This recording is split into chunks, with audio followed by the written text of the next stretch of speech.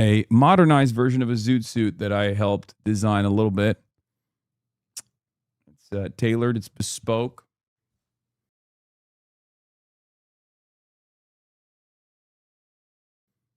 And it's excellent.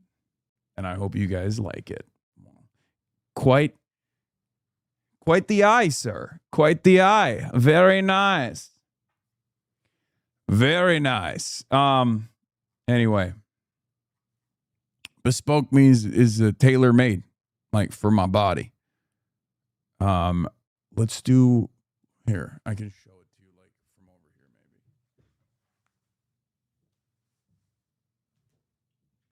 Hi, Kaya. Hi, Kaya.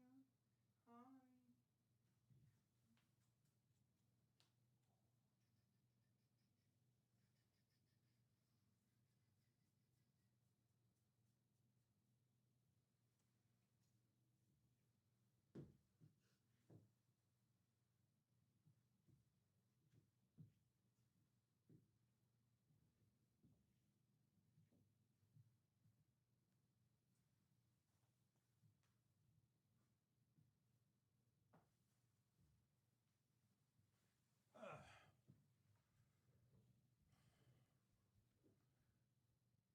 Anyway, I didn't realize the bed was lifted. Lap of luxury is true. Well, I know brownish shoes though. No. No brownish shoes. Anyway, where was I? What was I talking about? You're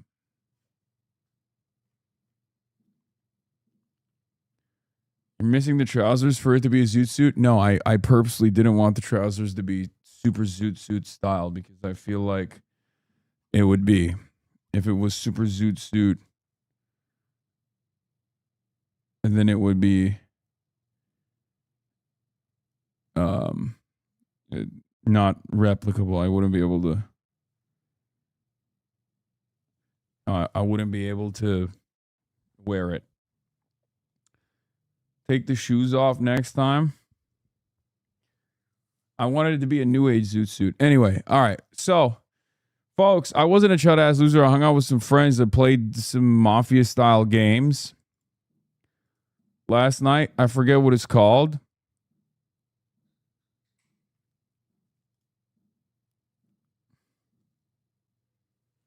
There's a lot of history with this suit in particular. Blood on the Clock Tower. Yeah, that's the game I played. It was crazy. I was the fortune teller first round right off the rip. But yeah, it was great. Blood on the Clock Tower. I'm a gamer now, dude. I play board games now. It's crazy. But blast off May May. Don't ever say May May.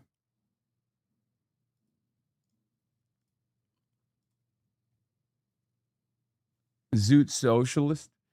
Yeah. Bro, we want to see dog. Everything I do doesn't have to be for your mass consumption. Okay, Jesus Christ. Not everything I'm doing is for consumption. But it was good. It was good. I was off the interwebs. I was off the internet. I didn't have a webmaster. I didn't have a webmaster feeding me information about like what's going on online and just being around friends and you know checking out of the real world, or not the real world but the fake world, and being in the real world more so was very good. It was a great experience. So yeah, I got to do more of that. I got to just like take some time off the internet, you know, and live a little. Please, Blood on the Clock Tower stream so fun. Okay, maybe. But yeah, I really enjoyed it. And then afterwards I lifted, and I have been taking the doctor's advice and drinking more water, so I don't know if it actually worked, but I did hit I was able to, for the first time in a long time, actually hit not a PR necessarily, but like since I've had diminishing since my travels all around the country, all around the world, I've obviously had diminishing returns My strength has gone down, and today was the first day where I actually went back up a little bit. So that's good. On squats, it was leg day, you know. So that was exciting. And I'm gonna keep hydrating. I'm gonna keep doing hydration. I'm a hydro homie. Nice lapels on the jacket. Thank you. I really like it. Anyway, so yeah. I have seen some videos of the flash flood in Nepal. It's devastating. We'll obviously cover that. But the OG Hunter Biden wants to hook up. Yeah, I know. We're gonna be linking up and building. Don't worry about that. But basically,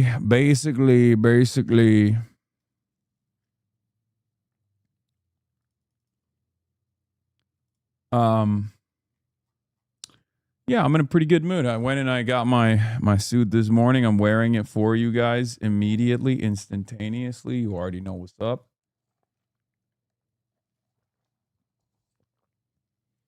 That's a nice tie, man. Thank you. It's my grandfather's tie.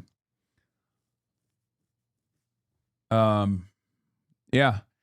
But pretty good, pretty productive, pretty fun morning all around. RIP to Tim Curry. I ironically enough only know him from probably the dumbest.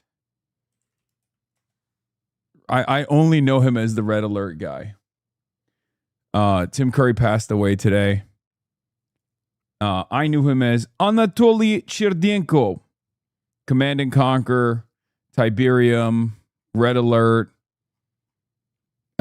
He unfortunately passed away today at the age of, I believe he might have been 80 as well.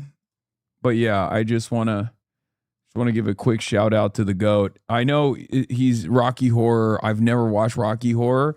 It's Will's favorite. I had the chance to watch Rocky Horror, but unfortunately couldn't make it work in my schedule when I was in New York, if you recall. But I know him as this guy. You've rained on my glorious parade. For this, I'm sending everything I've got at you. But I won't let you have the satisfaction of catching me. I'm escaping to the one place that hasn't been corrupted by capitalism. Space! God, the GOAT. Actually, the GOAT. Got to make a midnight showing of Rocky Horror. It's literally gay church. Yeah, I know. It's the inventor of camp, right? Tim Curry is the inventor of camp. All right. But other than that, what else is going on in my life? Not really much. Not really much taking place. Not really much happening. Other than I'm just getting ass blasted on the timeline. Yeah, it's this. I'm dealing with this. The 12 Democrats who have condemned Hassan for criticizing Israel have received a combined $14 million from AIPAC and pro-Israel PAC. 63% of Americans currently living paycheck to paycheck. So you're the news story of the day in every channel again. I know.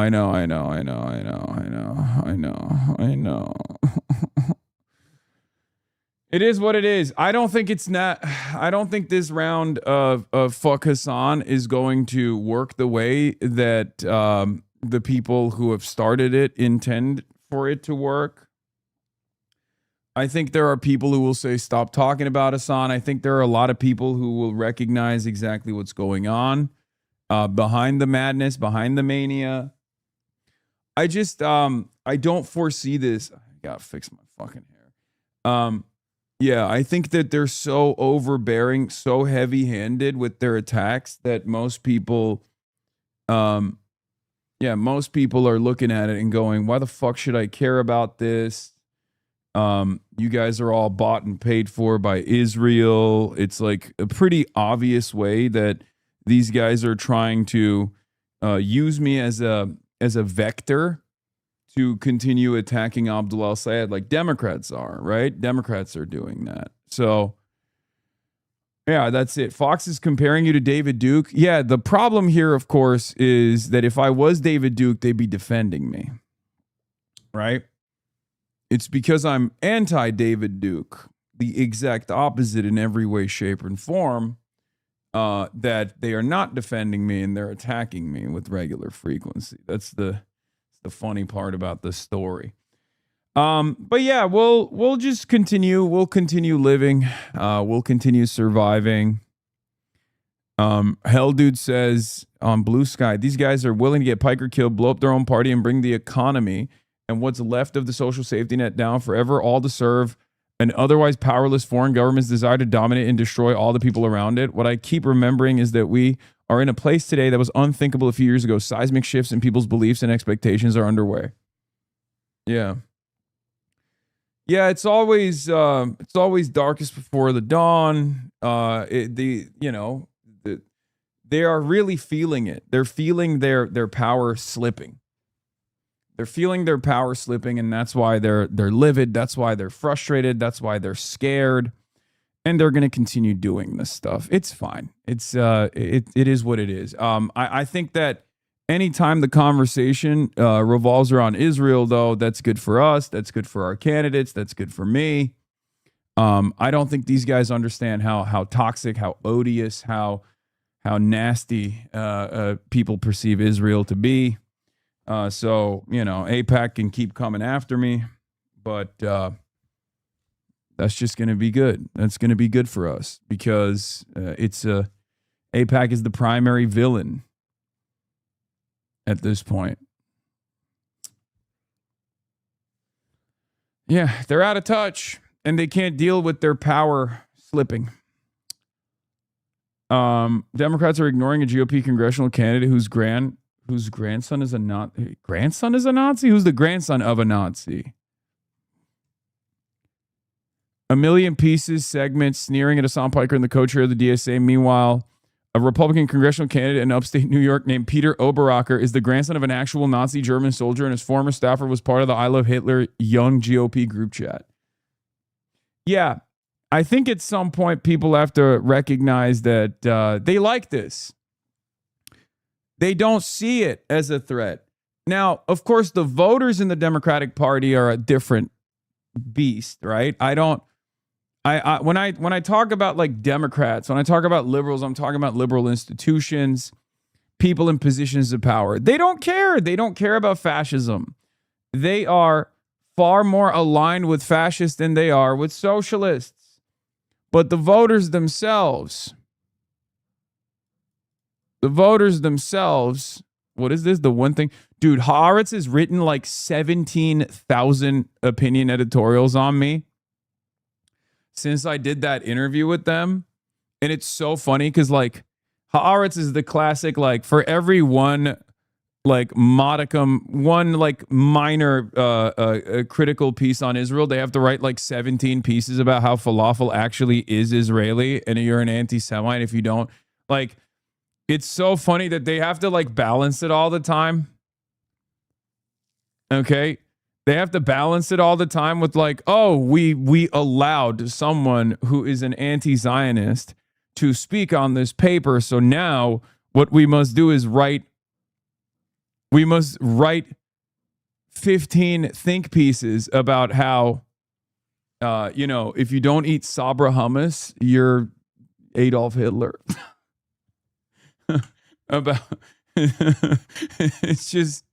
It's so funny.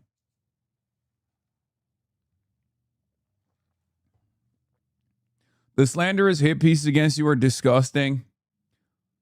Yeah, that piece did so well. It was on the front page for 30 days. People were defending you in the comments. Wait, really? The Haaretz readers were defending me? That's wild. That's wild.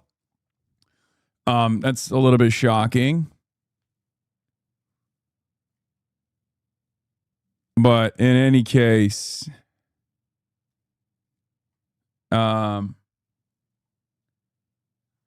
Mike from Malaysia said, hit the gym and flood the algo with meat pics. Give them something to talk about. True. We're working on it. You have a lot of attention on you. I would ramp up.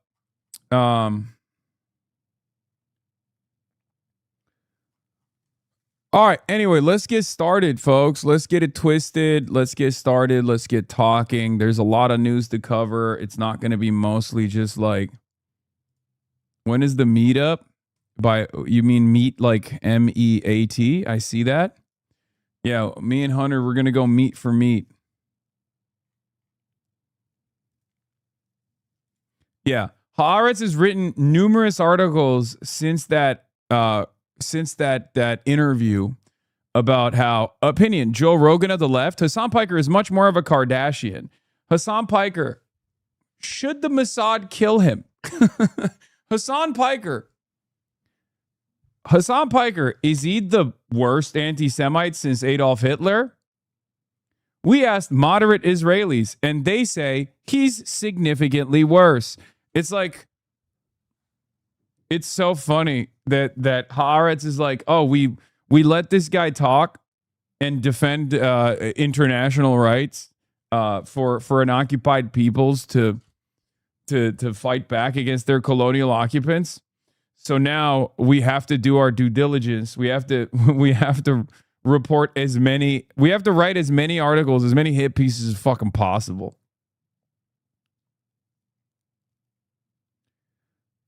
DSA win in Oklahoma last night. Not a DSA win, but a Democratic Socialist win regardless. And that was cool.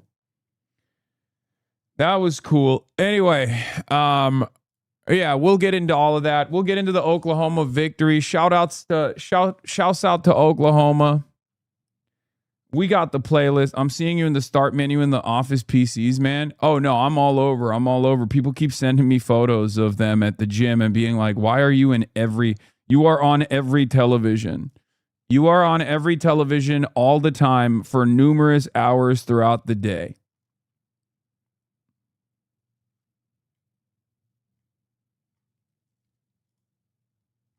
Very cool. Damn, Austin Ox cooked Cory Booker. That's wild. Wow, glad you take stances on lines being crossed repeatedly and unmistakably. Any comment on this guy? Yeah. Dingle was asked about you on CNN again. Inexcusable. Democrat Michigan rep prays on CNN that Hassan Piker will not visit state until after election.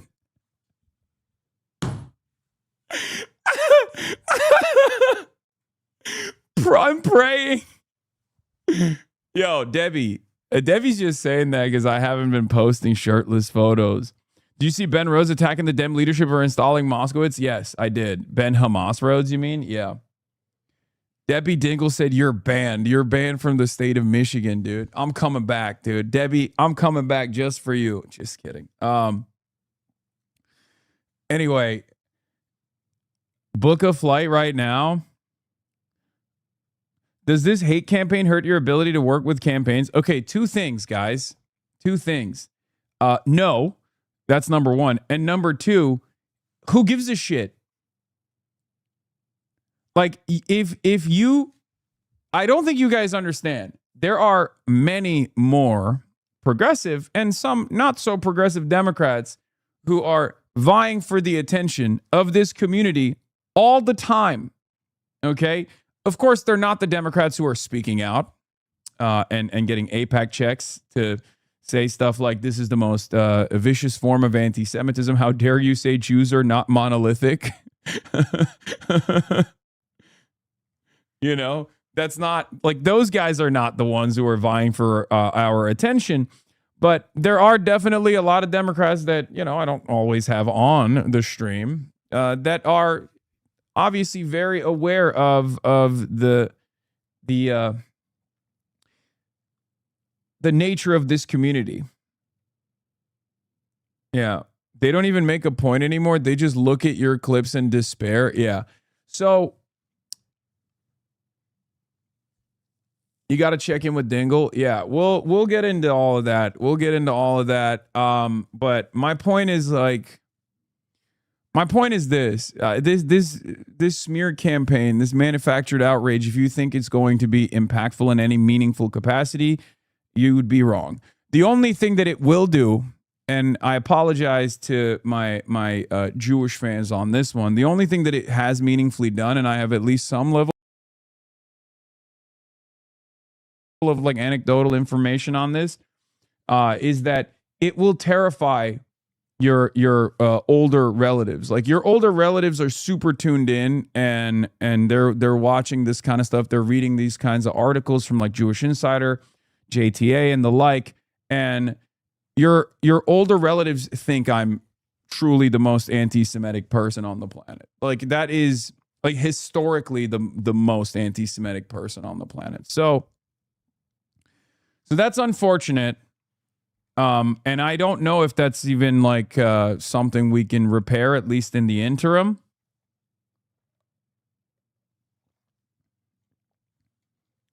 Our older relatives already thought you were a terrorist, Hassan. I have anecdotal evidence to law. Yeah, I mean, but there are, like, if they were sympathetic to Israel from the start, this is the type of media cycle that will absolutely make them 86 Hassan Piker. That's so funny.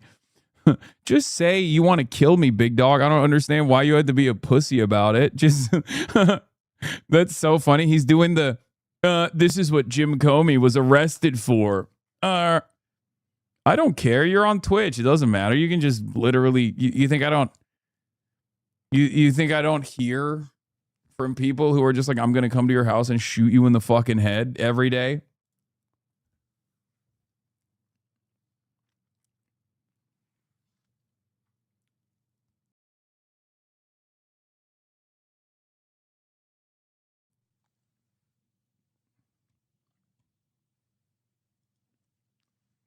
But yeah. Where was I? Yeah, we're going to talk about this.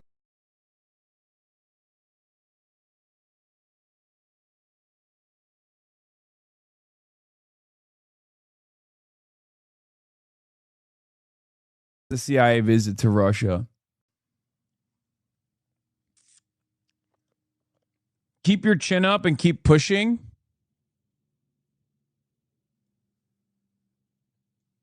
Oh, dude, here it is. What is this? J Shree's post? But there's a difference between criticizing Israel and demonizing Zionists. No, there's not. Suggesting American Jews are responsible for anti-Semitism directed at them. This is largely true. Unfortunately, it's not his fault for recognizing it. When millions are listening, words can have dangerous consequences. Yes, and if you care about the well-being of Jews, one of the most dangerous things you could do is push hatred against someone who isn't particularly against Jews just because they're very much against Israel. Piker, in a less sophisticated way, says more or less what Beinart says. I don't want to excuse everything he said, but there's a clear difference between describing blowback and endorsing violence from people threatening people with it. His statement was taken out of context to attack Abdul al-Sayed. Disagreeing with his comparison between Hamas and Zionism is at least based on what he actually said. But this other stuff about Israel is not an accurate representation of what he said. It's, of course, wrong to attack anyone for ethnic reasons, but it is true that it happens when people blame ethnicities for the actions of a state. Yeah, I don't think that, like... But...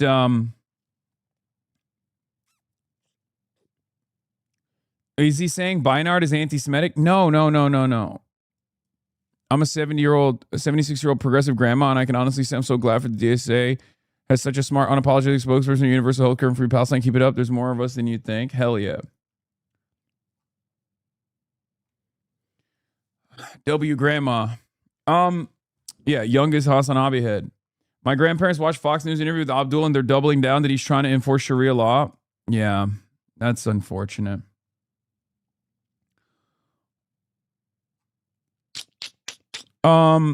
So yeah, this is the state of affairs. Obviously, this is what's going on. People are still very much not all right in their assessment, and we are now on day 3 of the Hassan Piker is the most dangerous person that has ever actually been on American airwaves. Meta. Why can they not stop talking about you? Because what else can they talk about?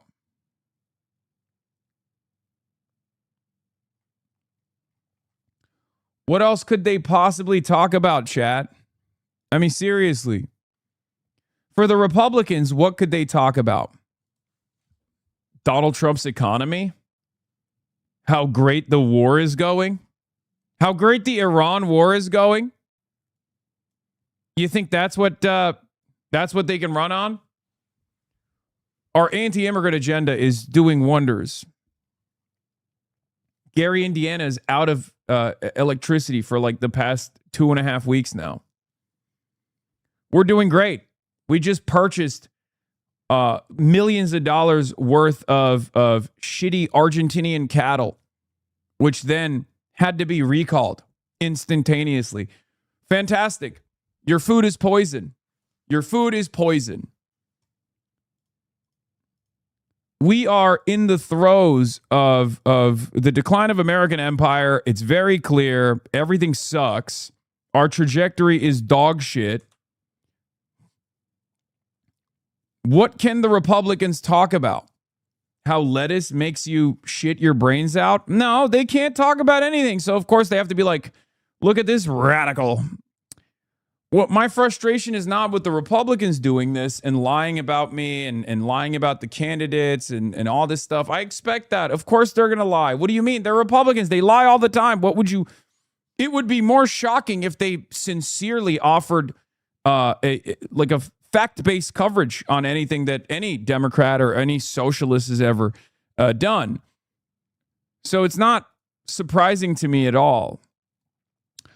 From my perspective, what's been frustrating to watch is like establishment Democrats, the entire party center of power, joining in unison with the Republicans to not just attack me, but using attacks against me as a not so subtle way to jab at Abdul El-Sayed.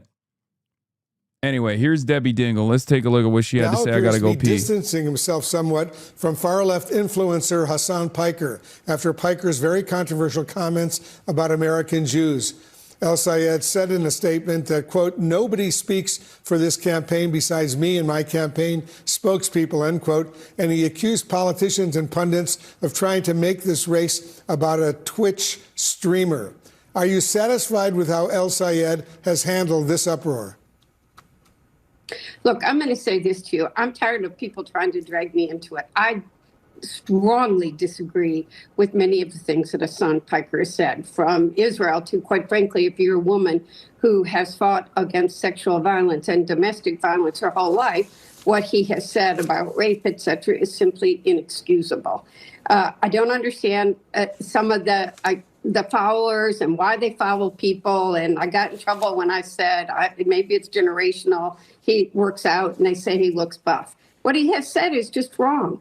I think that what I know that this election's about in November is being able to reverse the healthcare cuts that we've had in this country, the millions of Americans that don't have healthcare right now, the kids that are already going hungry, and the seniors, because we've cut the SNAP program. And we have to elect somebody that is not going to be a rubber stamp to the Trump policies we have seen the last 2 years. I think it's incumbent upon Abdul to make it very clear to people that he doesn't agree with things that Hassan Piker says. I pray we're not going to see him in Michigan from now until the election. But I'm focused on getting health care back for the people that I represent and people around this country. I am the sponsor, the lead on Medicare for All in the Congress. I think if you're sick in this country, you should be able to go to the doctor when you need to go to the doctor and get the medicine that you need. I don't agree with a lot of my colleagues on both sides of the aisle on some things, but I know what my values are, what we need to get done in the Congress, and that's what's at stake in Wait, did she mention my buff body again? Accuse politicians and pundits of trying to make this race about a Twitch streamer. Are you satisfied with how... Wait, did I blast off? Did I forget to blast off? Oh my God, I didn't blast off. That's the problem. Oh my God, I dove right into Debbie. I dove right into Debbie Dingle. Messed up. All right, ladies and gentlemen, U.S. State Department visa applications are paused. AIPAC makes a boss call that everyone can see. Canada trade war, China, econ nuke, Iran war, continue manufactured outrage. Get in now. What do we got? What do we got? What do we got? Do we have a blast off meme?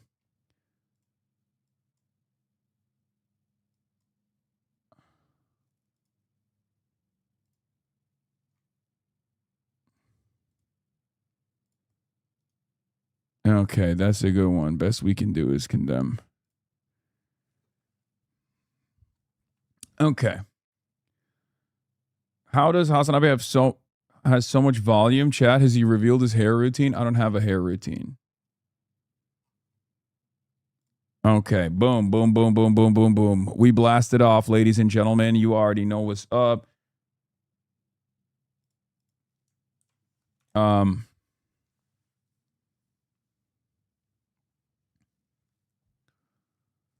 I think that we'll get better in our comms overall. Right now, everyone is playing a defensive posture. Right now, everyone is taking a defensive posture. They're very worried. They're worried about not keeping the party together. And I think the centrist Democrats are using that fear that a lot of the candidates on the left have as a cudgel, as a way to consistently attack a vector, like consistently attack a prominent member of the left. The MFI denies that they made a boss call. President and CEO of Democratic Majority for Israel, Brian Romnick, dismissed Piker's claim against AIPAC in a statement provided to Fox News Digital, calling it a baseless conspiracy. Yeah, no, definitely.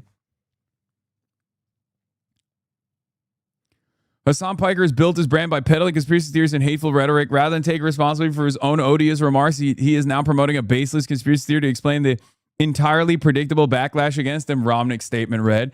We're pleased that so many Democratic officials have forcefully condemned his comments. Candidates who want to win have nothing to do with him. Yeah.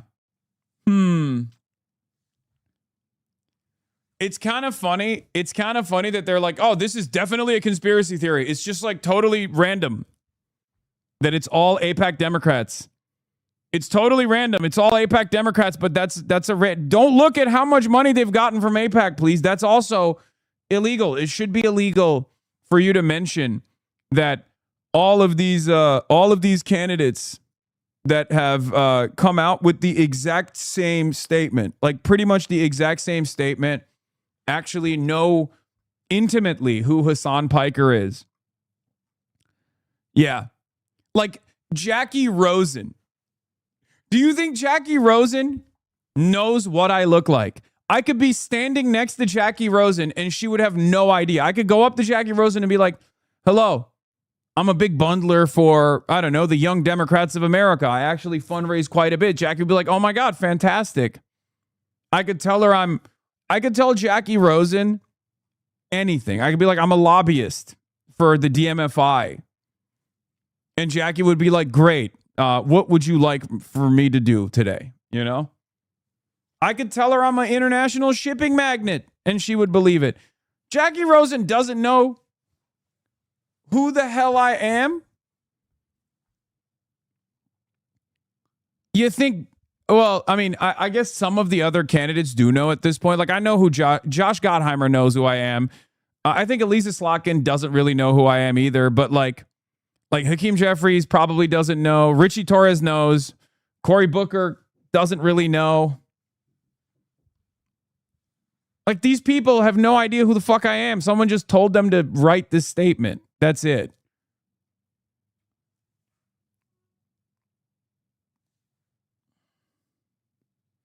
Them using your stalkers' tweets with the serial numbers filed off shows they don't know the space. Exactly.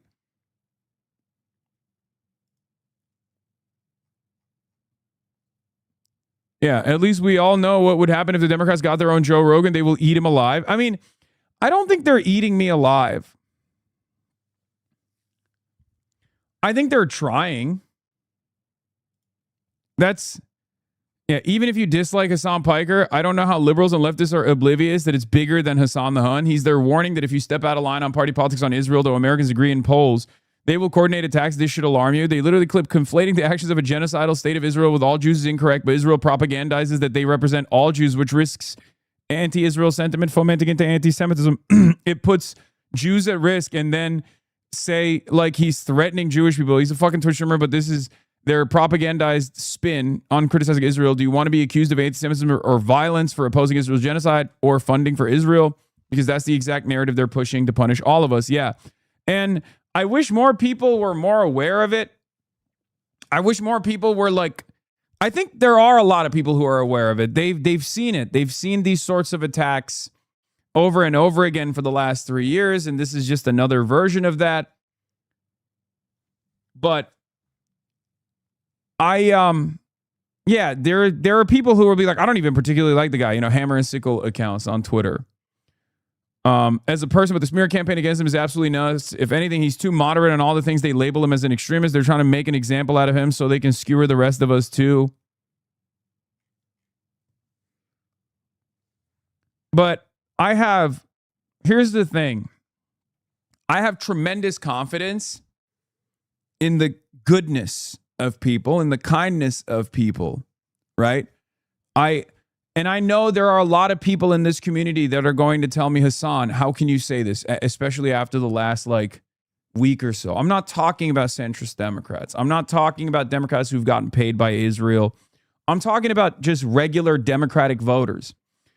I think regular Democratic voters, they hear stuff like this, they see stuff like this, and either they go, why am I supposed to care about this? I don't know this guy. I don't really care. Or many of them actually go, you know what?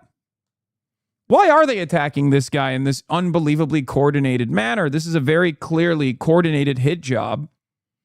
And if they already have sympathies for the Palestinian people, this kind of stuff backfires. This is exactly what happened against Abdul El-Sayed and myself in the primaries. That's it. I don't even think boomers are going to get scared.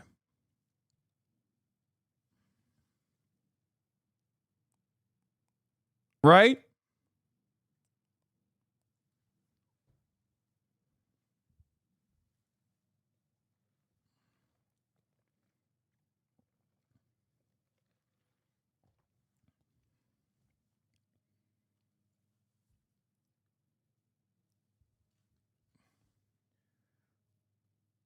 Anyway, can we do a donation drive for Gary? For Gary, Indiana? Yeah, we can do that. So here's the thing. Here's the thing, folks. A lot of people have been reaching out in the last couple of days being like, is everything okay? I'm so sorry that this is happening to you, all this stuff. And I'm really appreciative of the wonderful, kind, thoughtful comments, right? And I keep telling them the same thing that I've been telling, that I was telling people back in April, when the first line of coordinated smears opened up against Abdul El-Sayed and myself as well. Because they did the exact same thing back then. They said I was a heinous anti-Semite. I had these abhorrent perspectives. This time, I think they're blowing their load. I think the pro-Israel Democrats and the Zionist movement is blowing its load, because what they have quoted me on is so, what they're saying about me is so ridiculous, especially when you see the actual quote itself, that this level of panicked response is not going to invoke the reaction that they want. Because the reaction that they want is for everyone to be like, well, if my favorite politician, Cory Booker, doesn't like this guy, even though I'm pro-Palestine, I'm going to turn around and also say this Hassan Piker guy is bad. That's the goal, right? But you can't do that. You can't do that when it's a 90-10 issue. The problem is most people aren't seeing the quote. They're just hearing you say something bad. I know. But even that's not a problem. Okay? They're trying to make you so toxic that no candidate will ever work with you again. Time will tell if that works. Here's the issue. These guys are dumb. They're stupid. They think sincerely that me working with candidates is beneficial for me and not beneficial for the candidates. Or rather, they recognize that it's beneficial for the candidates and they want to stop it from happening, right? And they think if I get yelled at enough times, then candidates will shy away from working with me. Who cares? Why the fuck would that do anything to me? Electoralism is one fairly significant, but only one route.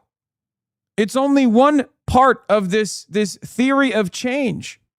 Elections are a popularity contest for your ideas, and we have proven them to be popular in spite of the attempts at subversion. We've already done our job. We've already done what we had to do. We brought in early donations. We allowed candidates to represent their ideas on a stage that they would never get by corporate gatekeepers, right? If candidates are too shy about that process, who cares?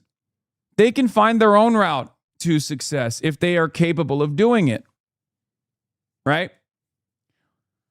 But it doesn't actually impact our movement at all. Because here's the thing. No matter what happens, even if all candidates were to turn around and be like, oh, I can never go on Hasan's stream again. I am so scared. It's always going to be smear after smear after smear. Okay. You think normies give a fuck about candidates, dude? Even this community of political autists, they leave when I have a candidate on. They don't care. Nobody actually wants to hear from the candidates. I'm trying my best to make it more palatable, make it more exciting for people. So it doesn't do anything to me. Me going out and helping candidates, boosting them, campaigning with them, door knocking for them. You only think that this is beneficial for me if you're stuck with the old guard mentality. You're like, oh, he's just doing it for clout. Like, I don't give a shit. This is not good at all. It's also not easy at all to activate under 45-year-olds to go out and fight, to go out and participate in the primary elections in midterm season. If you want to cast that aside because you're too worried about what kind of candidates end up winning in the process, well, go right ahead. But my point is this. And I will repeat this over and over again. The left is here to stay. And I think the establishment understands that. And that's why they're trying to go after a messenger. That's why they're trying to defang the movement any way they can. That's also the reason why they are not so subtly attacking Abdul El-Sayed by way of attacking me. Right? That's what they're doing. This is Bernie Sanders 2016 all over again. It's Bernie Sanders 2020 all over again, except this time it's different because we are now watching what would happen if Bernie Sanders had won the primary. You understand? We are now watching how centrist Democrats would have operated if Bernie Sanders won the 2016 primary, won the 2020 primary. It's very clear. It's very clear that there are centrist Democrats who would rather lose than to allow a left flank, a Bernie-crat, a social democrat, or a democratic socialist to win. This is a test, not for Abdul El-Sayed necessarily, or not just for Abdul El-Sayed, but this is a test for AOC. This is a test for potentially Ro Khanna. This is a test for whoever has ambitions of higher office as a left flank candidate. Corporate ghouls will come after you with unbelievable severity, with severity that they do not invoke for Donald Trump. It's true.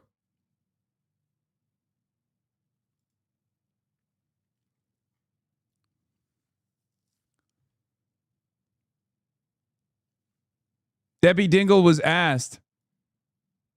Debbie Dingle says the questions about Hasan Piker are a Republican attempt that is meant to divide Democrats. Don't any reporter ask me again about Hasan Piker, says Debbie.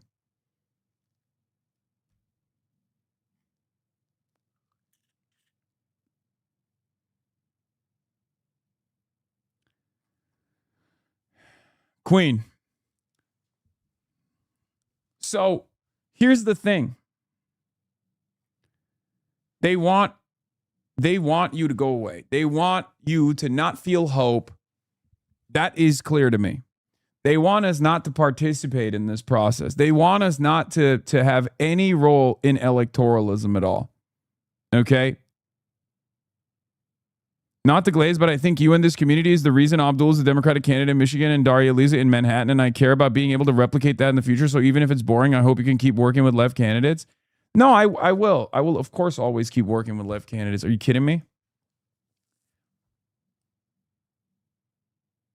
Dude, she said you support rape. Wait, really? Jesus Christ. That's psychotic. Dude, Debbie said some weird stuff about you in that clip. I mean, who cares? Who cares? It doesn't matter. I think most people, here's the thing, okay? Here's the thing. I think most people understand that if you're a prominent critic of Israel, they're just going to fucking lie about you. That's the only thing that I have faith in. That's the broad point that I tried to that I was trying to get to, right? The summary of all of these events is that if you oppose Israel very publicly, then Israel's defenders will lie, will smear you, will use a sophisticated influence peddling operation to come after you in a multi-pronged, multifaceted line of attack.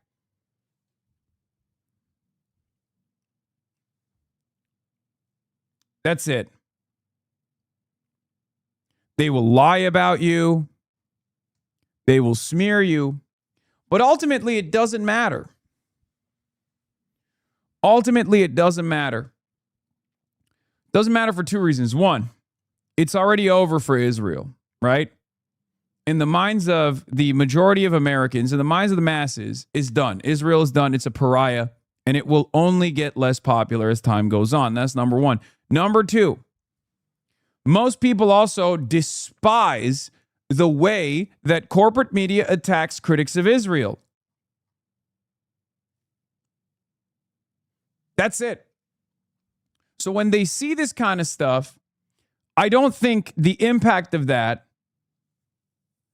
I don't think the impact of this kind of coordinated smear campaign is a lot of boomers looking at what I have to say and going, I'm terrified that this guy is a popular figure in the Democratic Party.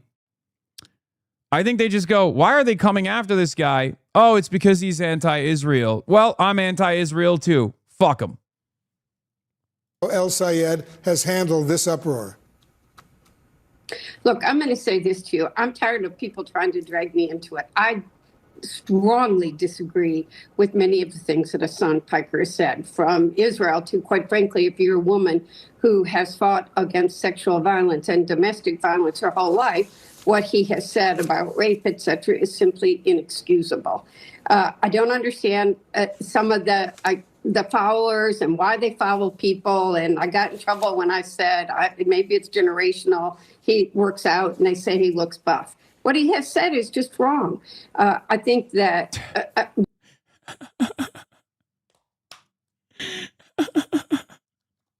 I'm sorry. It's still funny to me. Yeah, I know she accused me of something so heinous and something that's like completely untrue. But I can't get over the fact that she keeps saying that I'm buff.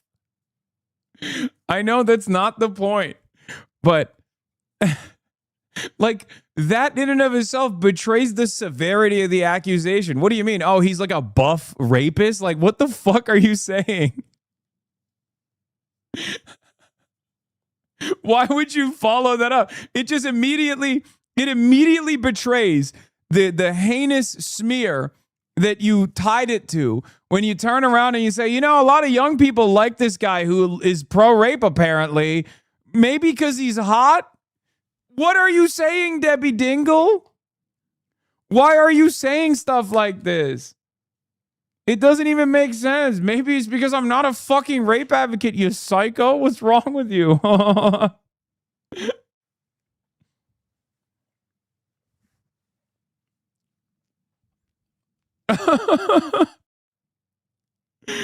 Oh, like no one talks about an actual pro-rape, like a rape activist, if you want to call it that, Andrew Tate in these terms, right? No one says like, well, you know, a lot of young men love Andrew Tate, maybe because he's fucking buff. Okay.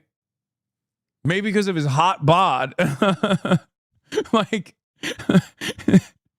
that doesn't make any sense. What I know that this election's about in November is being able to reverse the healthcare cuts that we've had in this country, the millions of Americans that don't have healthcare right now, the kids that are already going hungry, and the seniors, because we've cut the SNAP program.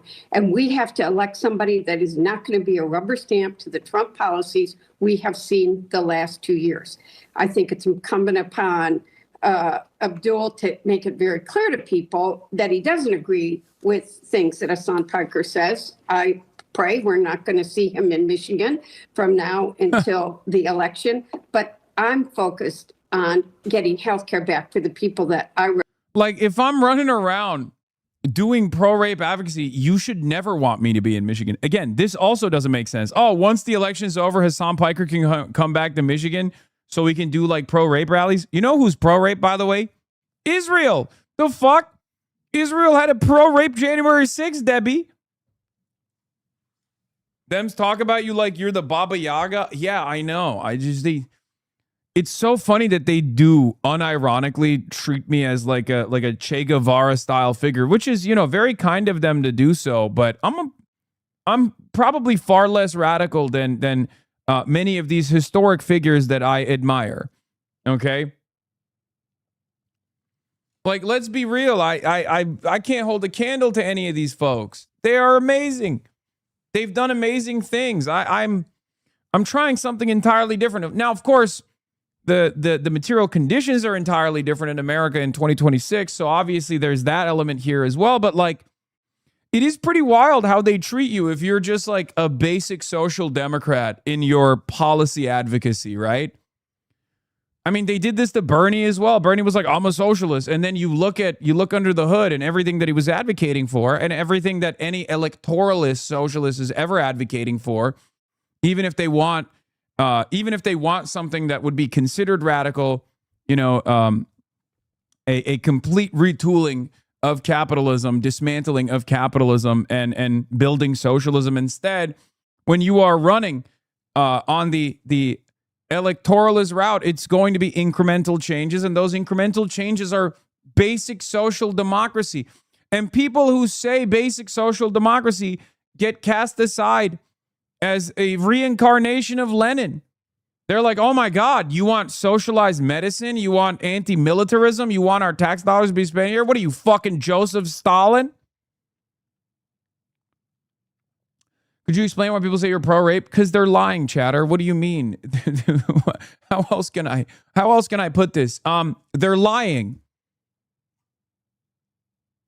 It could be a number of different reasons. They could be like, oh, he's an October 7 denialist or something. I don't know. It's just there's a million different ways that they lie about everything. I mean, look at the last 48 hours in the media, in the news cycle. They took a very basic quote of mine that I have repeated in speeches all around the world at this point, something that people have talked about for decades. Like Hannah Arendt wrote about this, about how like the blame would fall on the entire Jewish community if Israel is like presenting itself as a Jewish state that's going to be a violent state.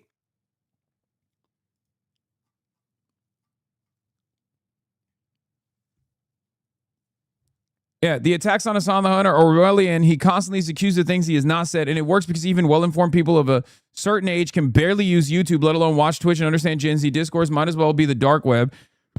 So he always reaches the normies through intermediaries that frame and distort his words. I have literally seen them share clips of him reading chat or comments as evidence of his own arguments. The level of online illiteracy is staggering. Normally, he'd have normie allied pundits that would put in the work of debunking these in mainstream media. But that's the issue. He has none because of what he says. It's frankly a depressing indictment on our current media environment. Yes.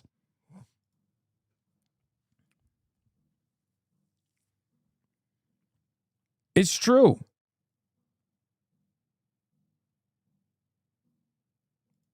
Newsweek Democrats are fighting war over a man most voters have never heard of. Yeah, I know. That's what makes it even sillier.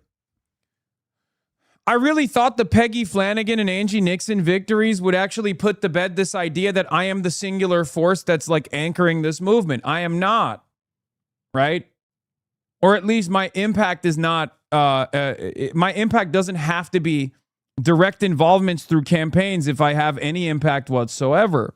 Because I'm sure there are plenty of fans of mine who, door knock for Angie Nixon, regardless of my commentary on it, because they saw someone that they liked in this candidacy. And the same goes for Peggy Flanagan, right?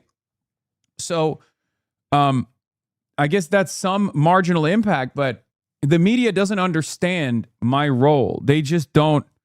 They do not comprehend the role that I play. They think it's just like, oh, I found out about him because he's going and doing campaigns with people, and that's the only thing he does.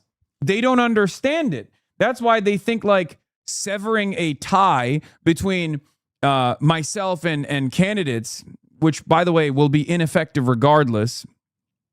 But severing this tie is going to hopefully destroy this movement broadly. It's stupid. It's dumb.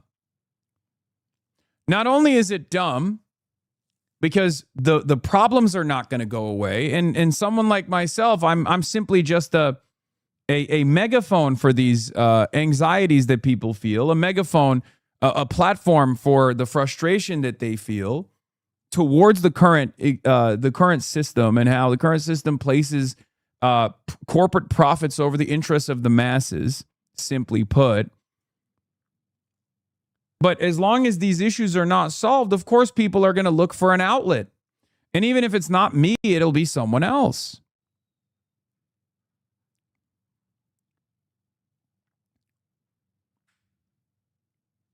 It's that simple.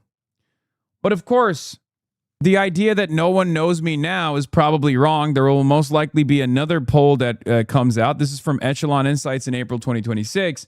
The new poll will show that I am an unbelievably toxic figure. Don't worry.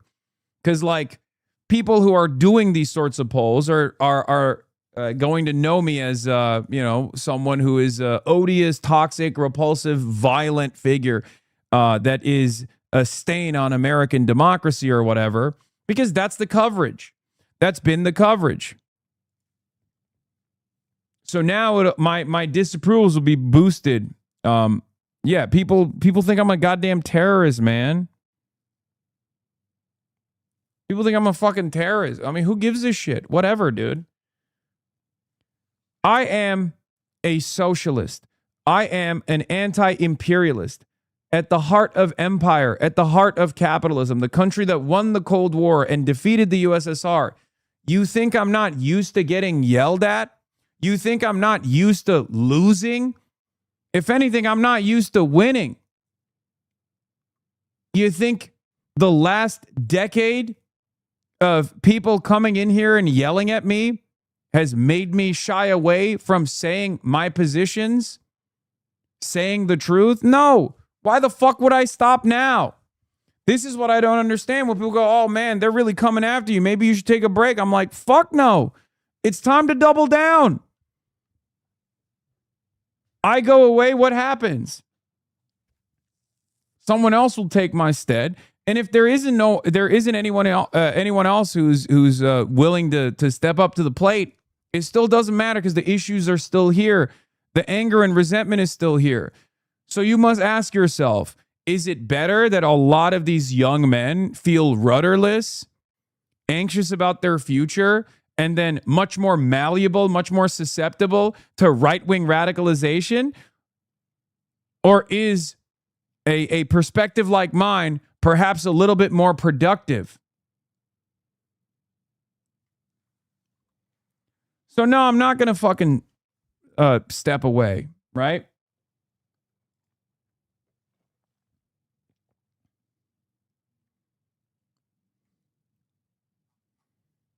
Of course, I'm not going to step away.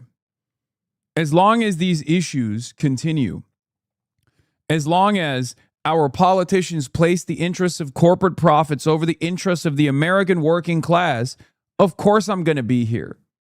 You understand? That's it. If you want me to step away, give us health care. If you want me to step away, embargo Israel, hold Israel accountable, and then I'll step away. Obviously, our job won't be done, but, I'll take it. Yeah, if you want to bribe me with silence, if you want to give me a bribe so I'll go away, then that's what you got to do. Okay?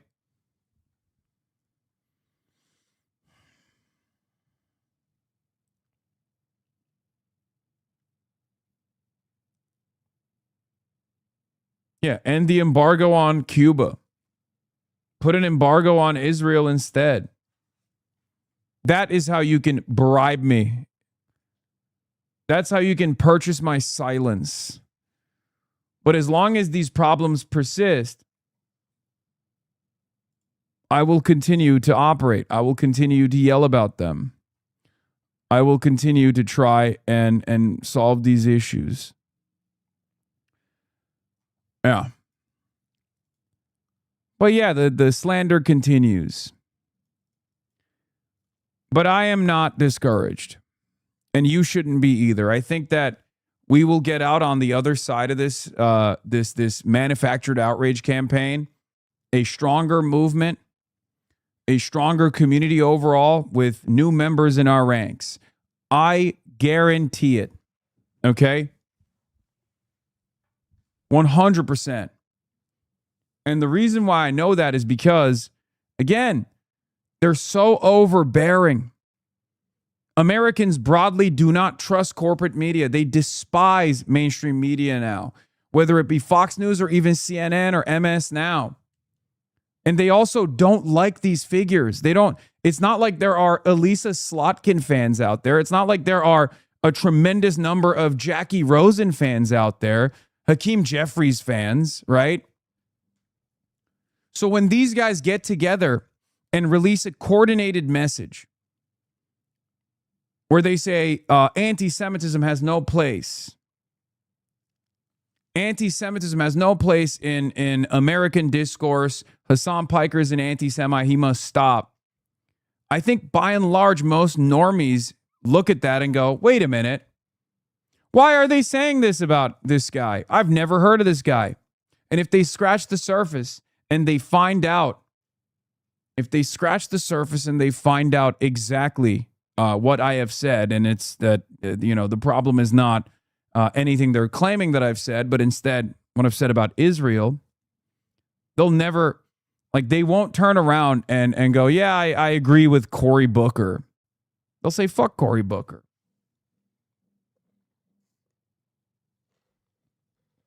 So let them expose themselves on this 90-10 issue. Let them take the side of the 10%. That is our battle. Our battle is to make politics more responsive to our just and righteous demands. So we're going to continue doing that. Whether candidates are welcoming me on stage or not. Yeah, if only they could be this coordinated about supporting Chris Van Hollen's proposed bill prohibiting the sale of U.S. weapons to the UAE until they stop their involvement in the Sudanese civil war, where the UAE is abetting mass rape and genocide. Of course, there are a million different things that Democrats, these sorts of centrist Democrats with a level of power and prominence, could be pushing for, but they're not. And I think people are sick and tired of it. This is exactly what people are fucking annoyed about the modern Democratic Party. This is what caused me to want to go out and get more involved with campaigns and to go out and actually get socialists elected into office to begin with. That anger and that frustration with the Democrats have not gone away. These people think that because of the new momentum that DSA candidates and Bernie-crats and left populists have created around the Democrats is actually going to solve their branding problem. No. You keep doing stuff like this, people are going to respond negatively to it. They're going to say there is a crisis in America right now with Donald Trump, with Trumpism, with MAGA, with growing fascism, ICE kidnapping our neighbors. Donald Trump murdering fishermen off the coastline of Latin American countries with no accountability whatsoever. Donald Trump waging tariff wars against countries like Canada. And you can only coordinate a message, not against any of those things, mind you, but against a Twitch streamer who's anti-Israel at a time when the overwhelming majority of the base is anti-Israel?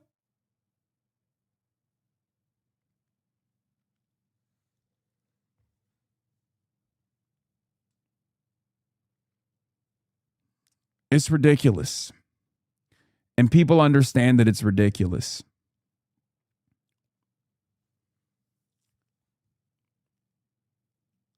Top Democrats in the party, centrists in positions of prominence and power and influence, are using their platforms to condemn an anti-Zionist with smears, with lies, rather than talking about. Not a single one of them has brought up Gary, Indiana going without power for 14 days. There are so many opportunities to address the ongoing crises in this country, right? So many opportunities. And Democrats squander it with regular frequency, and I suspect they're doing it because they don't care.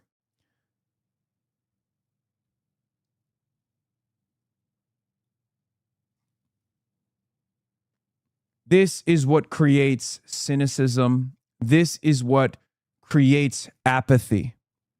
Okay? When you have, Adam Johnson says, the extent to which our nominally liberal party speaks in urgent moral tones about condemning critics of Israel, but on the planet boiling, deaths from lack of health care, or children slaughtered in Gaza, it's either support, limp hand-wringing, or silence. So we cannot feel discouraged. We have to redouble on our efforts. We have to double down. We have to fight back against the smears, the slander, and we have to redirect people's attention to things that actually matter. Okay? And as Mortaza Hussein also said, this coordinated smear campaign is bizarre, and it's a bizarre spectacle, but it's only happening because mainstream media and mainstream politicians are still operating under the old centralized information model, where you have a group of well-placed people who can coordinate messaging and define an agenda at a particular moment. In the past, before the diversity of media outlets, before independent media became a prominent force of disseminating information, this kind of coordinated messaging campaign would destroy someone. Okay?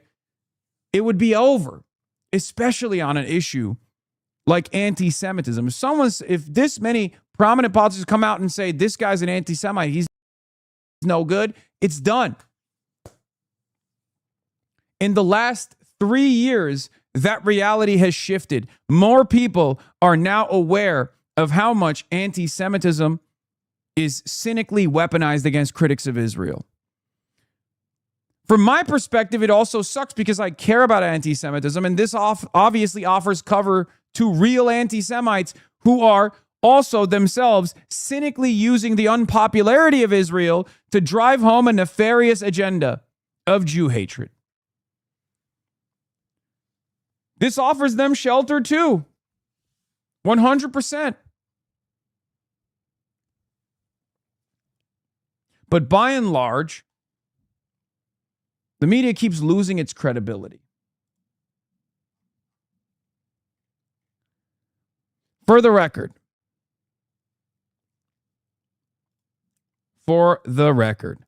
there's also obviously a big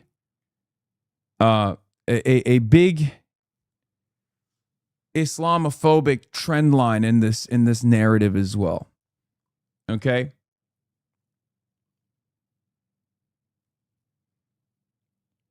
And I'm going to call it out for Egg Boy over here, Matt Iglesias.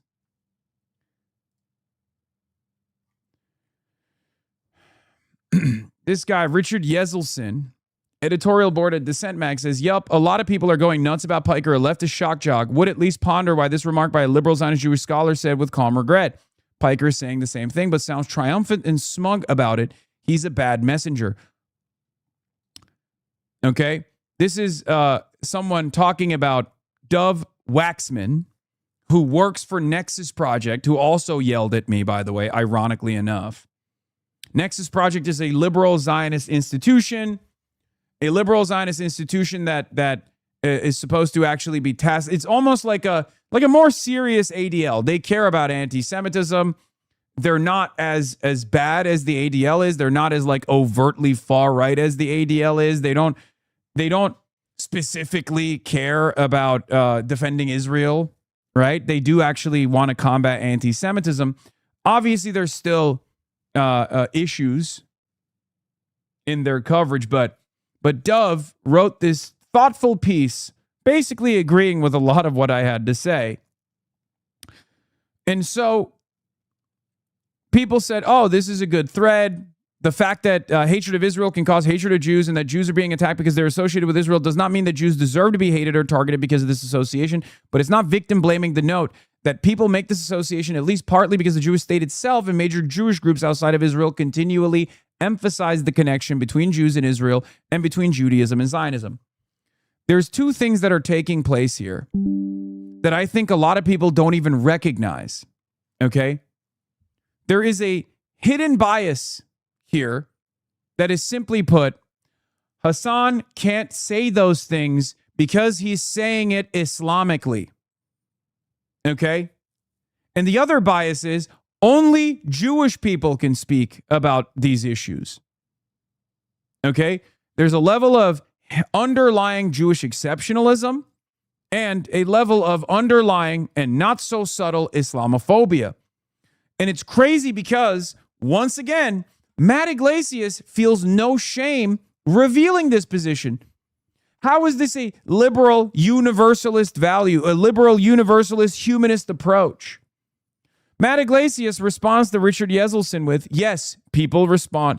People respond differently. People respond very differently, he's trying to say, to an idea when it's expressed by Jewish people who they believe are motivated by sincere concern for Jewish welfare than when it's expressed by people who they believe are not so motivated.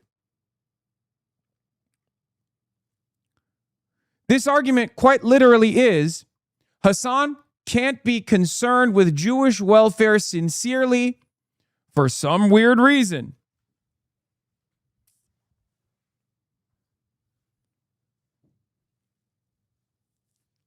I can't? I haven't done enough work in this field? This is the exact same reason why, no matter how much Zoran aggressively, as a matter of fact, engages in this posture where he just like shows himself to be not only like careful about anti-Semitism, which is of course supposed to be the case, you're the mayor, but goes above and beyond.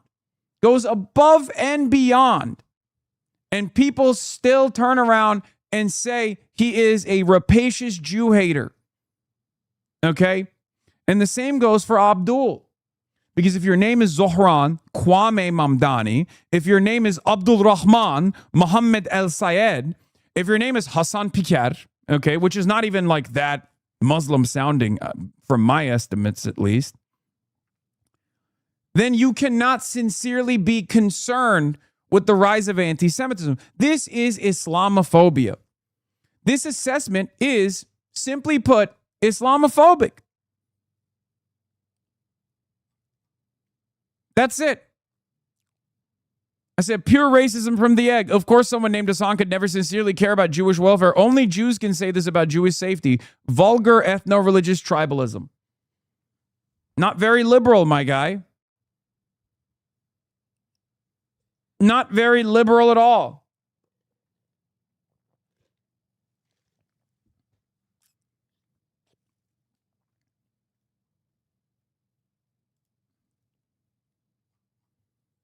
Whatever happened to this guy's brain in the last 3 years that turned a standard liberal into a schlubby Ann Coulter needs to be studied by science. Oh, Noah Smith, The End of the War on Islam, Why America's Decade and a half freak out over Islam is over. I give him a lot of points for getting up there and saying Islam is a religion of peace right after 9/11. There was an Islamophobic backlash in America, but much smaller than there would have been if Bush hadn't headed it off compared to FDR or to what Trump would have done. This is Noah Smith in August 31st, 2023. Post October 7, he went insane mode. He would like defend Bush. He would defend Bush's like pleas against Islamophobia rising in the country and stuff like that. Now, straight up, constantly talking about Islamic communism. Why do you call him the egg, Matt Iglesias? Because he's bald and he looks like an egg.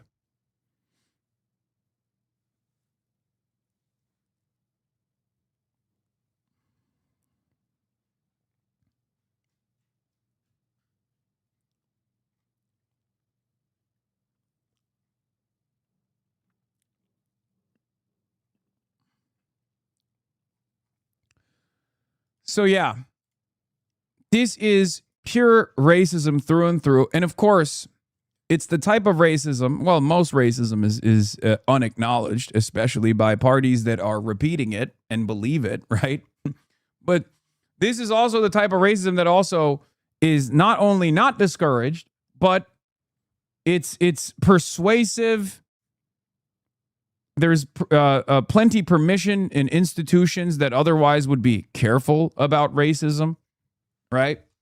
Islamophobia is allowed in mainstream discourse. It's welcomed in mainstream discourse. This is why Matty Iglesias can get away with saying stuff like this while simultaneously calling himself a liberal, a centrist liberal who cares about humanitarian values, a pluralistic liberal democracy that is diverse, right?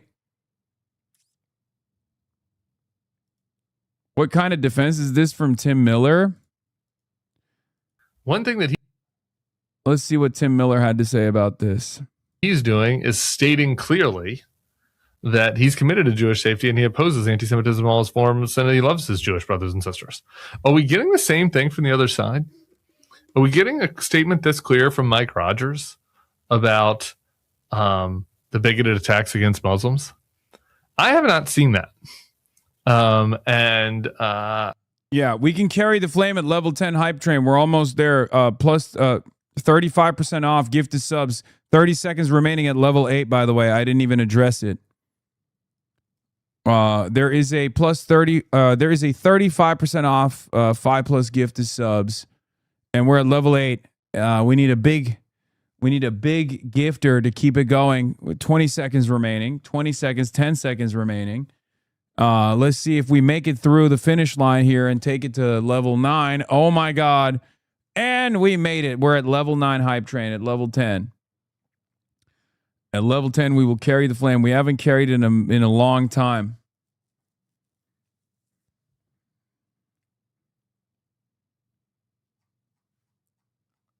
Level 8 hype train complete. Level 9 hype train almost complete as well.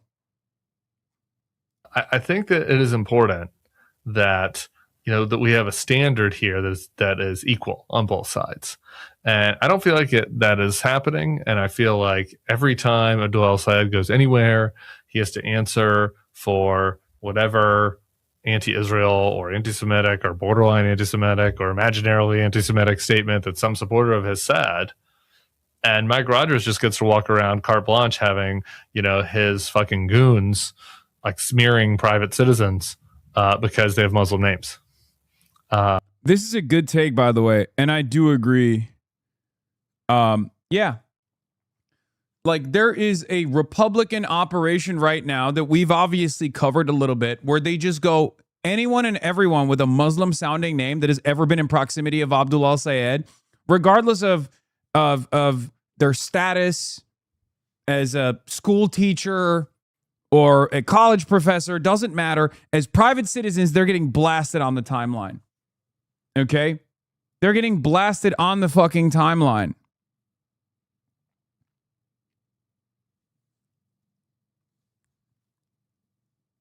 It's actually unbelievable. Like it's I'm not a private citizen, right? I'm a public figure, so it's understandable that they will attack me. But they're like, this is Abdul's school teacher from 5th grade.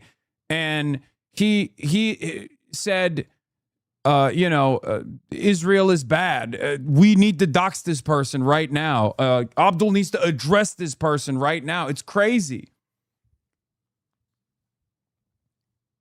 It's crazy. So I don't think it's okay. And I think that, over the last couple months of this campaign, it's important that there be equal treatment here. Because getting back to Alicia and what's up next, Mike Rogers knows he doesn't have a good economic story to tell. And so he's going to keep engaging in this trash and in this hypocritical BS in order to try to make the campaign about something else. And I don't think it's going to work, but it's got to be pushed back on, or else it might. Yeah. I'm glad that Tim Miller is, regardless of like my criticisms of Bulwark, I'm glad that Tim Miller at least like understands what must be done. I know the bar is very low, especially considering that there are lifelong Democrats, lifelong Democrat operatives like Neera Tanden, who are far more vicious about Abdul and far more aggressive in their attacks against Abdul than Tim Miller is here. He's right. He's saying he is correctly identifying the issue here.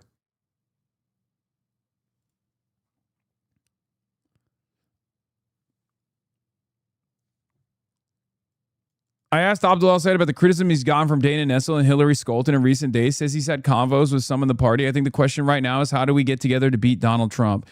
As that there are a few people who are still nursing wounds or grievances from the primary. I get it, losing is hard. I've lost before, but I hope that they take notes from Congresswoman Stevens. Hassan Piker's a streamer in California. You would think if you turned any media out that this whole campaign is about a streamer in California. That's not what this campaign has ever been about. Yeah, exactly. So here's the other side of the story as well, right? Like, obviously, not only am I a streamer from California, I obviously have a lot of fans in Michigan as well, many of which are very excited about Abdul al-Sayed. But here's the problem. We, on our side, are willing to let bygones be bygones when it comes to seeking out the endorsements and keeping quiet about some figures that have said horrifying things in an effort to be as pragmatic as possible and to defeat the scourge of Trumpism in this country and to make necessary changes in American politics. And yet we are expected to constantly say, oh, I'm so sorry. I'm so sorry that we won the primary. I'm so sorry that our candidates are winning. I'm so sorry. What can we do? What can we do for you? And that frustrates me to no end. It's like, I'm not running around shitting on Haley Stevens. I'm not running around shitting on Elisa Slotkin. I'm not running around shitting on these centrist Democrats who have not placed the interests of the majority in their commentary, in their legislative agenda for far too long, especially as it pertains to the issue of Israel. And yet these guys expect fealty. This should be a moment of grace. This should be a moment where if you are a Michigan politician, if you're a Michigan Democrat, this should be your moment to say, look, we have our disagreements, but of course I'm going to support you unconditionally because that's what this is about. That's what building a broad anti-Trump movement is supposed to be about. And some have been able to pass this, low hurdle, this low bar. Some have been able to clear it, but many have not.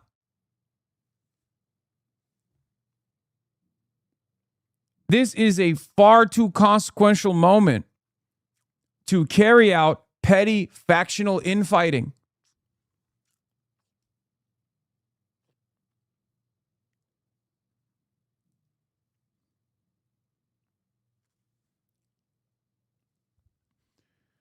I go back and forth on this stuff because on the one hand,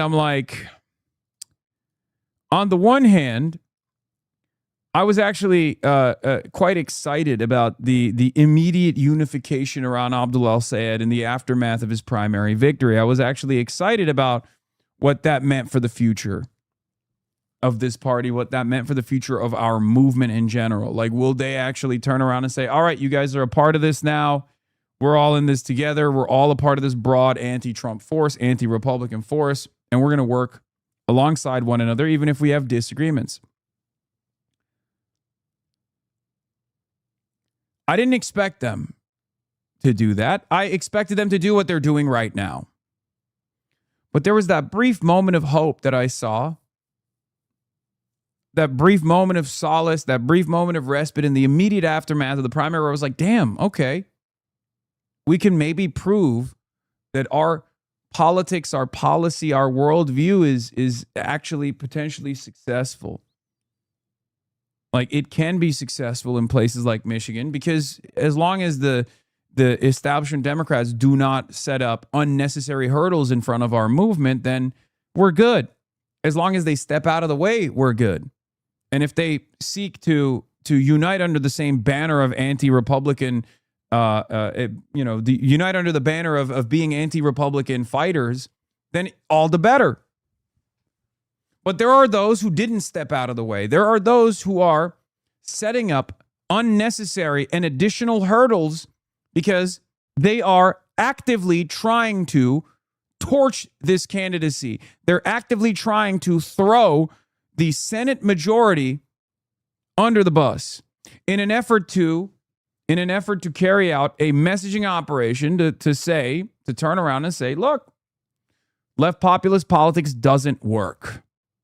It doesn't work. Socialism doesn't work. You can't do it. To confirm their priors.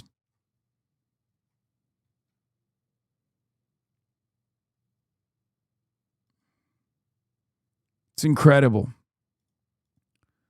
And I'm shocked that more liberals, more pundits in mainstream outlets are not calling this out.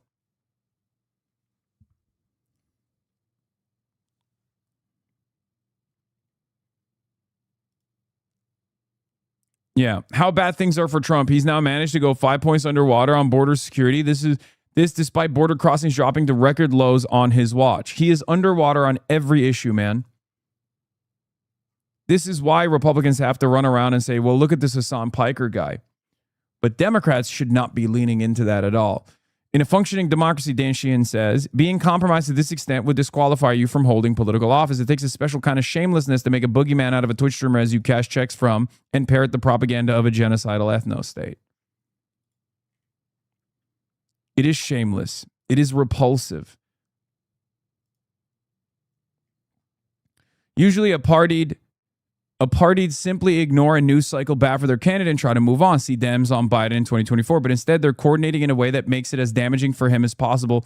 Only other EG like this I can think of is Never Trump Republicans in 2016. Yeah. Outside of the U.S., there were also about 1,000 similar episodes like this with Jeremy Corbyn and Blairite Labor members opposed to him. In that instance, they were actively sabotaging their own party's election chances and hoping to lose.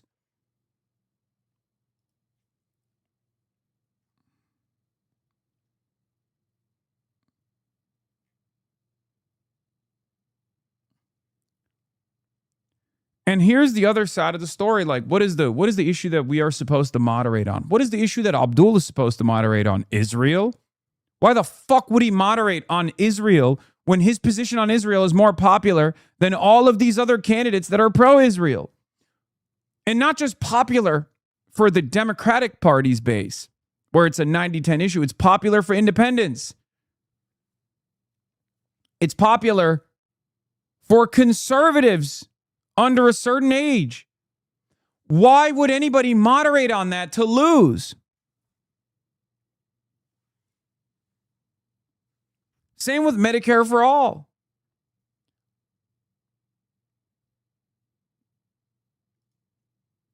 It's incredible. Anyway, John Favreau is calling on all Dems to take a don't talk about Hassan Piker for a day challenge. Can we do it? Lots of other topics to focus on with 69 days left in the midterms. Maybe if we're successful, we can try for a full week.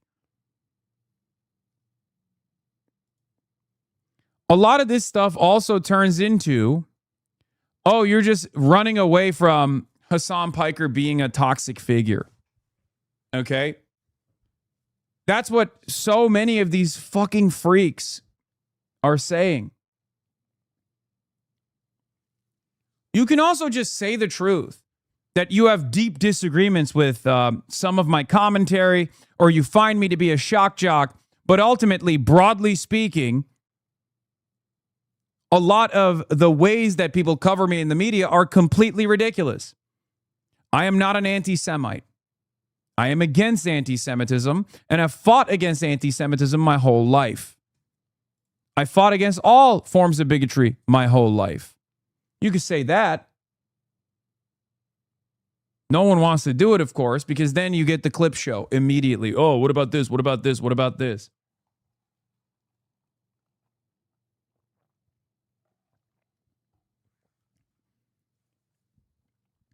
It's so crazy how we went from do you condemn Hamas to do you condemn Hassan in a matter of 3 years. Ro Khanna had some choice words here. He said, too many demotivated Democrats stayed home in 2016 and 2024. We can't repeat past mistakes. In this upcoming election, we need to quit calling Bernie Sanders an anti-Semite. Stop wasting time attacking Hassan Piker instead of Trump's robber baron corruption. Okay, I mean, you could have said quit calling Bernie Sanders and Hassan Piker an anti-Semite. Don't put Israel hawks out of touch with our voters in charge of our Middle East policy. It is time for a reckoning. Are we a party that represents corporate interests and super PACs, or will we represent the American people? The problem with this kind of disassociation or like don't talk about Hassan style commentary is that it makes you look like you're running away. It makes you look like you're running away from the fundamental truth that Hassan Piker is an anti-Semite, but you still want access to his audience. That's the issue. Okay? Because it's not true. You shouldn't be seeking out anti-Semites. Okay? Ironically, that's my position. My position is you should not be seeking out the endorsement of vicious anti-Semites. Okay? Which is why you put yourself in this weird predicament when you go, I don't want to like defend this guy, even though I know he's not an anti-Semite. Otherwise, why the fuck would I go and seek out his endorsement? Right? Oh, he's an anti-Semite. Oh, he's a terrorist, but he has a lot of fans. Is a fucking ridiculous position to have, guys. It's a ridiculous position to have. You should not have that position. If I was actually a vicious Islamic jihadist, anti-Semitic terrorist, then you should never come to me and seek out my endorsement. You should never come to me and talk to me. That's fucking stupid. That's a stupid argument to make. And unfortunately, that's the best we can get right now in this election cycle, you know? But the reason why it doesn't make sense to the outsiders, to the onlookers, is because they're like, well, what do you mean? You're saying this guy is a fucking dangerous terrorist? You're not actually mentioning that he is not this dangerous terrorist at all. It's fucking bullshit.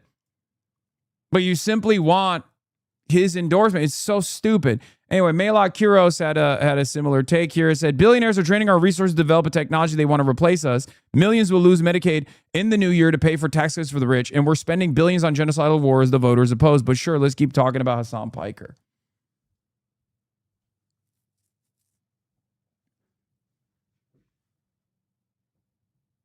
The thing that made me really respect you was how when everyone was throwing trans people under the bus, you never did.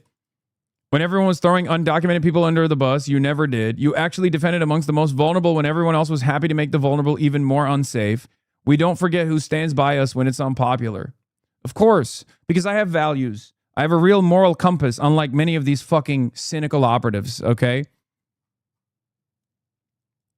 Yeah, by joining the pile-on against Hassan Piker, Democrats and liberals are running the right's disinformation playbook for them, the same playbook the right uses before every election. This time around, the moral panic was created by a far-right pro-Israel account named Max Nordau. Nordau regularly posts vitriolic xenophobia, white supremacy, and Islamophobia alongside his main focus of defending Israel's genocide. He deceptively edited Hassan Piker's monologue to make it seem like a threat to American Jews. It wasn't the full clip. The full clip is here. We've seen the same bad faith disinfo attacks for a decade now against so many progressive leaders of color, from AOC to Ilhan Omar and the Women's March in 2018 to Abdullah Sayed Piker and many others today. Many of the people who joined the pylon this time around claim to know better. This is a deliberate strategy by the right to demonize their opponents before the midterms. The playbook is so effective because centrists and liberals on the other side of the aisle keep falling for it. Stop doing MAGA's work for them. Ben Lorber is 100% correct. This is the thing that I've been most frustrated by. I expect the Republicans to be racist. I expect them to be monsters. But you know what I thought, sincerely? That fucking some of these dumbass liberals would finally recognize how terrifying the Trump regime has been so far and fight back against it. Okay? I don't expect you to go above and beyond. I just expect you to say the truth. Okay? And at a time when, it requires a little bit of courage, I hope you can have that little bit of courage to say the truth.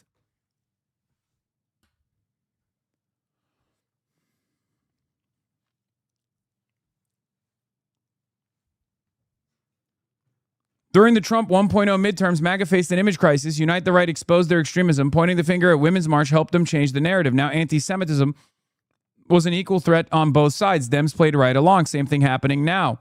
They want every respectable liberal between now and November to have to condemn Hassan Piker every time they open their mouth to condemn Nick Fuentes. They hope this will dampen turnout enough to blunt a blue wave at the ballot box. Don't fall for it. The Debbie clip from Abdul Town Hall.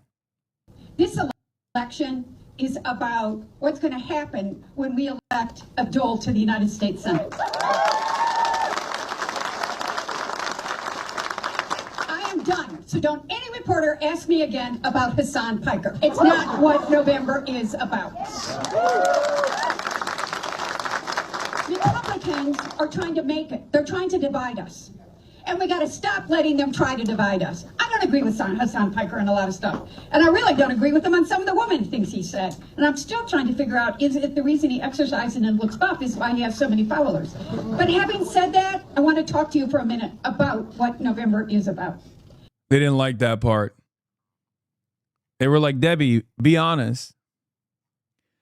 That's the irony, of course. Even in rooms like this, I'll keep it $1.50. Many of you are in rooms like this. So if Debbie Dingle in a room in front of like a massive crowd of Democratic voters, because if you're in a room with lobbyists, if you're in a room with other media figures, if you're in a room with like pundits in a controlled environment, you can say whatever the fuck you want about me. But if you're in front of actual voters, Democratic Party voters, and you come out and you're like, Hassan Piker is this dangerous figure, they are not going to fucking put up with that shit. That's the major difference, by the way. That is the major difference. Most people don't know who the fuck I am. But the ones that do will absolutely say, that's bullshit. That is the biggest difference. That is the biggest divergence.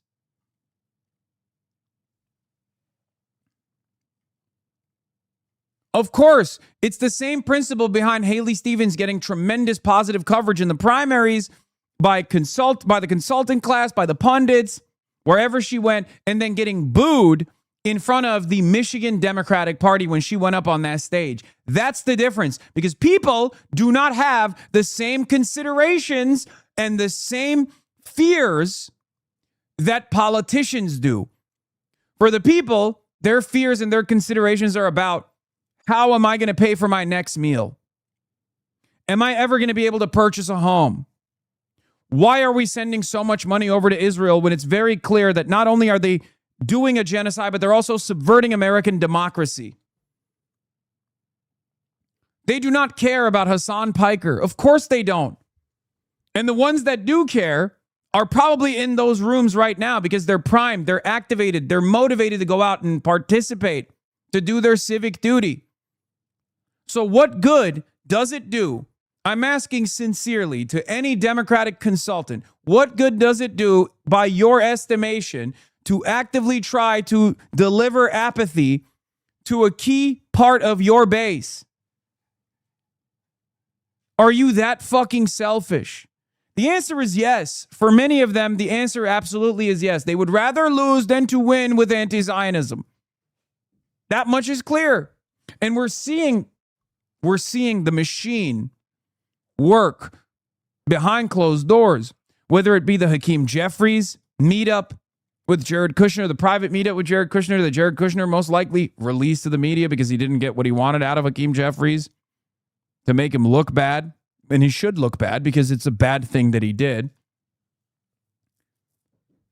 Or the fact that the House Foreign Affairs Committee got a bunch of new seat appointments from some of the most pro-Israel Democrats in Congress, with the exception of Mark Buchanan, who's like the pro-Palestine side of the bargain. Okay? House Democrats' pro-Israel wing gains power on panel overseeing foreign policy. They put Jared Moskowitz and Wesley Bell and Debbie Wasserman Schultz. One of the Democrats that complained about me yesterday dropped out of their position so they could reward Jared Moskowitz early. This is backdoor dealing. Dems are counting on people not noticing how they approach governing. Appointments on the House Foreign Affairs Committee are a signal of what the party cares about, and the disregard for war crimes and voter concerns could not be clearer, says Ben Rhodes. And he is right. He is right. This is how they continue refusing to abide by the Democratic majority's wishes. This is how they say, fuck you. This kind of stuff is not as exciting for people as the latest and greatest Hassan Piker controversy that they cooked up. But this is how they operate behind closed doors when you're not paying attention. And perhaps this is part of the reason why they yell at me all the time, because I talk about this shit all the fucking time. Are you serious? You put 3 AIPAC Democrats in the House Foreign Affairs Committee? 3 AIPAC Democrats? This is a 90-10 issue. And you chose 3 of the most pro-Israel Democrats in your caucus to participate in the House Foreign Affairs Committee? What is Hakeem Jeffries doing?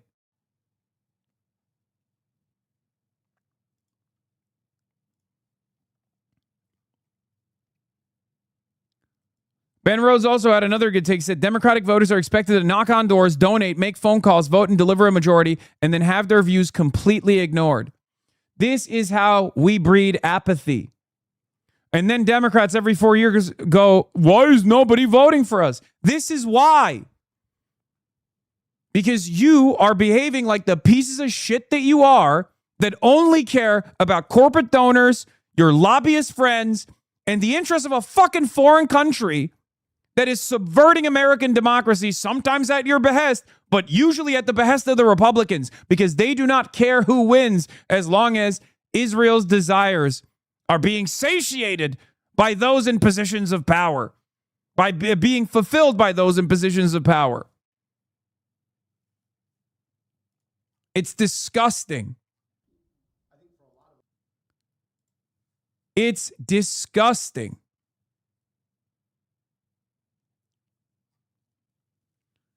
This is why I'm not discouraged. This is why no matter how much they yell at me, these problems will persist and people will still recognize what the Democrats in position of power are doing and what the people are demanding. This is why there's so much anger and resentment towards establishment Democrats in this country. You might be able to win voters to your side again, to vote for you again, with electability arguments over and over again. But every cycle that you use that, you deploy that electability argument, it softens its impact. It dulls that knife. Eventually, you're going to have an agenda. You're going to have to be honest with the voters. This is so demoralizing, man. I fucking hate this party to my core. And if I could take every phone bank call, every hour canvassing, every cent I donate to this utterly owned and worthless party, I would in a heartbeat.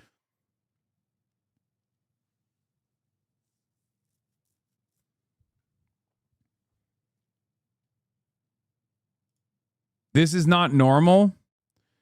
Yeah, so far across the past 2 hours on Fox News, there have been 2 dedicated segments on Hassan Piker and close to 30 mentions.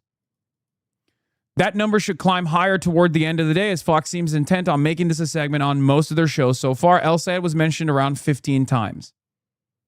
They're mentioning me more than Abdul El Sayed. It's unbelievable.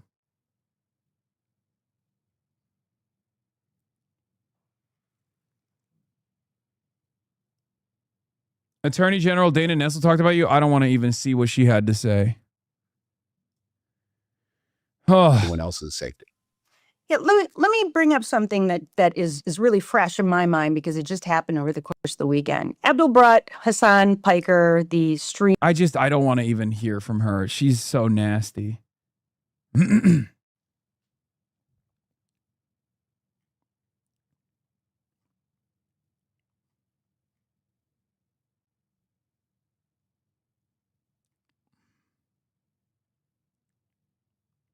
How can you positively leverage all this negative coverage?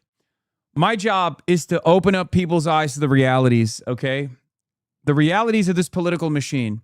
Because there are so many kind-hearted, self-identifying liberals who actually agree with us, who go out and vote, and then are just so clueless as to why, on the back end, politics doesn't actually bend to their desires. They do all the right things. And then they go, okay, well, I participated in electoral democracy. Can you please now represent my interests? And these politicians never do. My job is to explain to you why that doesn't work. So in a moment like this, where the entire forces of the Israel First wing of the Democratic Party have turned their enmity on me, when Fox News and the Republicans are shaking hands with many prominent establishment Democrats to not only attack me, but use me as a line of attack against Abdul al-Sayed to make sure that Abdul al-Sayed does not win his race. My job is to try and show people what the system actually looks like, why they're doing this, why they're distracting you. I'm sure that there are going to be newcomers that hear all of this coverage and go, let me go check this guy out for myself. This is usually how it works.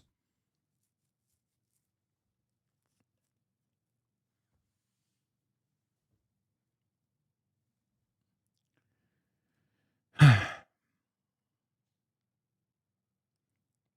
you think this will draw condemnation? Democrats against Jared Moskowitz. Welcome to our new account. We are concerned Democrats in Florida 25 who cannot in good conscience vote for genocide ever again. We believe we have one chance to change the Democratic Party with what little power we have, and that is to ensure Jared Moskowitz loses this November. That's so funny. Yeah, I wonder if people will cover this sincerely and talk about how wonderful of a change of pace this is. How Jared Moskowitz has a lot to work for here to unite the base. No, of course not. Yes, but meanwhile, the United States also has designated Palestine Action as a terrorist group.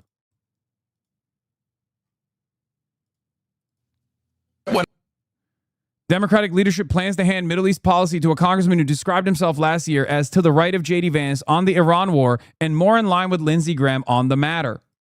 What I would like to see actually is a little tougher language coming out of the Trump administration. I'm to the right of this issue to the J.D. Vance Witkoff approach, and I agree, quite frankly, more with Senator Lindsey Graham and probably Senator Tom Cotton. Iran is the weakest they've been in a period of time. Now is not the time to appease them. Now is the time to put maximum pressure on them and make sure that we dismantle the nuclear program. I'm not saying we should start bombing the facility, but I'm saying all options should be on the table, right? That.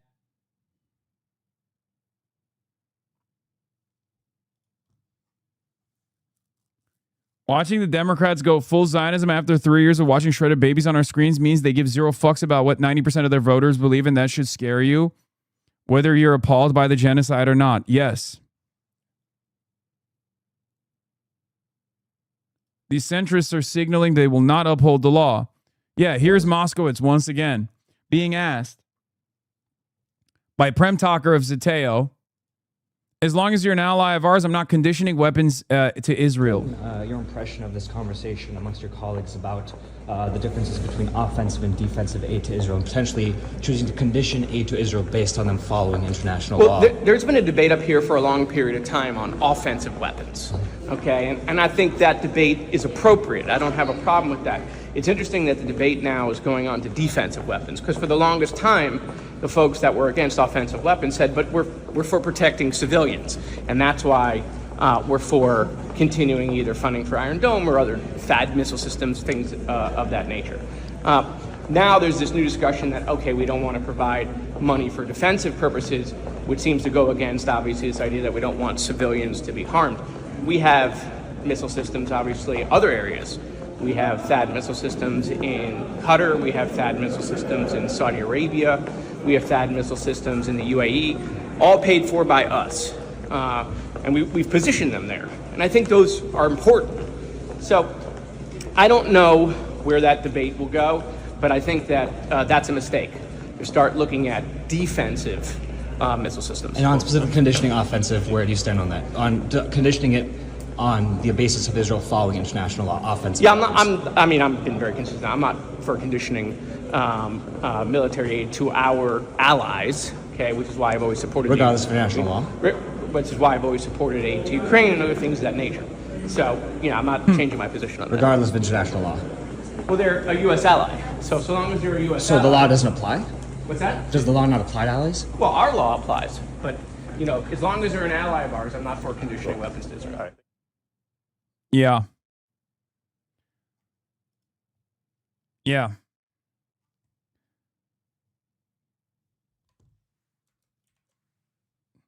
Existing U.S. law already conditions military aid, but here's the incoming lead Democrat on a key foreign policy committee saying ahead of time that he will simply refuse to uphold the law. This is the guy we expect to do oversight on Trump's law breaking. I'll be honest with you, dude. Let's just say I won't be sad if Moskowitz isn't a winnable seat, okay?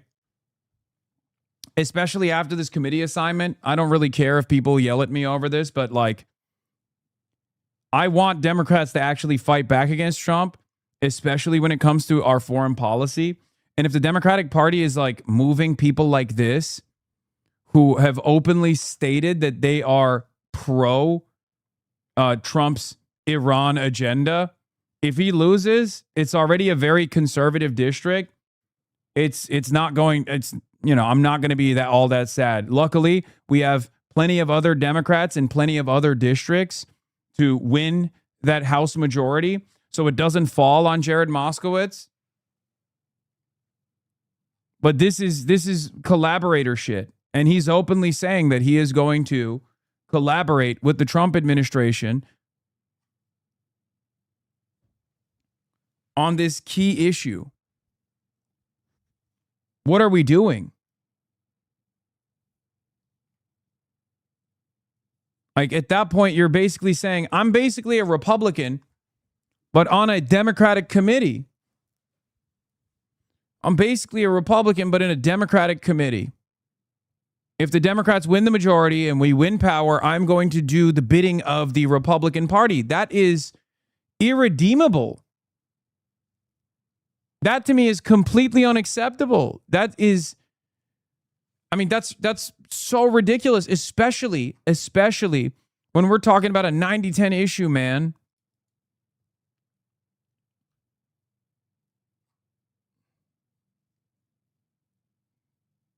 It's unfucking bearable.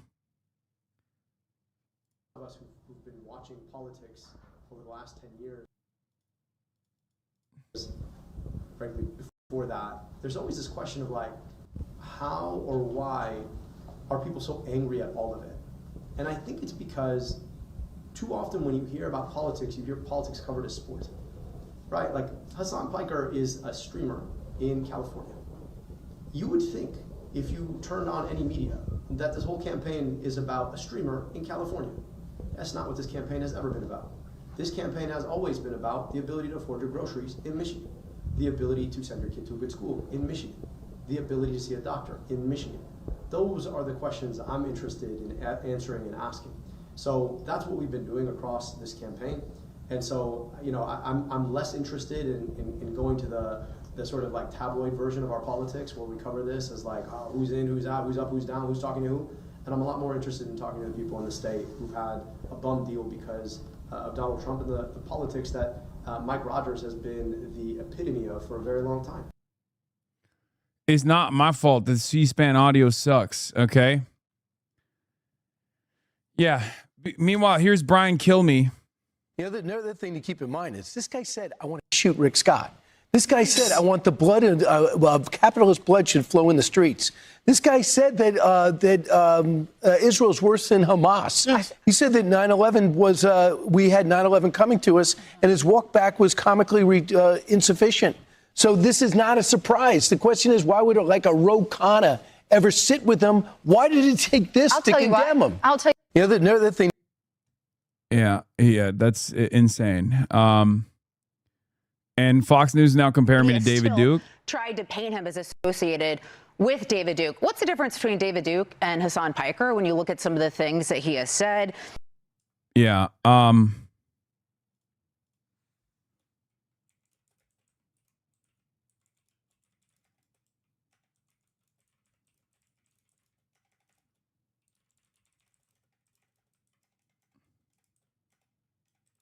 And liberals and establishment Dems talking about.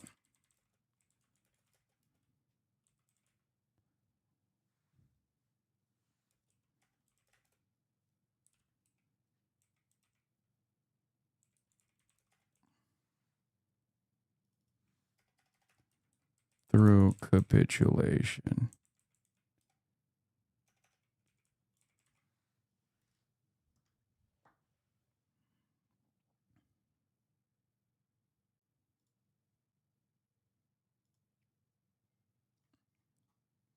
Yeah.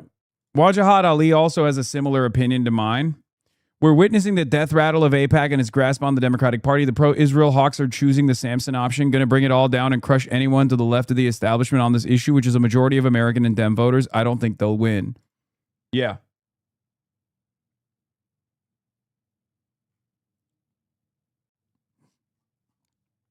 That's exactly what's going on. That is the point. And that is why I'm not so discouraged in this moment when I should feel discouraged. I'm getting attacked mercilessly, viciously, smeared by a fairly sophisticated and very coordinated outrage manufacturing campaign. And yet I don't feel discouraged at all because I recognize, well, two things. One, I recognize that this was going to happen. This had to happen. This was always going to happen. We're winning. We're fucking winning. Of course people are going to react negatively. Who wants to lose their goddamn jobs? If you're a centrist Democrat, if you're a consultant, if you work at a think tank, and you see this wave, this left populist wave grow within the ranks of the Democratic Party where lifelong Democrats, liberals, self-identifying liberals are excited to vote for a candidate for the first time ever, a candidate that actually does not care about corporate donations. Of course you're going to be fucking terrified. You're like, my job is on the line. So they're not going to give up on that. They're not going to overnight be like, all right, I guess we're all socialists now. That's not going to happen. They're cornered. They're panicking. And they will fight to protect their jobs. Of course they're going to do that. That's it. And in their panic state, they're going above and beyond in their smears. And they're also trying to defend their emotional support apartheid state. When it's indefensible, when its acts are not only indefensible, but the overwhelming majorities also find those acts to be abhorrent, morally repugnant, and not worthy of support. That's it. And that's why I don't think people, that's the reason why I think people on Facebook are reacting this way. Like, look at the CNN article. Michigan Democratic Senate nominee Abdullah has sought to distance himself Monday from Hassan Piker after the left-wing streamer and activist suggested to his Twitch viewers last week the American Jews' support of Israel will make anti-Semitism worse and invite violence. After months of campaigning alongside Piker, El Sayed said on Monday, specifically addressing Piker's comments, that nobody speaks for this campaign besides me and my campaign spokespeople. First comment, why does Piker wear clothes like Mao Zedong? Hasan literally said nothing wrong, lol. I'm old enough to remember when the ADL used to say conflation of the state of Israel and Judaism was anti-Semitic under the broadly accepted definition of anti-Semitism developed by IHRA. Yeah. Michigan Democratic Progress. I believe Hassan Piker has been misdiagnosed. He's not an anti-Semite. He's a narcissist. He does not hate Jews. He loves himself. During the primary, he exploited Abdul as a useful tool for making himself politically powerful. Wait, what? How is this defending me, dude? What the fuck are you talking about? Dude, these people are insane. How is this a defense? Dude, I hate this shit so much where they're like, oh, Hassan is just like using Abdul's platform for his own popularity. Like, this kind of shit pisses me off so much because it's like, dude, what are you talking about? Do you see the shit that I put up with? How is this in any way, shape, or form good for me? To be called a terrorist, to be in the crosshairs of this administration every damn day. To have no support from a party that I voted for my whole life. To be branded an enemy by them too. These guys are so content brained that they're just making the wrong assessment. Here's the thing that I despise, and I hear it from even people who are seemingly defending me, right? Like, that's why I got so mad at Faiz Shakir on Fox News the other day, where he's like, well, this is probably really good for Hassan. He's getting a lot of attention. It's like, dude, what are you talking about?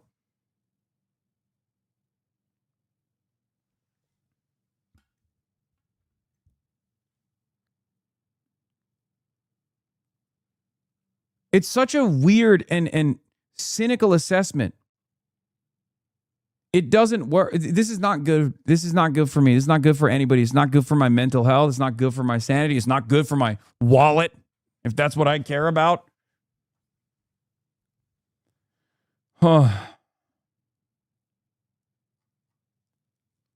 Anyway, he's not distancing himself. He's saying the same thing he's always said. The Democratic Party is a Big Tent. He's going to campaign with many people, but at the end of the day, Abdul's the one who speaks for his campaign.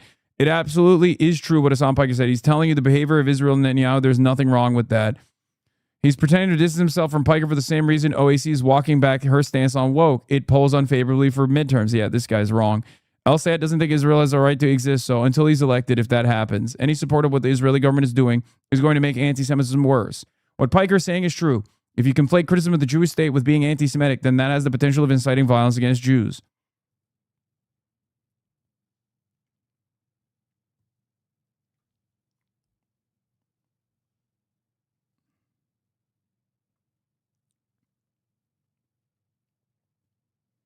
Oh God, Hassan Pitchbot came up with the best headline. Opinion, I gave Benjamin Netanyahu a standing ovation in Congress. Here's why Democrats must distance themselves from Hassan Piker. Yeah, it's great. It's true.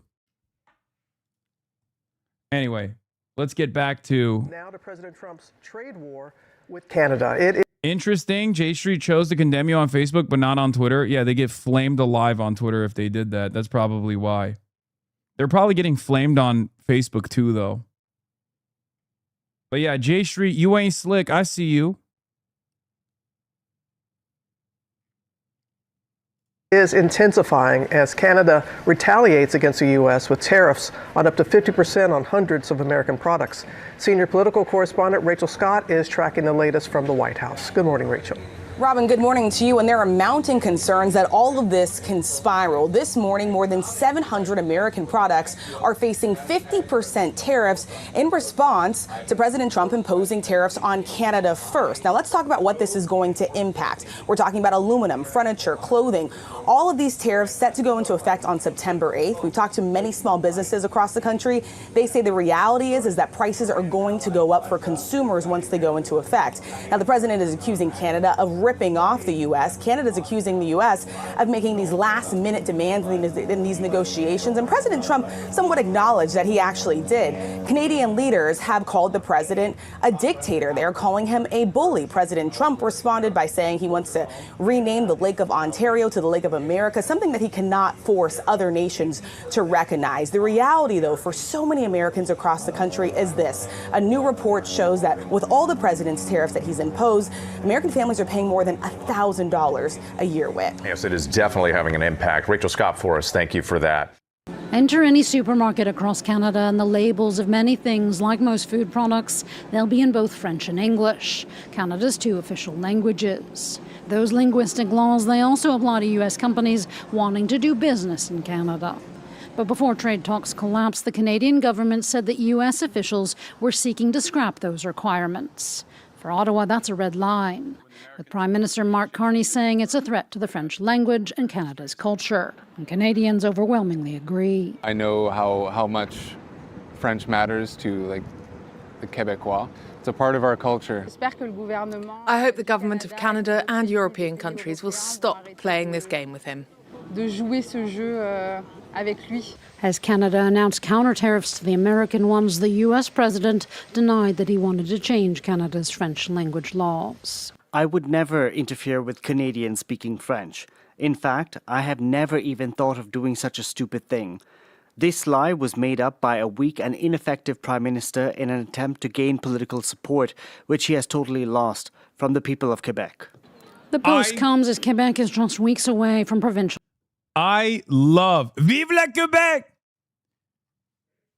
I love that the Francophone thing is such an important issue that even Donald Trump, who is an incompetent tyrant, a petty despot, still had to back away and say, listen, I would never tell my beautiful French Canadians not to speak the beautiful French language. Vive la Quebec! Tabarnak! The Québécois are not having it. T'es woke, toi. Toi, t'es un woke left. Tu supportes les trans pis les prenants, toi. Veux-tu en méprenant? Méprenant? Québec. Français. Barbecue. I don't even, okay. Trump caused the Quebecs and normals to work together. Respect. Quebec is probably the most trad society in North America. They've actually explicitly traded off of economic growth for cultural preservation. Donald Trump wanted Canada to weaken its protections for the French language and culture. Quebec has been French-speaking for over 400 years. It is one of the oldest European societies in North America and the heart of French America. It was there long before Trump. It will be there long after him. Protect Quebec. Protect French-Canadian culture.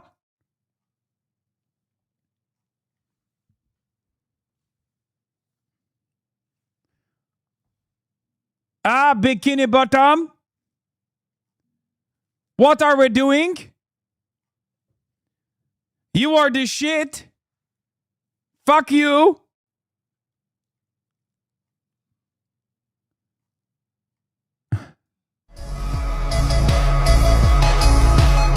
Tabernacle.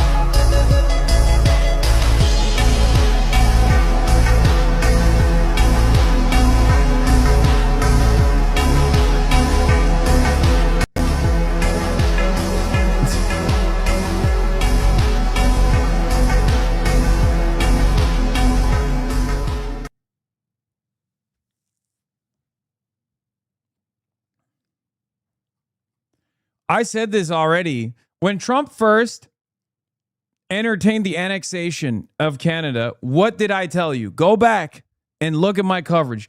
The first thing I said was the Quebecois nationalists, the Quebec separatists will literally put up the strongest resistance to being a part of America. Okay? They will make Al-Qaeda look like a picnic. They will put up Ho Chi Minh style Ho Chi Minh style insurgency movements. They do not play around.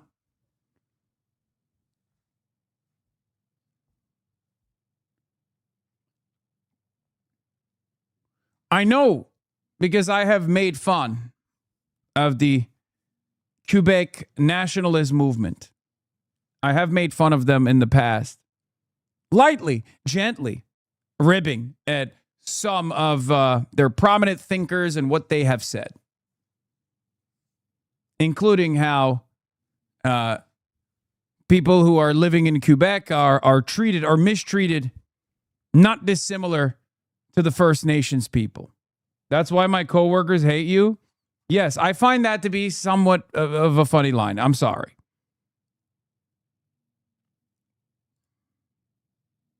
Okay? But in that process, in that timeline, I learned about the ways in which the Francophones have fought hard to preserve their language and their culture, and I respect it. Yeah. L'Americanisme. The menace. Americanism, a cartoon from the Almanach de la Langue Françoise, Quebec.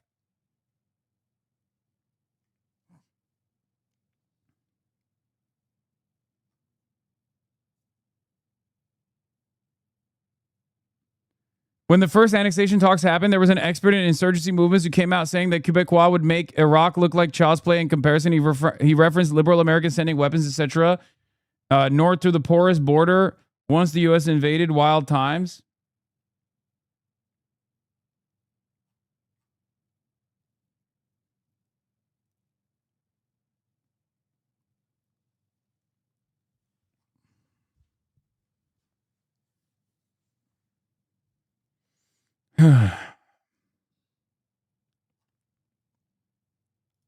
Anyway, let's continue. Elections, and as a separatist party is surging in the polls.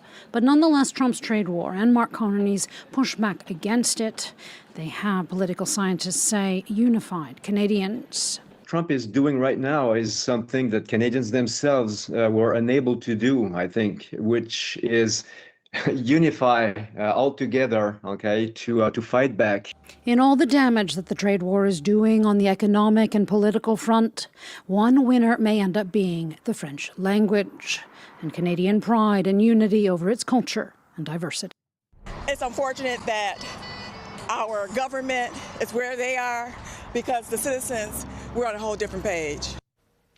Canadian officials announced their own set of tariffs against the U.S. in response to the latest American tariffs on Canadian goods. Both nations will now pay import taxes of up to 50% for things like alcohol, steel, wood, and sporting goods, just to name a few. It's so funny to just be like, fuck it.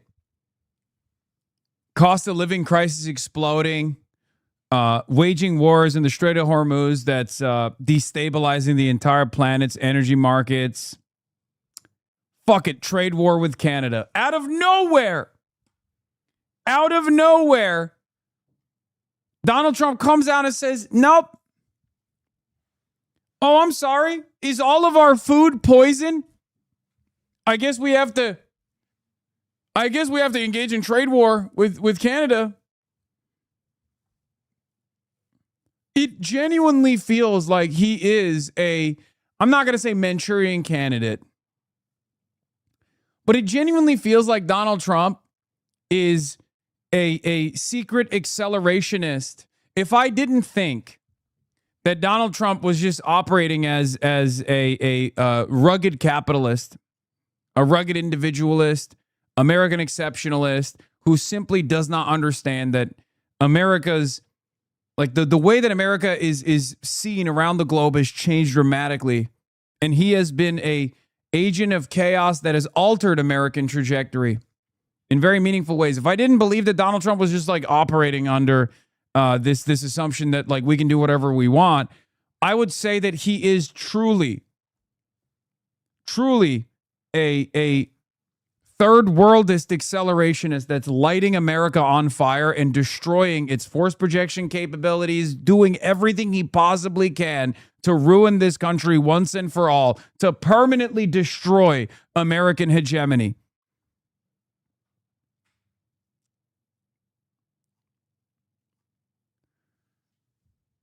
In his second term, Donald Trump has made China a more popular country around the world than the United States of America. That is unbelievable.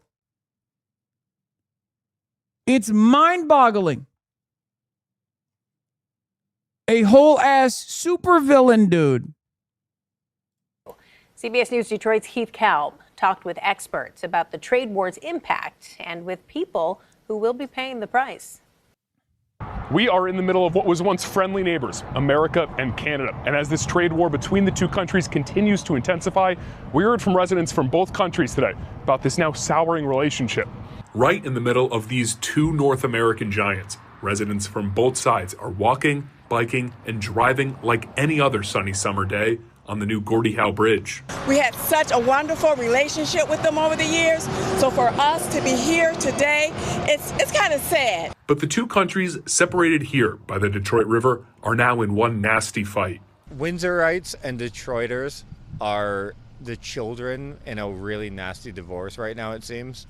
Stephen Hargraves told me he heard from fellow Canadians who were upset at him for spending his time and money in the States. A ton of people were like, why are you going over there? Why are you going to support a country that doesn't care about us? And that's exactly the concern from experts on both sides who worry this trade war can not only impact businesses directly, but can also deter tourism. The rhetoric, the finger pointing was pretty significant. And then, of course, yesterday and today, name calling. It doesn't do anybody any good. Glenn Stevens Jr. says business leaders on both sides of the border are not happy with both America's tariffs and Canada's retaliation. So anything that increases the input costs on doing that business, whether it's a small business owner or a large manufacturer of a vehicle, an OEM, it's not tenable for us to do business that way. The U.S. placed a 50% tariff on Canadian steel to make cars, lumber to build homes, and numerous consumer products like alcohol, paper goods, and dairy. And in response, Canada announced its own set of tariffs against the U.S. on Tuesday. Not everyone we heard from is upset, though. Growing up in Detroit, that the United States and Canada have always been allies, but I respect Trump, and I think everything should be equal. You know, if they charge 20% on a vehicle, it should go both ways. So as this tariff battle continues, and President Trump is suggesting renaming Lake Ontario to Lake America, the Canadians we heard from seem to all be in unison about their displeasure with how things are going. It was always a friendship, a partnership, and I remember a lot of different key moments, like with the auto trade and, things that happened, as I was growing up, and this is kind of like an undoing.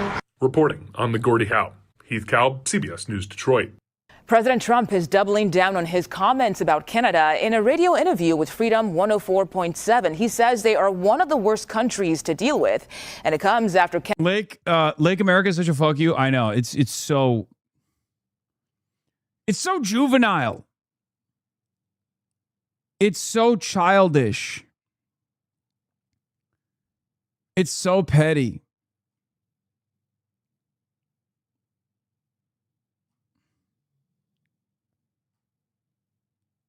It's also self-defeating. It is putting like if the Democrats could get their shit in order, they would obviously point to this in Michigan nonstop. They'd be like, this is what Donald Trump is trying to do currently that is going to destroy trade between Canada and Michigan. And Mike Rogers is signing off on it. This is massively consequential for Michigan's economy, massively damaging to Michigan's economy. And yet, for some strange reason, establishment Democrats are too busy yelling about me rather than this. Canada announced dollar-for-dollar, rate-for-rate counter tariffs on $20 billion worth of U.S. goods. They are one of the worst countries in the world to deal with. They have taken advantage of the United States for many decades, actually. They charge tariffs that are unbelievable, like on milk, 400%. And I just said, we're taking them on. It's time to teach Canada you can't do this anymore. CBS News Chief White House correspondent Nancy Cordes joins us live at the White House right now. Nancy, details are coming out about what happened during these trade negotiations with Canada. So what are we learning there? We're learning that a couple of things happened, Mugo. First of all, the Canadians say that the president and his team injected some last-minute demands that either hadn't been part of the negotiations until right at the end or had been part of the negotiations, were settled, and then suddenly cropped back up. And when President Trump was asked about this yesterday, did you come in with last-minute demands? The president basically said, well, it sounds like me, which, was sort of a confirmation that that is kind of how things went down. Beyond that, the thing that really seemed to rankle the Canadians was the fact that they felt that they were being pressured by the U.S. negotiators into an agreement that would basically hitch them to U.S. trade policy, require them to have the same trade policies towards other nations that the White House and the Trump negotiated with other nations. They didn't feel that that was favorable to them or to their sovereignty.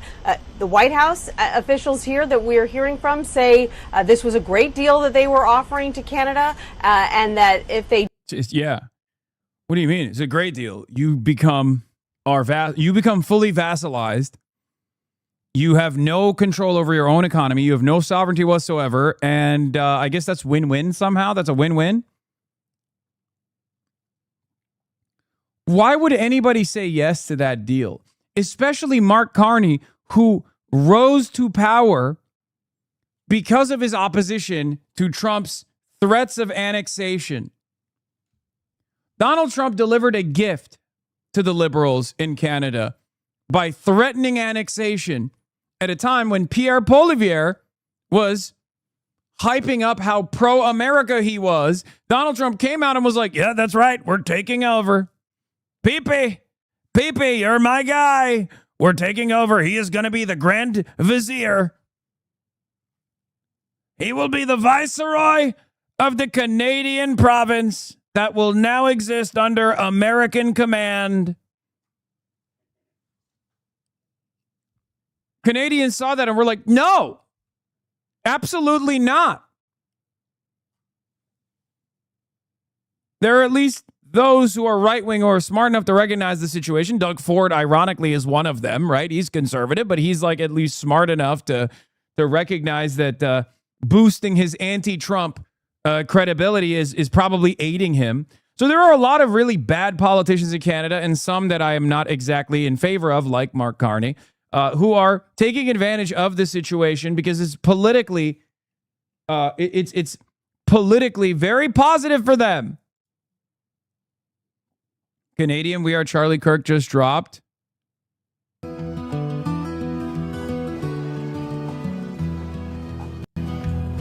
Our neighbor declared a trade war over lumber and steel and a whole lot more. Tariffs came signed by an orange hand, trying to take whatever they can. They thought this is how we're carrying the flame today. Just carry on and stay polite. Instead we rally side by side. The Canadian resistance comes alive. Oh, we're gonna trade war, marching on while the bagpipes roar. Oh, we're gonna trade war. Beavers and moose won't take it anymore. Bring your tariffs, bring your fight. We'll answer back with all our might. Oh, we're gonna trade war. Elbows up from shore to shore. What am I watching? Dude, this is so bad. Okay, dude. Oh my God. This is so... I'm sorry, Canadians, but this is spiritually American. Okay, you guys are also spiritually chutted out. You are also spiritually chutted out. This is the most American ass shit I've ever seen. Geese soar high and scatter leaflets down. By Canadian spreads from town to town. Mighty beavers build a dam up strong and steep. Wait, are they threatening? Are they threatening to shut off our water? Oh no. Turning the border, crossing to a lake 10 meters deep. Our moose send traffic off the road. Grizzly bears go inspect each truck that's slowed. Wolverines rip the cargo free, and porcupines pop tires relentlessly. Oh, we're going to trade war, marching on while the backpacks roar. Oh, we're going to trade war. Beavers and moose won't take it anymore. Bring your tariffs, bring your fight. We'll answer back with all our might. Oh, we're gonna trade war. shore to shore.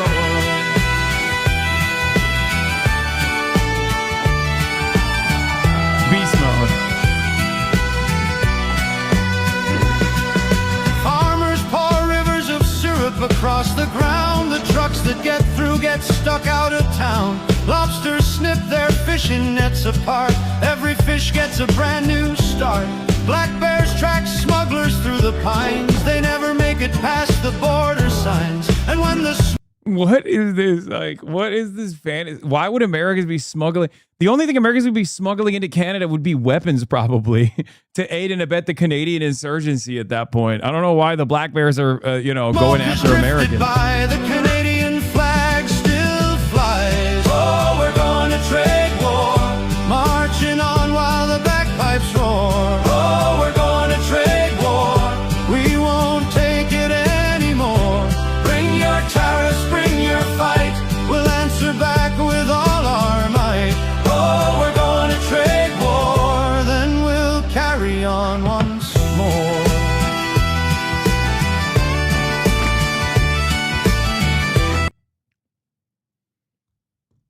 You know you're huge in Canada, right? I know. Of course. It makes total sense that I would have a lot of I know I have a lot of fans in Canada, and it makes total sense that I have a lot of fans in Canada because Canadians look at someone like myself and go, I cannot believe that they are treating this guy like a psycho for demanding basic provisions from the state for all citizens unconditionally. Things that they already have and take for granted and want to defend and want to expand on, like social safety nets, like healthcare, we're fighting for over here and getting called Stalin for. Americans treat you like you're Joseph Stalin if you're like, I just want healthcare, please.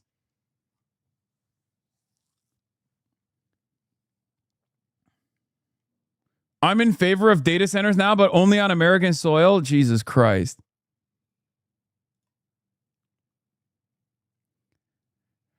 Howard Lutnick should read Tom Schelling. To compel another state into accepting your demands, you need to credibly promise that if it does, you'll stop inflicting pain. Though lowering trade barriers rather than raising them would be better still. U.S. policy often fails because U.S. officials ignore, or as in this case, actively undermine the assurance part of coercion. I strongly suspect, for example, that Iran now believes that if it makes concessions, it will invite more, not less military action. Yes. And this is a lesson that the Trump administration has taught every other country, not just Iran, but China and Canada as well. I'm 100% certain that Mark Carney is continuing this no capitulation regime because he saw what happened with Iran. He saw what happened with China. Countries that fight back against Trumpism, countries that fight back against American imperialism, countries that fight back against American hegemony. That is the only way that they win. China resisted against Trump's tariff war and won. Iran resisted against America's military actions and is winning and has won the war, obviously. But then you look at other countries that caved, that buckled under pressure. What did they win? They won nothing. All they got was more anger, more resentment, more humiliation. Look at the rest of the European Union to understand what happens when you cave to Donald Trump.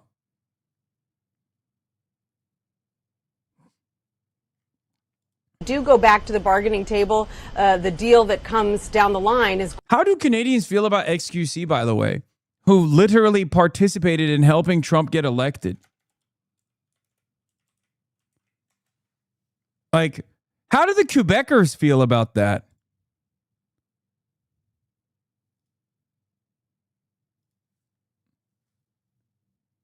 Like, this your boy?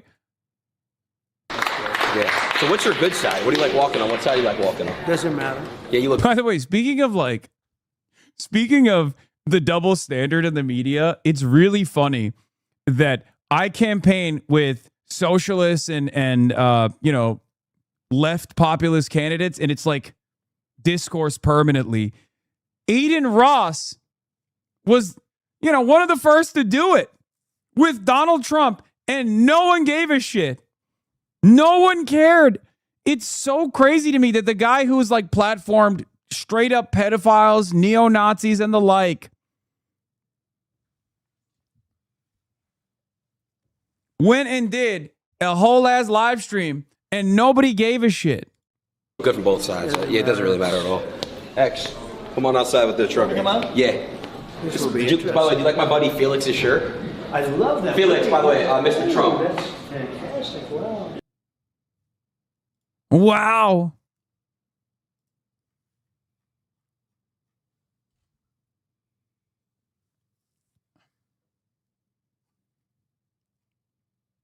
That's your boy, Canada. That's your boy. Foreign intervention in American politics.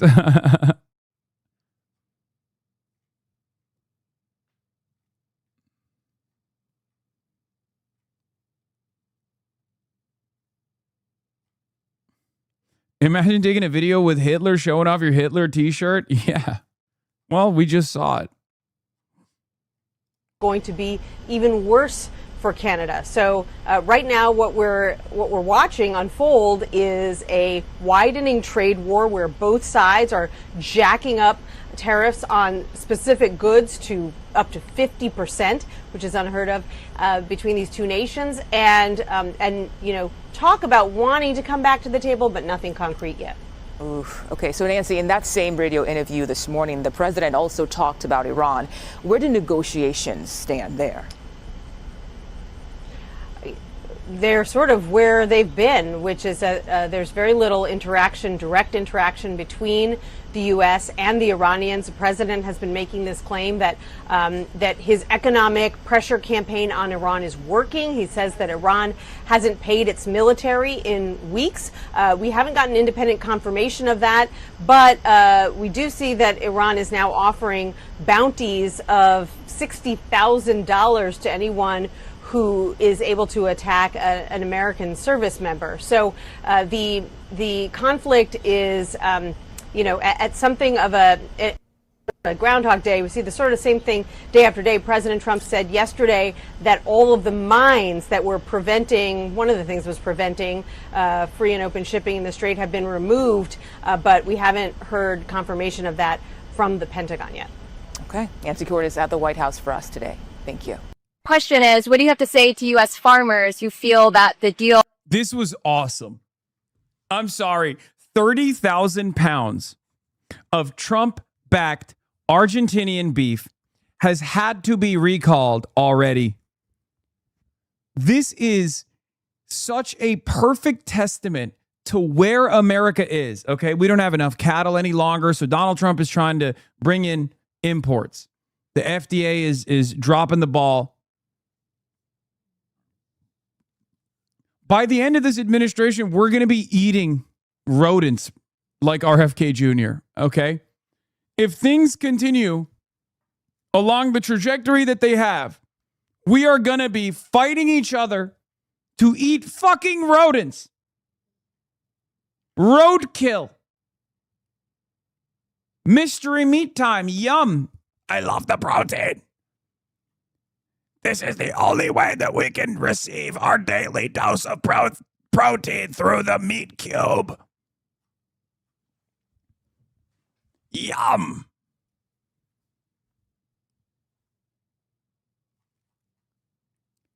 Day in, day out.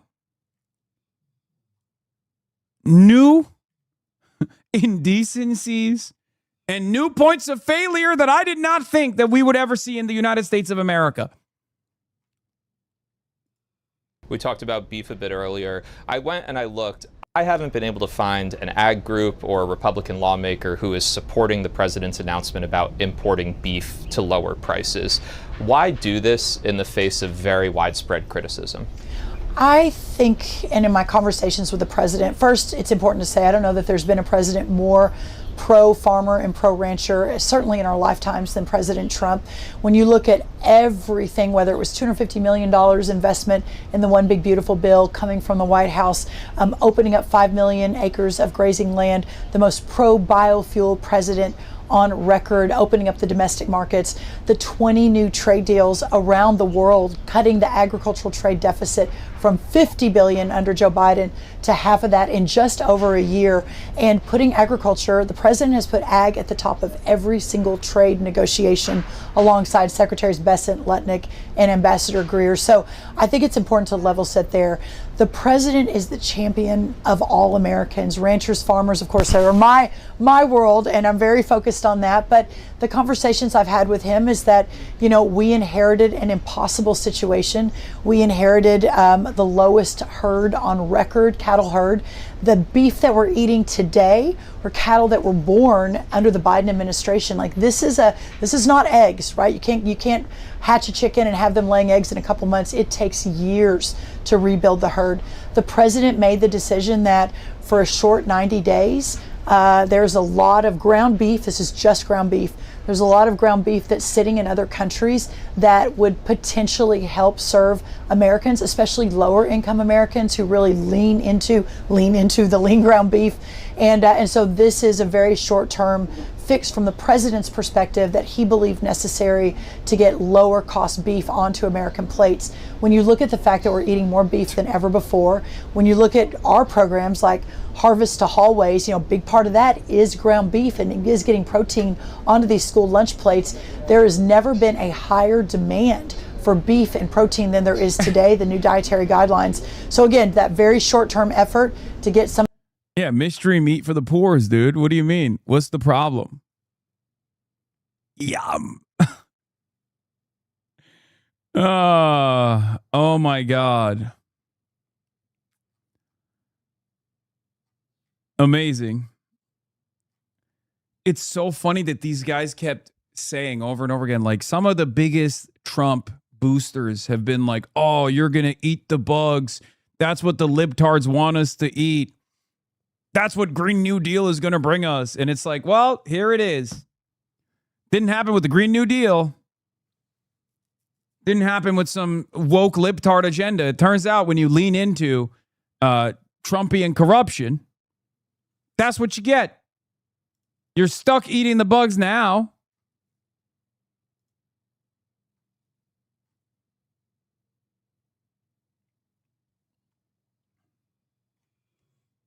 Of that ground beef that's sitting out there in the world into America, the president felt was very important right now. But for the long term, and you'll hear more coming on this, we've never been more committed. And you can see that 2 weeks ago, for the first time in 10 years, the heifer retention number went up. It was at 3%. First time in a decade. That's pretty crazy. And then the cost of ground beef is already going down. It went down the lowest, biggest drop it had been since 2020. So all the numbers are working. All the plans we put in place are working. The president, I think, just wanted to supercharge just a little bit the cost of beef, since he's been hearing a lot about it from the American consumer. During that short-term window you described, which countries are we importing the beef from? I will be very transparent, and that is over at U.S. Trade Rep. I am actually not part of any of those conversations, so I am not sure what that looks like. I think we'll know very soon.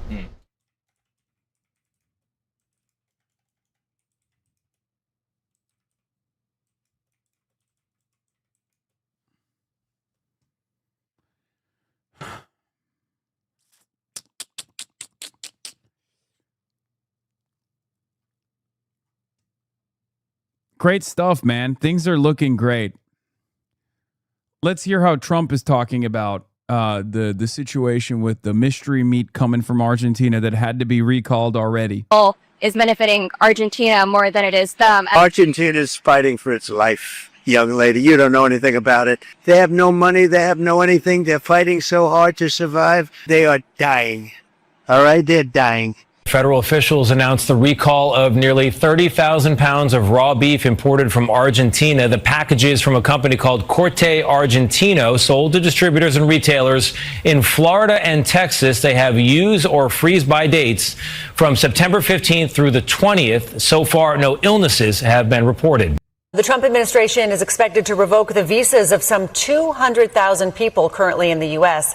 The State Department says it is trying to identify non-U.S. citizens with business or tourism visas who are also trying to get asylum status. The administration argues short-term visas are only intended for temporary stays. A spokesperson for the State Department told NBC News, quote, under President Trump and Secretary Rubio's leadership, we are making clear that a visa is a privilege, not a right.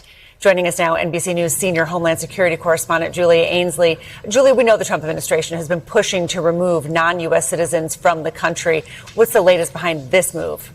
Well, this move could help them accomplish two goals. One is being able to boost those overall numbers of deportations.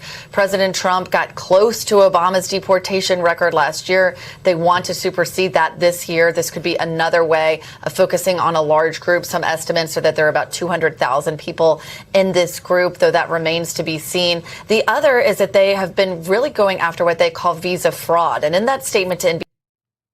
Interesting that, these guys love saying, well, why don't they come in legally? And then they cut a legal avenue for coming in.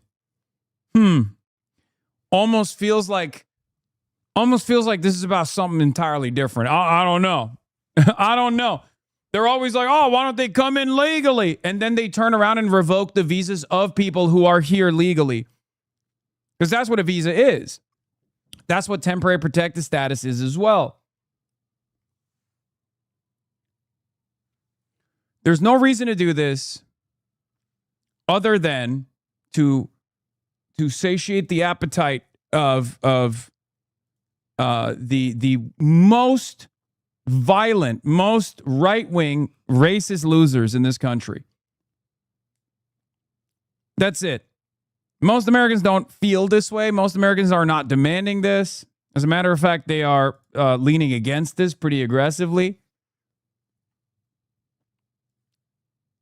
And they're still doing it. Trump-Vance officials are gloating about arresting the fathers of a sailor who was deployed on the USS Lincoln for this stupid, unnecessary war. DHS could have said nothing, or they could have issued a generic say-nothing statement. Instead, they made it a point to humiliate a member of the United States military and his family because they absolutely relish suffering. These people are sadistic freaks who get off on inflicting pain. Being able to publicly salt the wound of someone who put his life on the line for this administration made their day. I do not understand how anyone could support the GOP. This is just plain open evil.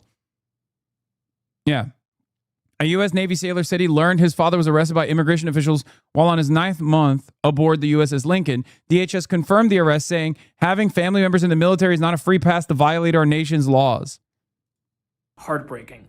That is how a U.S. Navy sailor is describing his father's arrest by federal immigration officials. In a post on Facebook this weekend, Joshua Avila said that he learned while on board the USS Abraham Lincoln that his dad had been detained by Immigration and Customs Enforcement. That is, of course, that aircraft carrier that has been deployed in the Middle East for months and that has been at the center of reports of substandard conditions and also mental health challenges faced by the service members there. Joshua Aviles wrote, "If you know my dad, you know he is a hardworking, humble man who is always willing to help anyone if he can." He added, "This is heartbreaking for me. I don't know how I can mentally continue working 12-hour days knowing that my dad is somewhere, possibly being treated like a criminal." We contacted the Department of Homeland Security about the arrest, and the agency did confirm that the sailor's father... I'm actually surprised. This guy does really good reporting on immigration stuff at CBS. I'm shocked that he's still a part of the team. Father, Luis Manuel Aviles Roa, is in ICE custody facing deportation proceedings. The department said that the man was arrested by Border Patrol during a vehicle stop in Key West, Florida, on suspicions that he's in the country illegally without proper documents. The department did not dispute, importantly, claims by the family that the man lacks any criminal record, but said in that statement that, quote, having a family member in the military is not a free pass to violate our nation's laws. How do you suspect that from a person without profiling? It is profiling. It's also legal. Shouts out to Brett Kavanaugh. It's called the Kavanaugh stop. You can just stop whoever you want for racist reasons. And often that is the only reason why people get stopped all the time. ABC News. They said that obtaining a visa in order to get asylum is a fraud. Now, that's their subjective interpretation. It is perfectly legal, or it has been perfectly legal, to come into the United States under a visa, whether that be an immigrant visa or a non-immigrant visa like these, and then to tell the United States government that you're afraid of going back to your home. It's entering the country legally and then stating that fear. And immigrants, wherever they are in the process, whether they're about to be deported or they're here on legal status, have been able to make that claim, because asylum is something you do when you're in the country, not when you're outside of the country. That would be filing for refugee status. So given the large number of people who fall into this category, I mean, what kind of legal battle does this open up potentially? Well, it could open a huge one. Just yesterday, we saw the Trump administration file to take their asylum loss on trying to close asylum at the border to the Supreme Court. This would be another way to try to stop more people from claiming asylum. Already, it's illegal to claim asylum when you're crossing the border illegally, or even legally if you present yourself at a port of entry at the border. That was something the president put in place on day one. This would make it so that those who fly in legally, go through the process, and are here and then try to adjust their status in order to get asylum and stay longer would also be revoked simply for asking for asylum, even if they are currently on a legal visa. So it's really another way they are trying to close the door and do away with the U.S. asylum system as we've known it since World War II. Yeah. What happens to the 200,000 people who could then lose their visas? Well, at this point, they could try to do away with their asylum claims if they've made that claim. They are, many of them, legally still here on those visas. This is really something that where people who were following the rules, following what their attorneys told them they could do. Here's the real truth about this all as well. The overwhelming majority of people that ICE actually apprehends with no criminal, that have like no criminal charges against them whatsoever, are also following the rules. They are literally following the pre-established rules. The unfortunate reality for them, many of them asylum seekers, or many of them that are apprehended at their court hearings, is that your status as a documented non-citizen versus an undocumented non-citizen is entirely in the hands of the government. They can just decide overnight, as they do all the time, that you are no longer you're no longer documented. It's that simple. Okay? Can you give me 2 sauces and a chopstick, please? Yeah.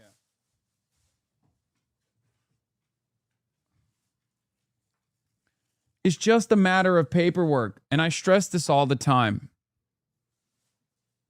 People refuse to identify this problem whenever they speak on this issue. But that is the reality. The difference between a documented and undocumented non-citizen is whether the government believes that, you know, you're allowed to stay on U.S. soil or not.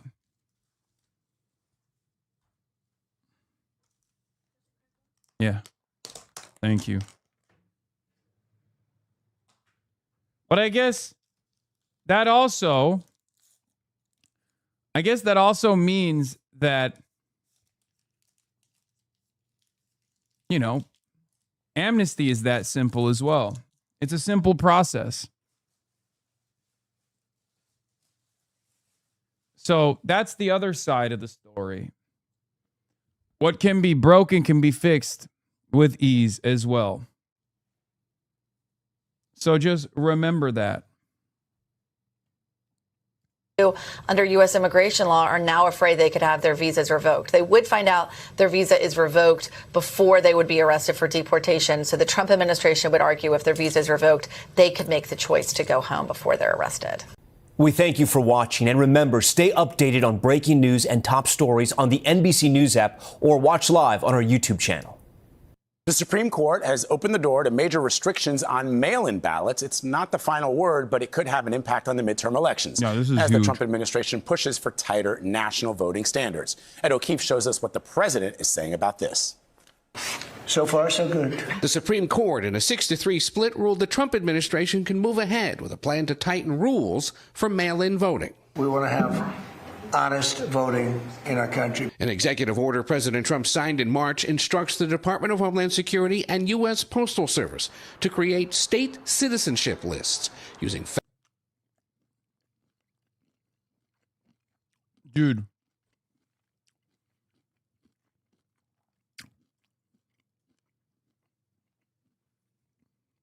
Dude, just buy reusable chopsticks. Stop using those disposables. So, what should I do when certain restaurants send it? Should I throw it out without using it? What do you think? Because I have reusable chopsticks as well. Of course I do. But what should I do about these?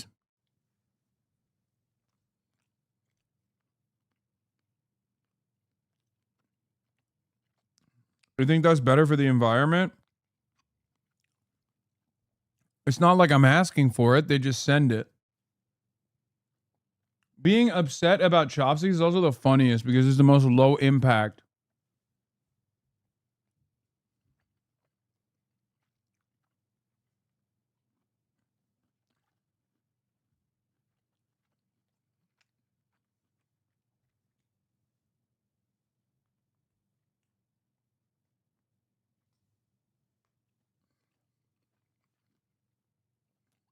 They're just wood.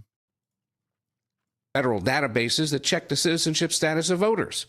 Under the plan, the Postal Service can only deliver mail ballots for federal elections to people. Like, what's funny about this is I asked for them not to send it to me, which is why I'm using these chopsticks from a previous instance where even though I asked them not to send me chopsticks, they still did. So what am I supposed to do?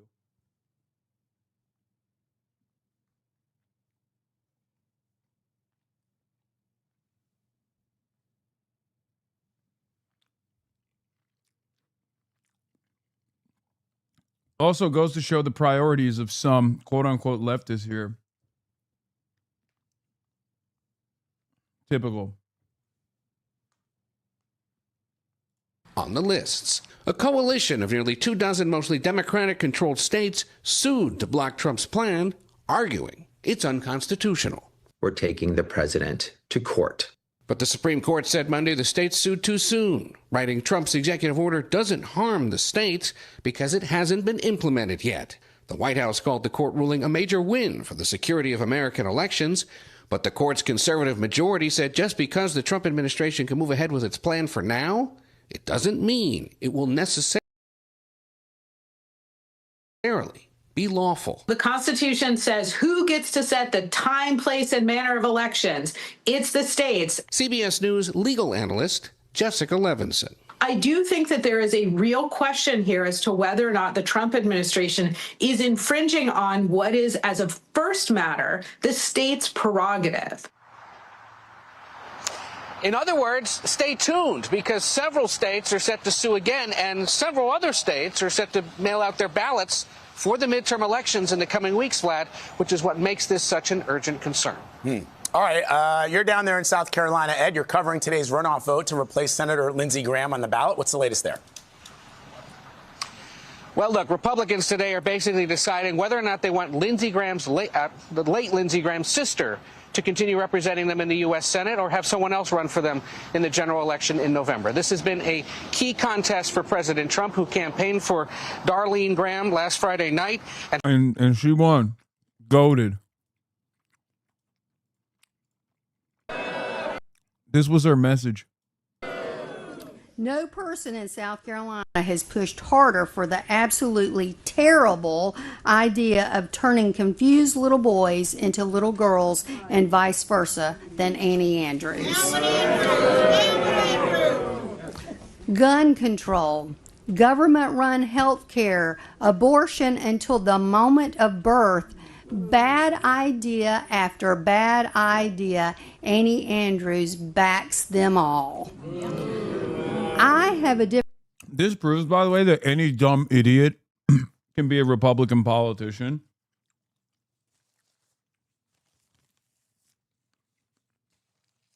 Like, you can get any dumb idiot off the street and overnight turn them into a successful Republican politician. That's it. Different background and vision for our state. I'm a hard worker with a servant's heart. I grew up in the back of a bar and liquor store in one room in central South Carolina. My parents worked long, hard hours to make ends meet. We didn't take vacations. If they were sick, they had to get up and go to work because the doors weren't open, we weren't making money. My mother passed away when I was 11 and my father just over a year later. For the past And that's exactly the kind of fight that I want for every South Carolinian. Die at a young age and leave your children without parents because you worked yourself to the goddamn bone. 30 years, I've worked hard for the people of South Carolina, and for the past 7 years, I've led a state agency. And I understand the struggles facing South Carolina families because I've faced them too.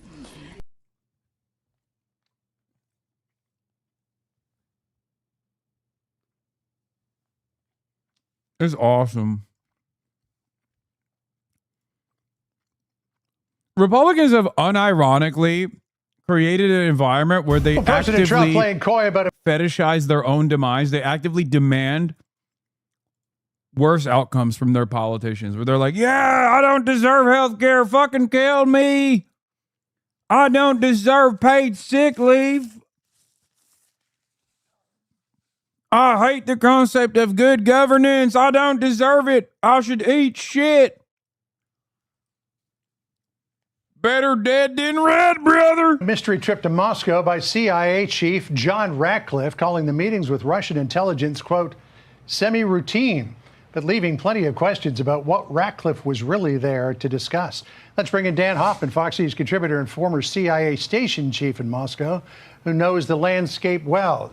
So I don't know how routine this is, because the last CIA director to visit Moscow was William Burns. That was back in 2021. So this clearly happens with rarity. But what do you think was behind this? Was he talking about Iran? Was he talking about Ukraine? What was on the agenda?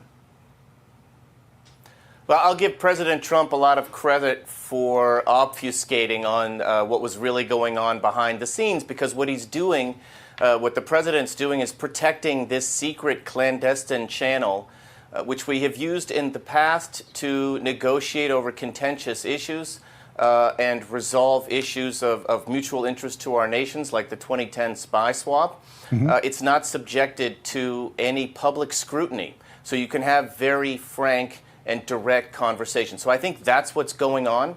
I think that there had to be some sort of intelligence collection about an imminent national security threat or an issue that came up that led to this important trip by Director Ratcliffe. Director Ratcliffe has a lot of things going on every day. The fact that he chose to make this long trip means it's something important. Now, to get to your question about what it is exactly, that's where the speculation is going to start. What I would say most likely is the fact that Russia has escalated threats in Europe to NATO members, submarines in British territorial waters, violations of airspace, cyber attacks, assassination attempts. These are all things that could lead to escalation and potentially even a wider war. We might have collected intelligence on something like that, and Director Ratcliffe wanted to deliver a warning to Vladimir Putin's security officials directly and in person. All right, so back in 2021, William Burns went to meet with the Russians and delivered a warning saying, don't invade Ukraine because X, Y, and Z. Tim Miller asked Neera Tanden about how much she tweets about you. Wait, what? Okay, we'll do that later. Will happen if you do. The Russians summarily ignored him and invaded Ukraine. So yeah, they what do you did. think might happen this time around if Ratcliffe was articulating U.S. intelligence on some sort of looming Russian threat? Right. I think that's the key is deterrence requires credibility. And at the end of the day, the Russians had massed lots of troops on the border with Ukraine, and they assessed that the United States, particularly after our withdrawal from Afghanistan, would not be in a position to lead NATO to respond to Russia's attack on Ukraine. And so regardless of whether Ambassador Burns made that trip or not, I think Vladimir Putin was going to invade. remember that President Biden talked about sanctioning Russia in return for that, in response to an attack. In this case, our credibility is on the line. If we warned Russia not to do something, then Vladimir Putin would have to believe that President Trump would respond or lead a response of some sort that would cause Russia undue harm. Yeah, I remember President Biden also as well said, well, if it's a little incursion, that's one thing, which I think Putin viewed as a green light. The president was playing things very close to his vest regarding this visit, the Russians less so. This is Putin's spokesman, Dmitry Peskov, on the visit. Listen here. All I can tell you is that there were contacts through the intelligence. I can't believe this guy is now. Dude. Services. I can tell you that there were no meetings with the Russian president, and that is all I can say on this matter.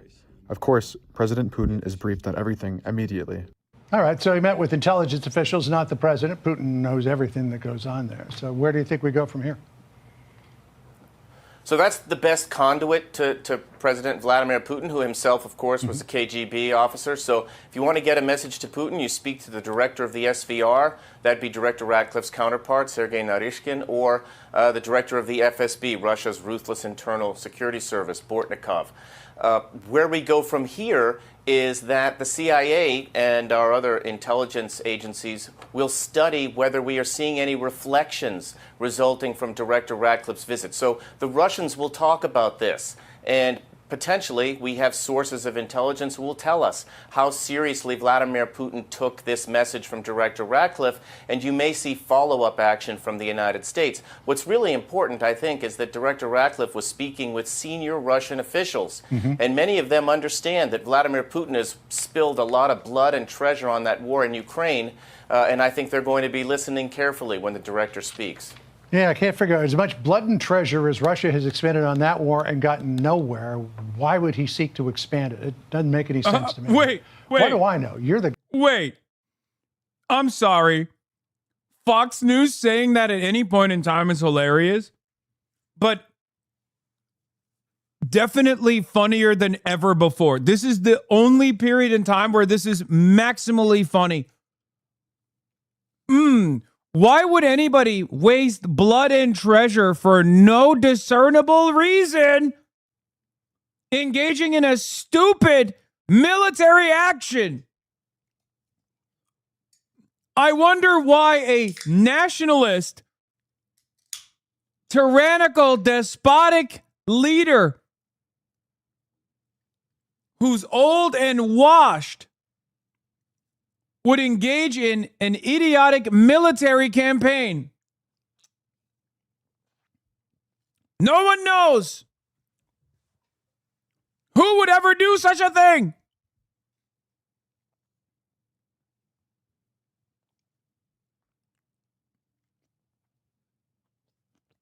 What's next, Fox News? You going to talk about Russian state media? Fox News is about to be like, look at this Russian state media and the propaganda that they're putting out about Putin's war in Ukraine. How stupid.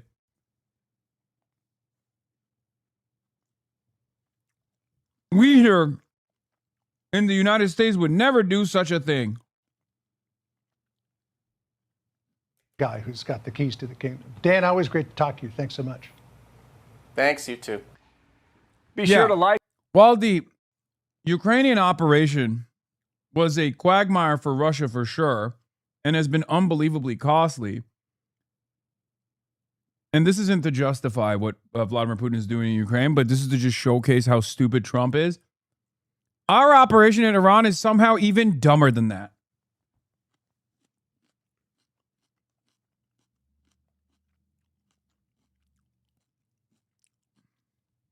Our operation in Iran has yielded no positive results, hasn't achieved any. At least for Putin, yes, his ambitions were far grander than just like Eastern territories that he now occupies, but at least he's still got the Eastern territories, which again, not saying that this has been successful at all, but still, somehow, regardless of how stupid it was, still less stupid than Trump. How is that possible?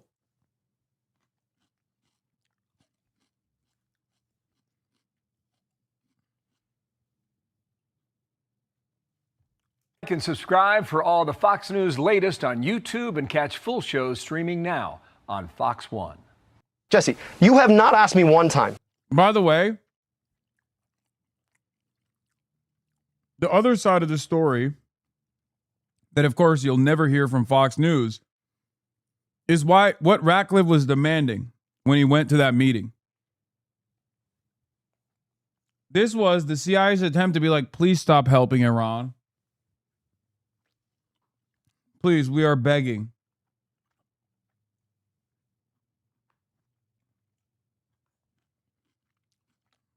Please help us. Pressure Iran and open the Strait of Hormuz, please. They're like, we'll make sure the Ukrainians are no longer allowed to strike deep into Russian territory. We'll do anything. I'll suck your dick, dude. Please.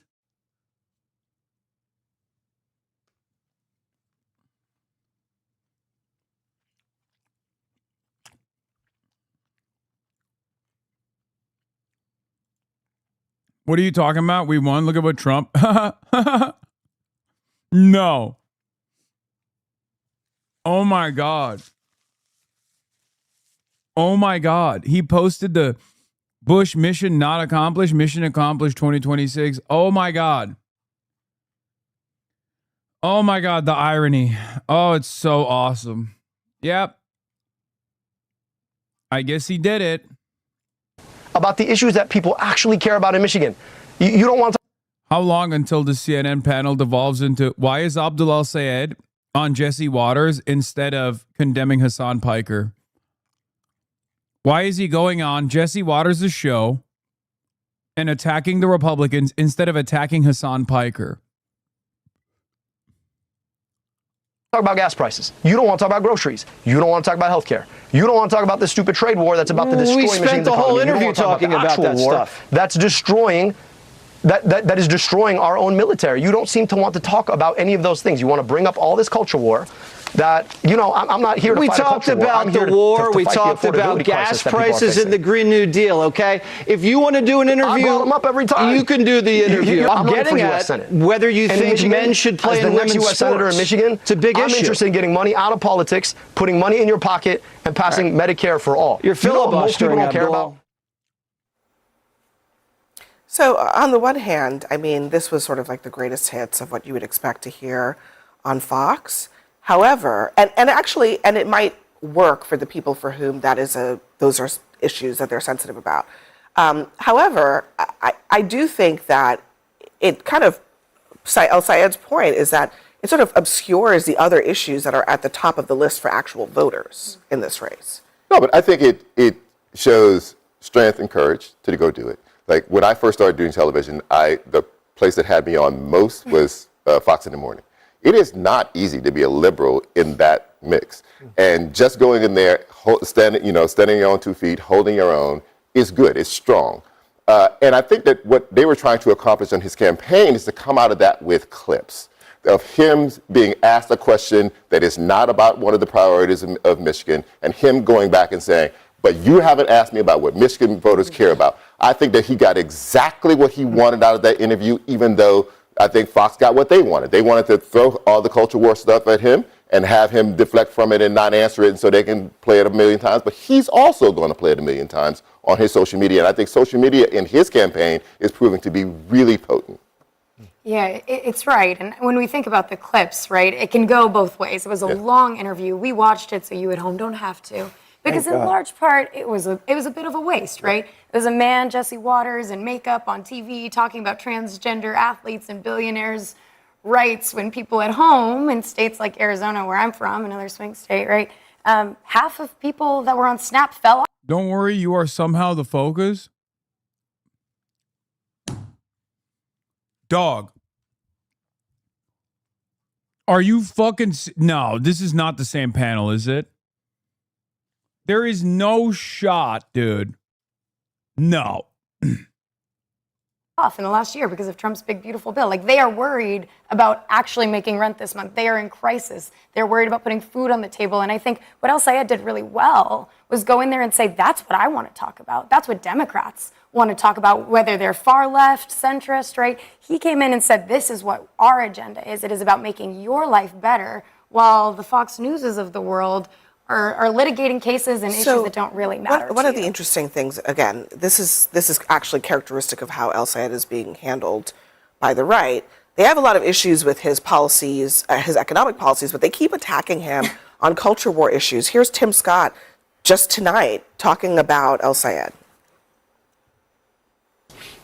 These radicals don't just want new policies. They want to change the very DNA of what it means to be an American. They're coming after our culture, Sean, and that is what makes them dangerous. Their policies are radical, their cultural shift. It is dangerous for Americans, and we must stand in the gap and make sure they never see the floor of the Senate. This is the most important midterm election in our lifetime. It is no longer Democrats versus Republicans. It's communists and socialists against what makes America great, our Judeo-Christian values and a free market system. Would they be better off just simply attacking him, if you're going to attack him, on the policies, on the economic incompatibility of what he's putting on the table? No, because only CNN does that.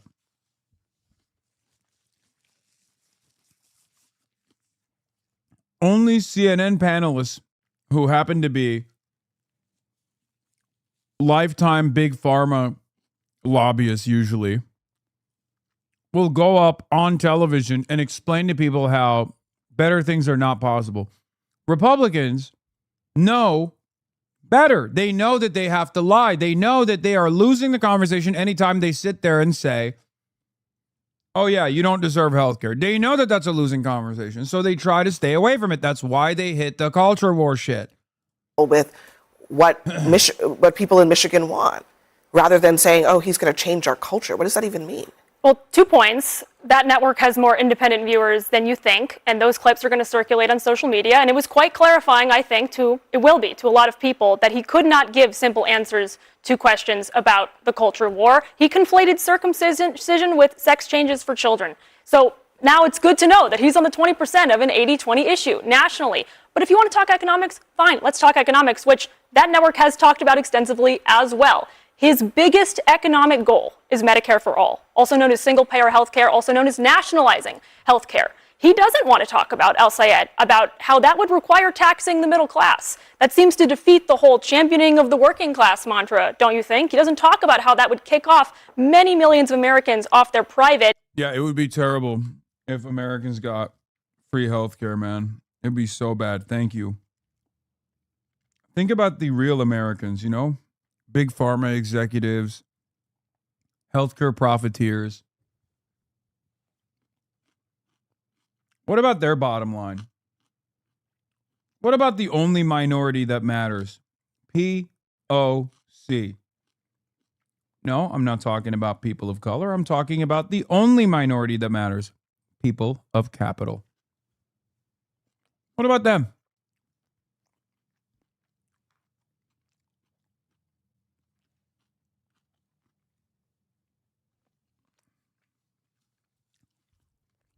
Neoliberals are on be like, for far too long, my friends, we have cast aside the dreams of the true people of capital so that we could defend the interests of the American working class. We say no more.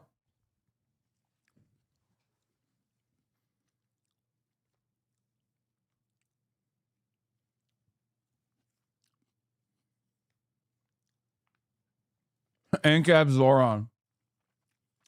Or employer-sponsored health care, and the majority of Americans, polling says, like their health care. So why doesn't he want to address that? He wasn't asked about it. But he is regularly. Well, no, he was asked. He was asked about health care, but he wasn't asked about those I think those are actually important, detailed questions about how this would work. He wasn't asked about that. And Trump is, I'm sorry, excuse me. I just wanted to be very clear that these are issues that also impact the folks watching Fox, right? Whether we're red or we're blue, people at home are struggling. And they with like their getting health care. insured. But they like their health care. If they have And they said if they in haven't 20 got issues kicked talking off their about health they don't want to care. get If they haven't got No. kicked off of Medicaid because of So you want to kick them off even though they like it? No, Is that I what you're don't want the saying? people. This is where you see the neoliberal handshake between corporate wing of the Democratic Party and Republicans. This is the exact same argument that they landed, liberals did, against Bernard Sanders when he was unveiling Medicare for All. This is what I mean when I say it's uniparty on certain issues. There's a bipartisan consensus on certain issues that a lot of people refuse to reckon with. This is what our side opposes. This is what we constantly complain about. Right? This is what we're talking about. This is uniparty. As it pertains to healthcare profiteering, there is consensus politics in Washington, D.C.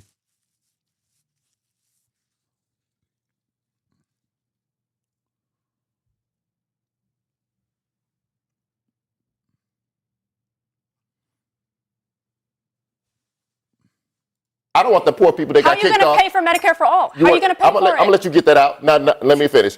Now, what I don't want is the poorest of Americans to get kicked off of Medicaid, which is what happened to pay for these tax cuts that were part of the big beautiful. Okay, that's also Is the argument not just people like their doctor, people don't like their insurance? Yes, that is the argument. That is literally the correct argument. And yet, because many of these panelists are not as like tapped into being pro Medicare for all, I suspect, because I don't even know if Deja, who I appeared alongside at the Young College Democrats of America thing, I don't even know if she was running for Medicare for all.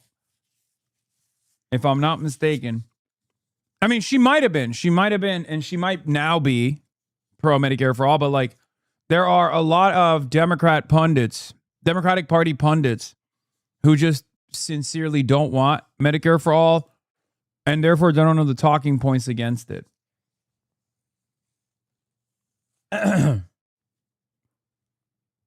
Misnomer. Work requirements for Medicaid? That's what I don't. This is crazy because you're talking about work requirements for Medicaid. But in fact, when we are talking about these administrative barriers, these are my neighbors that I'm going home and talking to, and they're missing paperwork by one day and they're falling off their care. They're going. Also, the blonde lady is arguing against Medicare for all, but every other panelist, if you noticed, are arguing for preserving the pre-existing healthcare system. No, just argue for Medicare for all. Just argue for it. You don't have to turn around and be like, well, the Republicans are cutting the subsidies or whatever, you know? Just say it's better.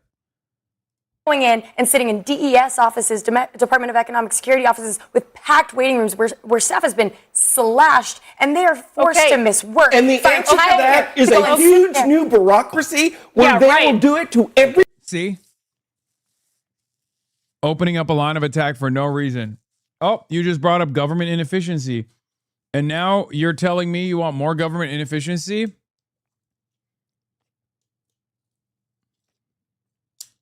Everybody, the person in America who has taxed the middle class the most is Donald Trump. If you are at the 60th percentile of income or below, any tax cut you might have gotten from the big beautiful bill has been chewed up by tariffs. Tariffs have, if you're 50% or below, you're now paying more in the tax impact of tariffs than you would have before. That's not an argument for Medicare for all.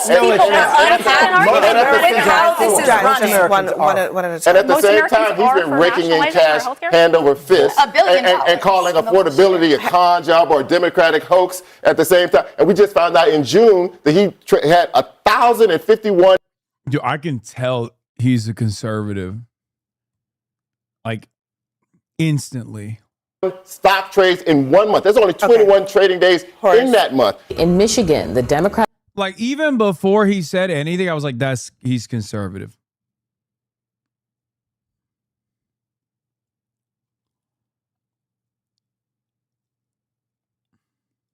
Senate candidate Abdul El-Sayed is putting some distance between himself and Twitch streamer Hassan Piker, the left-wing influencer he has appeared with several times on the campaign trail.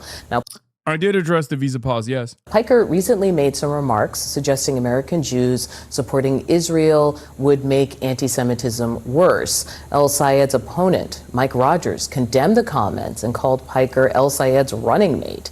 Now, El-Sayed released a statement saying in part, quote, "Nobody speaks for this campaign.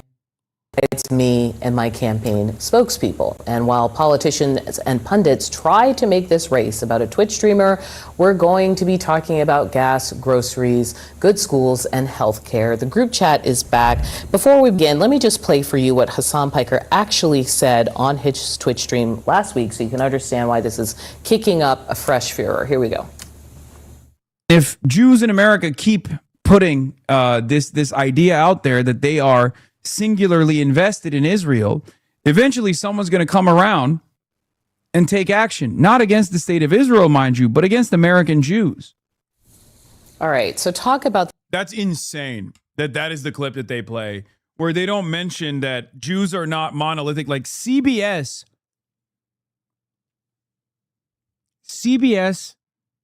did a better job than CNN did.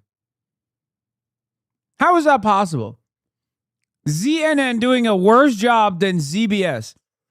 ZBS at least showed that I was talking about how Jews are not monolithic. There are varying degrees of sympathies with the state of Israel. And Jewish institutions and organizations that make it seem as though they are singularly invested in Israel are also creating anti-Semitism. The backlash to him and the role of these outside voices in campaigns. Because I think ever since the Joe Rogan backing of Trump, all I've heard is we need a Rogan for the left, from the left. And now they get something like it and it's not working out so great. Well, when you think about a surrogate, which is a voice that you're using from the outside to promote your campaign, you typically want it to be somebody who shares your values. And so I think the challenge here with Piker, and while I say he's trying to distance himself, is because he's clearly saying we don't have shared values. This is not the person that should be the surrogate for me. I also want to note that when it comes to... Yeah, also, Abdul El-Sayed is not a fucking socialist.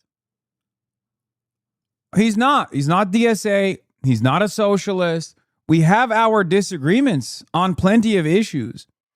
These people are so strange, where they think that two people can align on, key aspects of their agenda and unite under a shared interest in making America better for everyone without agreeing on everything.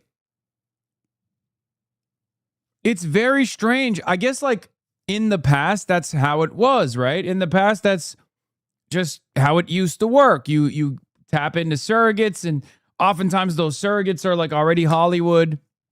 They're famous people anyway, so they have a lot of corporate pressure that they have to abide by. So they're not going to say anything too unhinged that are going to put you in harm's way or whatever.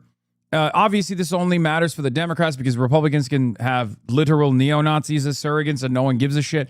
But the idea that you have to agree with every single thing that a surrogate of yours has said is so ridiculous. Twitch, the way that you engage an audience, the way that you're successful is by being intense, is by playing into the reward system of your audience in real time. And no, I'm not being intense in an effort to drum up controversy and drive clicks. You guys are just oblivious to how angry normal people are. This is the problem. Of course, if you are, I don't know, a senior reporter for Axios and you're a lifelong journalist and you've risen through the ranks and now you make $100,000, $200,000 a year, you have a decent apartment that you were able to find, your life is somewhat more comfortable, okay? Then yeah, you're not going to be as angry. But regular people are fucking mad. I'm not being a shock jock necessarily or saying something to invoke a reaction. I'm just angry. I'm genuinely passionate about these things. And so are the people that are tuning in. So are regular people. Like, for example, when we talk about Israel, the average person's perspective on Israel is far closer to mine, if not damn near identical in most instances, or perhaps even more radical than mine in certain instances. That's what the average person is thinking when they think about Israel.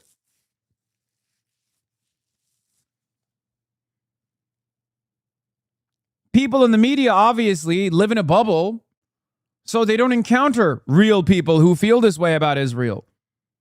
So they think, wow, these guys are so mad. Why are they so mad? I don't know. 23,000 children were slaughtered with our weapons, with our tax dollars. Perhaps that makes people a little pissed off. You think it's normal to react like a fucking sociopath to this shit, to this carnage? You're the weirdo. You're out of touch. Not us. Because you're speaking for a really long time, Yes. and they are responding over time. And the way that the platform works, so you can obviously pay to subscribe to somebody's channel, you can reward someone in real time for what they're saying, almost like giving kudos, is it's going to reward you to double down on the things you say, or it's going to incentivize you to double down on the things you say that your audience in real time says they like. They're going to come to your defense, your stance. Yes, that's why Twitch streamers tend to be, I don't want to say polarizing, but they tend to be very intense and compassionate about what they're saying and their views. When you're... This is the most cynical interpretation of what I do, man. From a bunch of fucking boomers, too. They have no idea. It's such a cynical way to approach this, man. It's such a cynical way to interpret what I am doing. Oh, it's just for clicks. It's just for money.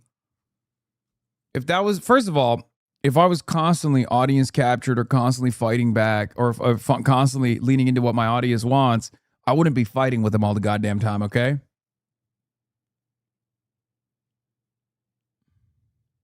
Trying to You run don't for... want to say polarizing?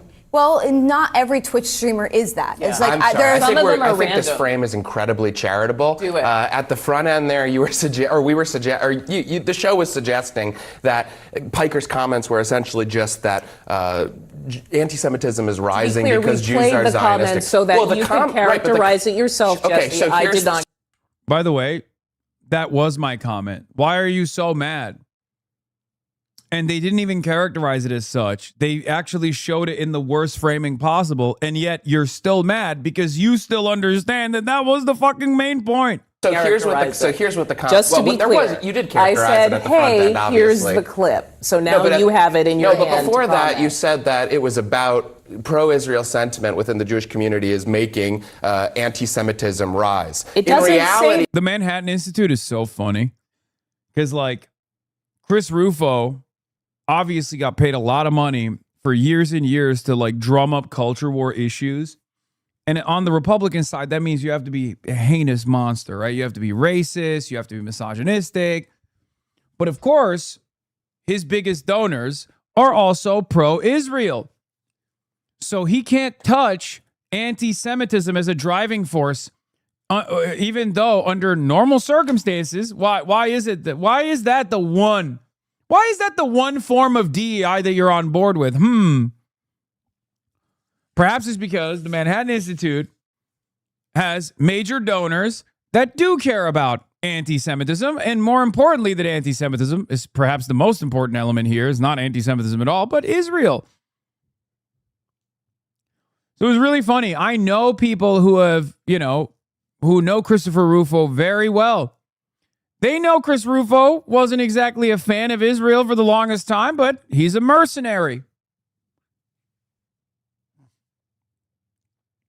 Yeah, Jesse, if you're going to come on the show, I need you to listen. I really need you to listen and respond to the things I say. Because we spend a lot of time writing this stuff. And I didn't use any of the words you just said. And I want to be very clear. Michigan Democratic... Why are you backing away? Why are you backing away? You should just say, yeah, I did say it. I said what I said because it's true. God forbid you on accident interpreted what I had to say charitably on CNN. Oh my God, I can't believe this is what this panel has fucking devolved to. Chuck Rocha, do something. Chuck! You know me, Chuck. Do something. Senate candidate Abdul Sayed putting some distance between himself and Hassan Piker. Okay, so the distance he put between himself and Piker Hassan recently made remarks suggesting American Jews supporting Israel will make anti-Semitism worse. That's what and he then said. we played the clip. Okay. By the way, that wasn't a charitable interpretation. That was just what I said.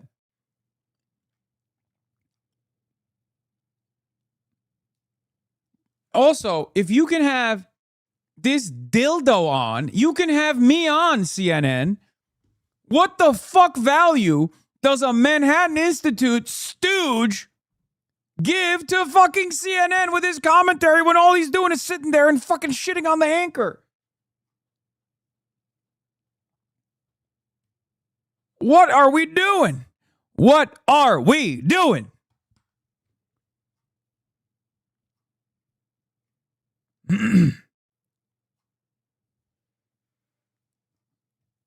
Do not put words in my mouth. I I didn't put will words tell in you your right now. It's something that really bothers me because I spend a lot of time trying to be careful. Wait. CNN anchor upset about words being put in their mouth. Very interesting. Oh, you don't like it. Oh, you don't like when people put words in your mouth. Well, welcome to the show. Okay. Please stop doing it to me. Please, I'm begging you. Okay. I hate it too. I hate it as well. Here's the greatest thing that we could do.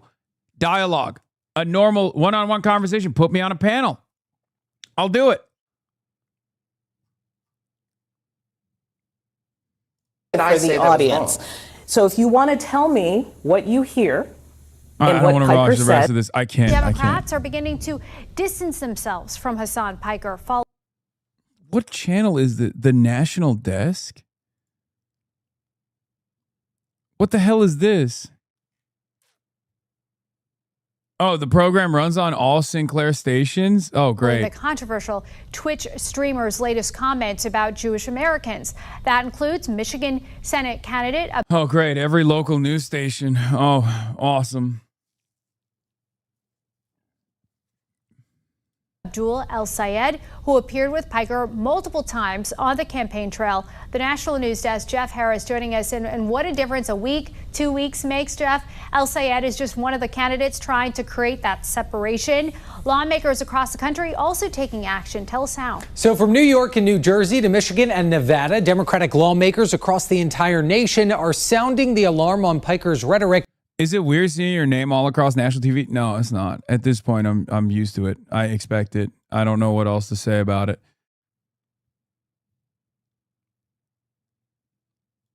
Surrounding Jewish Americans, most referencing a recent clip where Piker suggested to his Twitch viewers that support of Israel will make anti-Semitism worse and invite violence.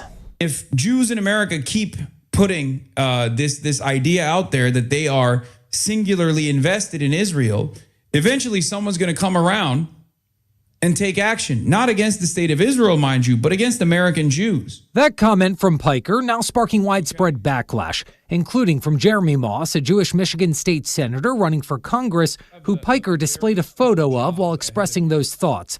Moss writing, quote, "I will not be lectured by a California podcaster about what Oakland County, Michigan's Jewish community, should and shouldn't believe."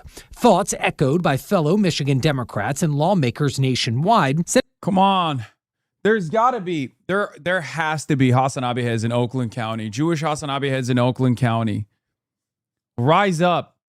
You have nothing to lose but your chains. Saying you displayed a photo of his nasty work, I know, they're boomers. They don't understand how Twitch streaming works, so they have no idea. I was like reacting to different things at different times. There's probably 2 or 3. No, there's definitely some. I mean, there's one that, there was that one lady from Oakland County. There was that one lady from Oakland County who was like, oh, I'm going to vote for Abdul, but I think like the Hassan Piker thing is like a bridge too far for me. And there was a chatter in here who is literally like the nephew of that woman. This is a big community. There are a lot of Jews in this community, a lot of anti-Zionist Jews in this community. So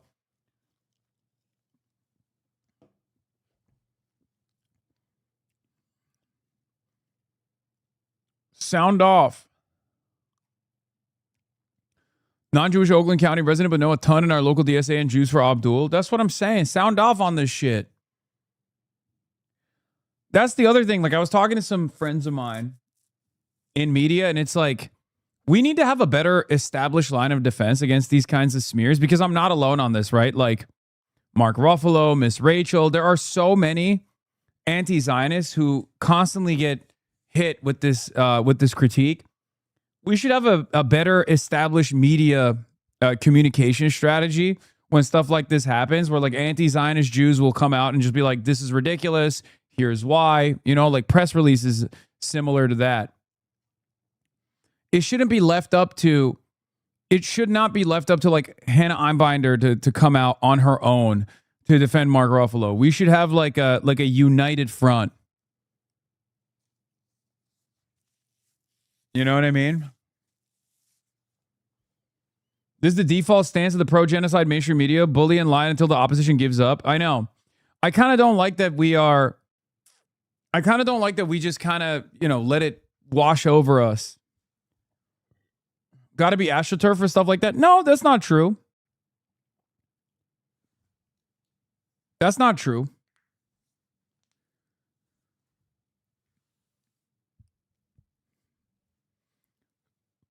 I think you need to partner with Jewish anti-Zionist orgs is the only way. What do you mean? I do all the time. In many of these campaigns as well. Are you asking to create a token Jewish community you can call on? Wow, what a charitable interpretation of what I just said. I said that there are already pre-existing anti-Zionist Jewish organizations, and they should be piping up about things like this, especially at a time when anti-Zionist Jews are directly erased from the conversation, which is ironically the point that I was trying to make. That's the problem. Any Jewish person who is critical of Israel is immediately erased. Immediately. It is as though they do not exist. There are some, like Ben Shapiro, who actively tell people that they are not real Jews if they are against Israel. So that's number one, which is disgusting. It's anti-Semitism. But then, even when someone says they are a liberal Zionist like Brad Lander, their electoral victory over the likes of Dan Goldman is considered an anti-Semitic act in one of the most Jewish districts in the country, where Jewish people are voting for a self-identifying liberal Zionist Jewish congressional representative. And only because his position is the correct one and the majority position on Israel, which is that Israel is an occupation, Israel has done a genocide, Israel is an apartheid state, and that must be abolished. Only then is it considered, only then are people calling into question Brad Lander's Judaism, his Jewish background. It's disgusting.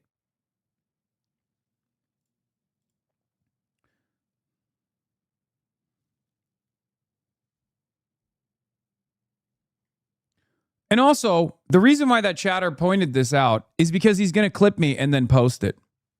He's going to clip me and say, Hassan Piker wants his own token Jews to defend him.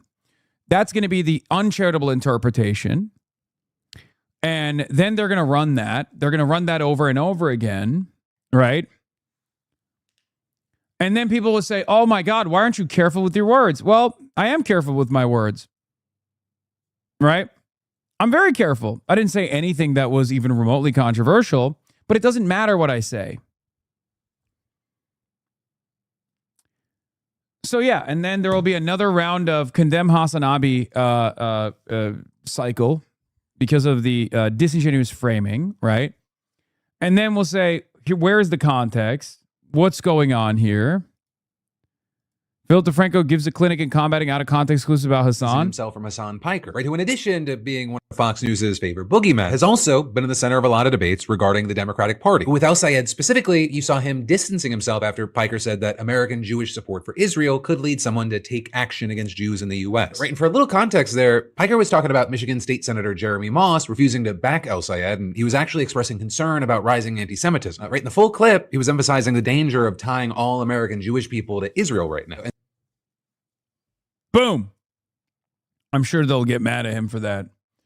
That's the thing. Like, people openly show their disdain for taking these disingenuous, out of context clips and putting them in the proper context. Like, people get mad. People go, oh, you're defending this person. You're defending this vicious anti-Semite. It's like, no, they're defending the fucking truth. What do you mean? Oh, I'm sorry that some people are not going along with your ridiculous smear campaign. It shouldn't be left up to Philip DeFranco to demonstrate higher journalistic integrity than every single mainstream news outlet, by the way. I like Philip DeFranco, but it is crazy that the entire process has been flipped on its head.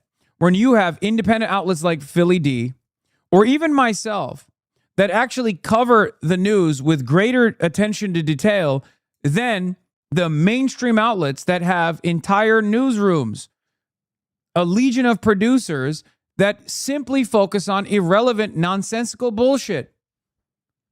I talked about this when Dave Weigel reported on it as well, where it was like when Abdul goes on Hassan's stream, he talks for 2 hours uninterrupted about policy. When he goes on CNN, he's hit with soundbite after soundbite after soundbite of clippable moments like, do you condemn Hassan? Do you do this? Do you do that? In the past, the expectation was that if your media diet featured non-professional news outlets, independent media, then you were probably being led astray, right? We don't have the same ethics, the same code of conduct when we're when we're covering the news, right? It's not the same as like a serious news department with a legal team and all this stuff. It turns out we're in opposite world now. Now, this isn't to say all independent news outlets do this. Obviously, that's not the case. Trust me, I know. But perhaps there's a reason why so many people are pouring into independent news outlets and going to places like Zateo, places like Dropsite News, places like this community, and even Philip DeFranco.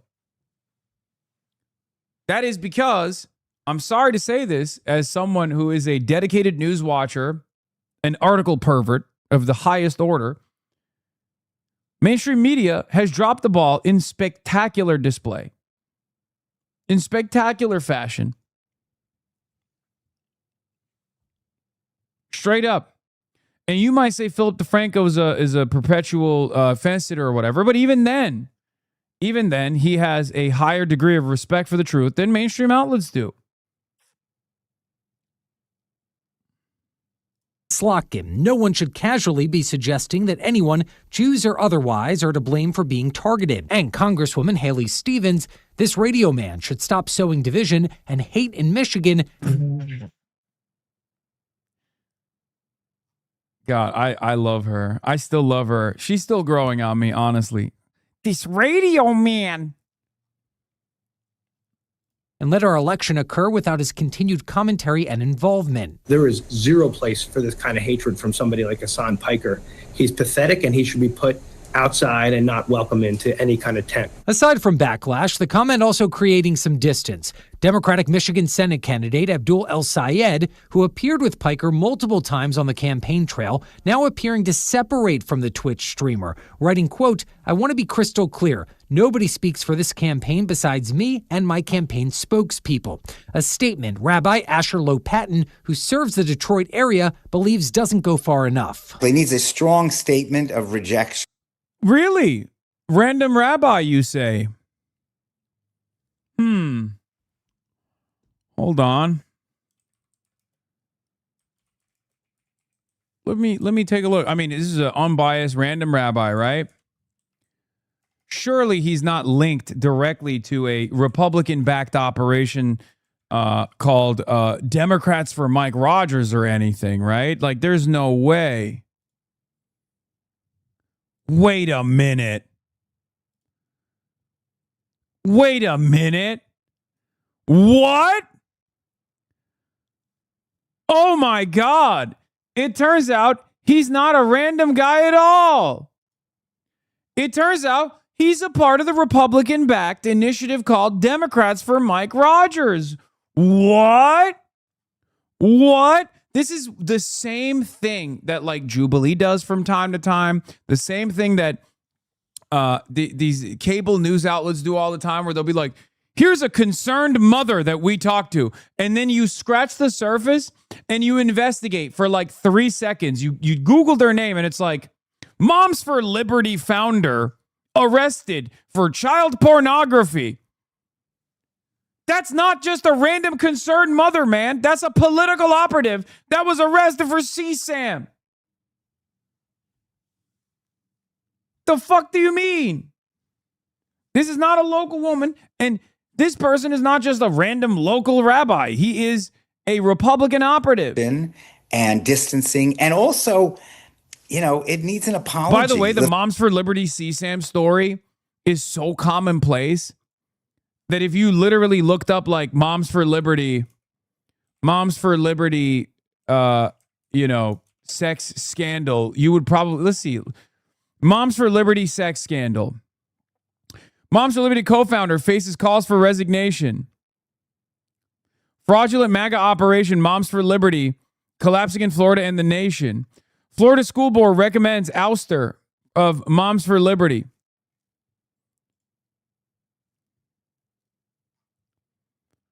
Wait, that was a real example? Yes!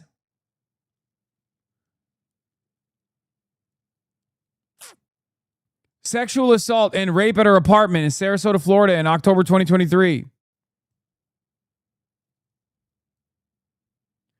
I remember when the trans bathroom story happened in Northern Virginia and they talked to a concerned parent and it was the head of the GOP in the county where the story happened. Yeah, it's always concerned parent who happens to be a paid Republican political operative. What the fuck?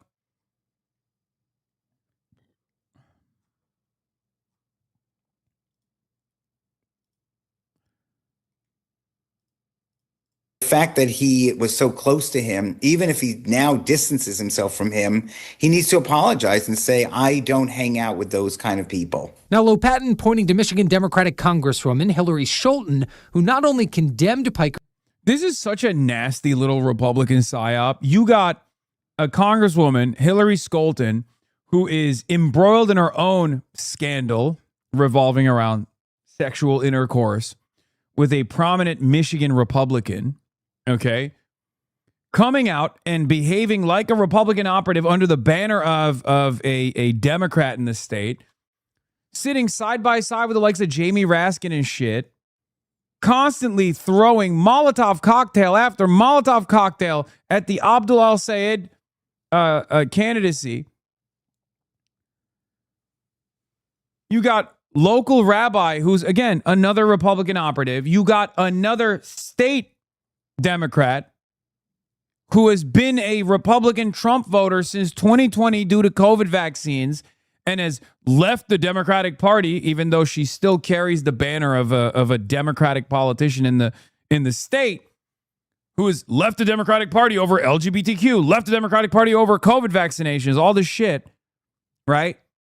And these guys are sincerely running around being like, as Democrats, we find Abdul to be unconscionable.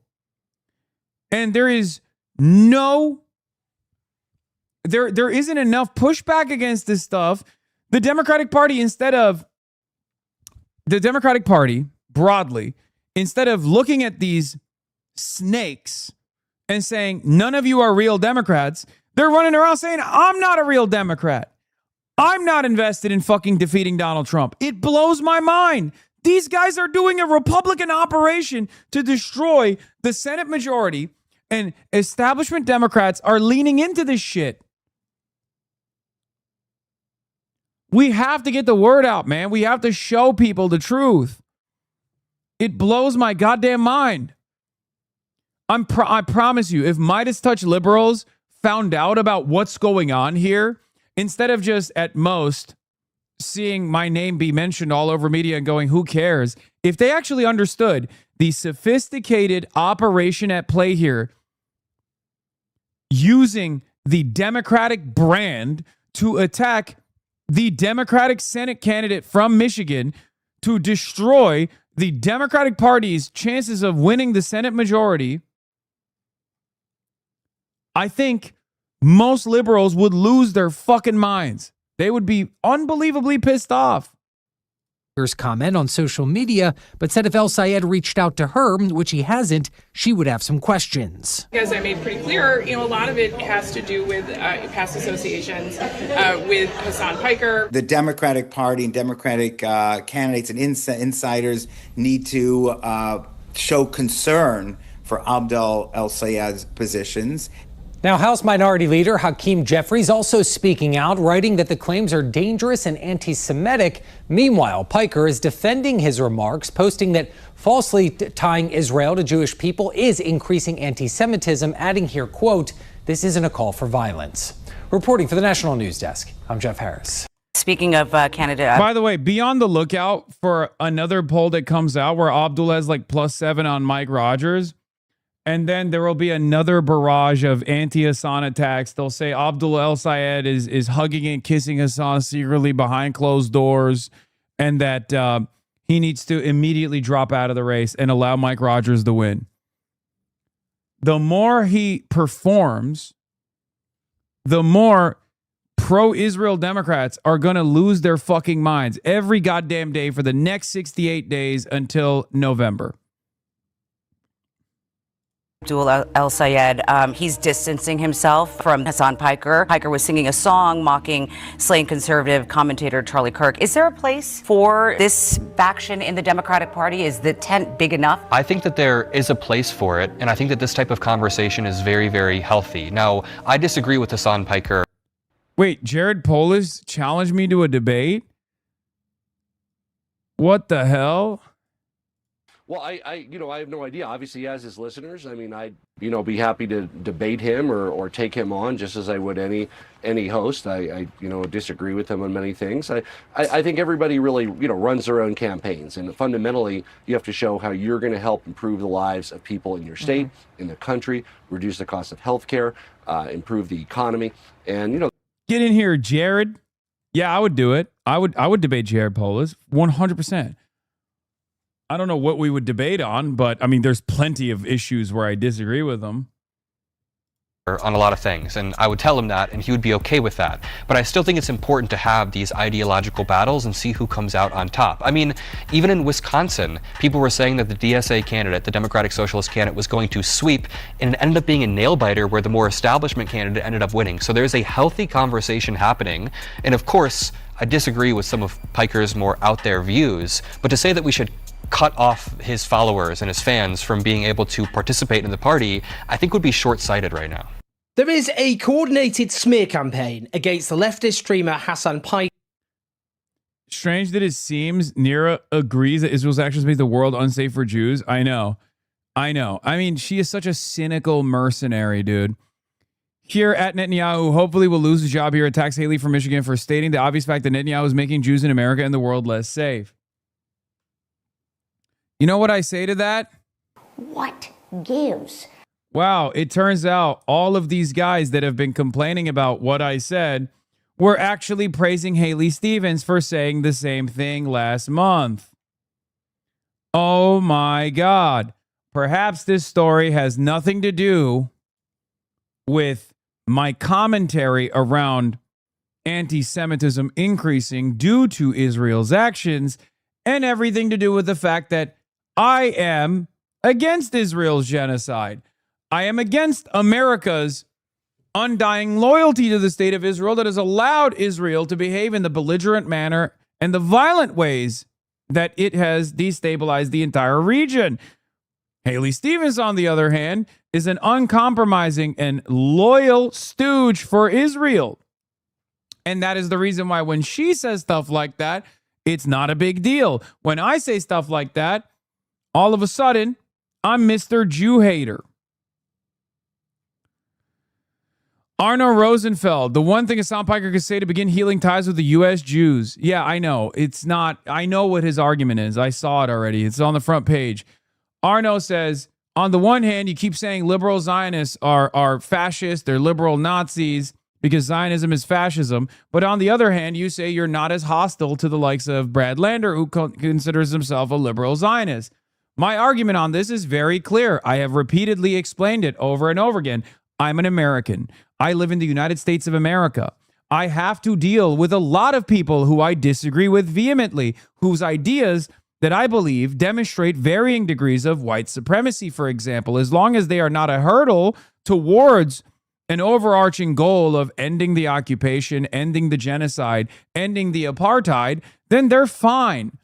Yes, we will have disagreements on this issue. We will have disagreements on how people present themselves, on the setbacks. But ultimately, I have to be pragmatic. I am not going to spend time behaving in an antagonistic manner towards those who are far closer to my opinion when the overwhelming majority of people in positions of power are unbelievably hostile to the idea of even declaring Israel to be an apartheid state. It's just true. These people are hostile to the truth. Okay? So that's it. Some recognition for Piker that many American Jews are grappling with their relationship to Israel as a minority group in a historically hostile diaspora would go a long way towards reassuring them he views them as more than would-be Nazis or terrorists. Of course I view that. Of course I view them as that. How do you think I have converted so many young American Jews to anti-Zionism? I didn't do that by being like, you're all fucking little Nazis. It's twofold, okay? It's a two-parter. On the one hand, shame is obviously important, especially when the crimes are so severe. But also on the other hand, I'm understanding of people's social conditioning, right? I'm understanding of people's social conditioning. I understand it. That's why I love Simone Zimmerman. We've talked some of my favorite guests, some of my closest friends did not start off as anti-Zionist Jews, but were initially liberal Zionists themselves. They worked in J Street. Noah Cohen is a great example of this, right?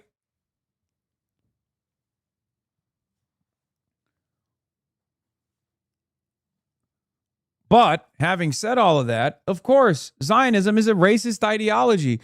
The sad reality is that there are plenty of people, not just with Zionism, but with numerous, with varying degrees of racist ideology that they have been socially conditioned into believing. That doesn't mean that they're irredeemable. That's my opinion. That's always been my opinion. That's why there are some who fucking yell at me all the time and say I'm far too forgiving. I'm far too aggressive. Meanwhile, most people say I'm too aggressive with my commentary on Zionism and my hostility towards Zionism.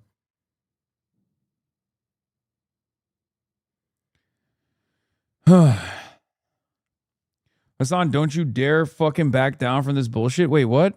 What are you talking about? Are you fantasizing about me potentially backing down from a position? I'm not even saying like, oh, let's begin the healing ties with U.S. Jews. I have already clarified this position that this person is demanding of me. Okay?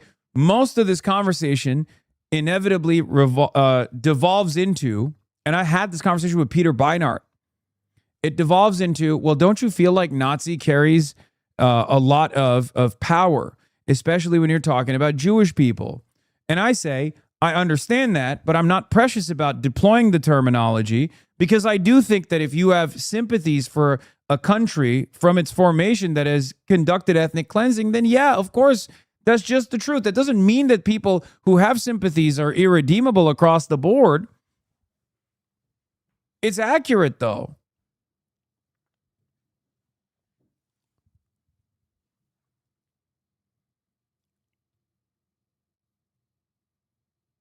It's accurate. Anyway, but so much of this is just crosstalk where people have decided what their perspective is about my commentary because they've seen clips. I push back against those who say I care too much about anti-Semitism, that I'm a philo-Semite, I'm a Jewish supremacist, a liberal Zionist, and I push back against people who will then turn around and tell me that I don't care about Jewish people's feelings at all on this issue. It's not true. I think I'm a fairly pragmatic and very balanced person on this issue, and I approach it with the nuance that it deserves.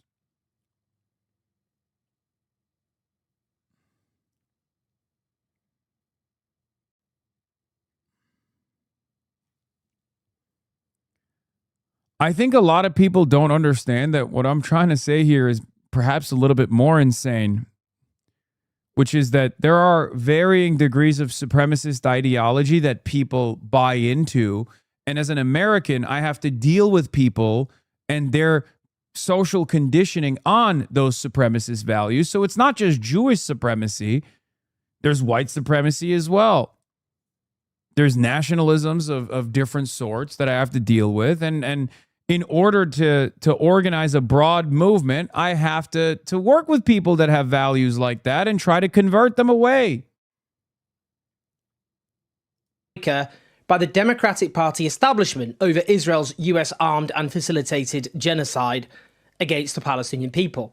The bottom line about what's happening here, because the American people have turned against Israel in revulsion at the genocide and want to stop facilitating its crimes facilitated by them, their country, their government, their state, and that opposition is overwhelmingly amongst the Democratic rank and file. But the Democratic Party establishment remains invested in the alliance with Israel, and they fear being swept aside by pro-Palestinian left-wing candidates in upcoming primaries, because that is already happening.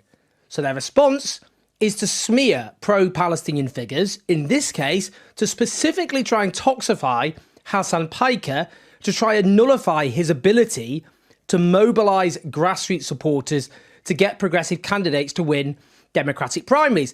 That's because he has been successful in helping progressive candidates get selected to win these primaries. And so they want to deter progressive candidates from getting his help on the basis that they will then pay a price if they do. Therefore, he won't be able to mobilize support in support of those candidates. They also, the Democratic establishment, want to destroy the chances of progressive candidates like Abdul al-Sayed, who was successful in becoming... I'm going to skip this. They got hit with the tornado. You are getting susceptible to bandwagon fallacy where people start thinking if this many people think you've done something wrong, then they must be correct. I mean, I don't care, dude. I have said this a million times over, man. Listen. I am a socialist, anti-imperialist in the United States of America. You think it's my first foray into being misunderstood or hated for a position that many will inevitably arrive at? No. That's just what it is, baby.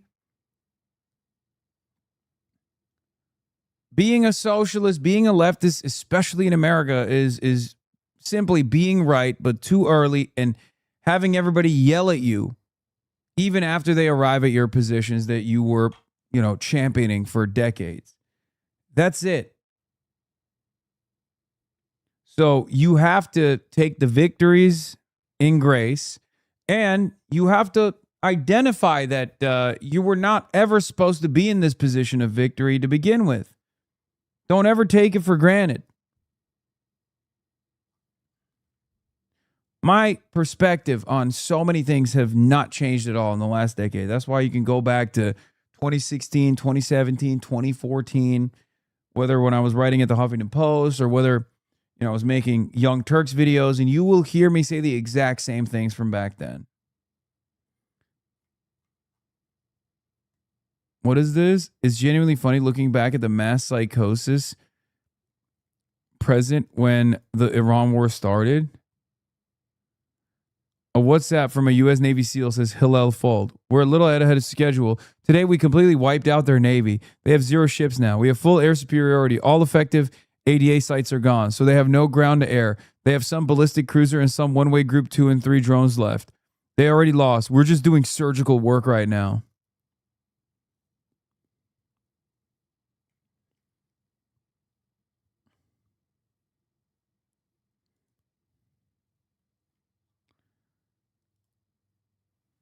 That's right. I'm going to do it again. Car plus pussy equals pussy.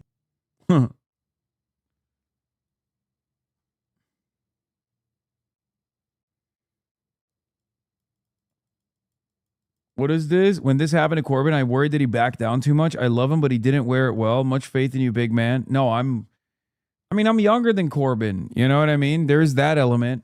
Also, I'm not a politician. I'm a media personality. So I have a lot more liberties.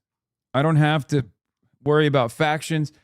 Part of the reason why is because my faction is an outsider faction regardless. My loyalty is to the American working class broadly. But outside of that, my loyalty also in the interim and the immediate sense of it to a political organization lies with the Democratic Socialists of America. Okay? I care about building socialism in this country. So for me, it's like these centrist Democrats, these establishment Democrats, these right-wing Democrats, Zionists of different like ideological teams, ideological tendencies. Who gives a shit if they fucking oppose me? I oppose them. You know? It's fine. You will never see a real, true, I was going to say true blue, but true red DSA cadre come out and be like, fuck this Hassan guy, he's bad. Or if they've done so, that means they are completely betraying, in my opinion, betraying the fucking movement. Or maybe I have betrayed the movement at that point.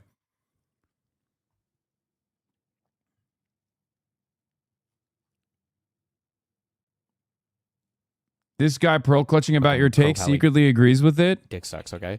But one of the things that actually is true is that is technically true, though. It is one of the annoying things about Israel is that you are the only Jewish state on the planet. You conduct yourself in a fucking unhinged manner. It's not really that surprising when people start to get overall like a bad impression of Jewish people. Now, it's not good. Shouldn't happen. But also like Netanyahu, bruh.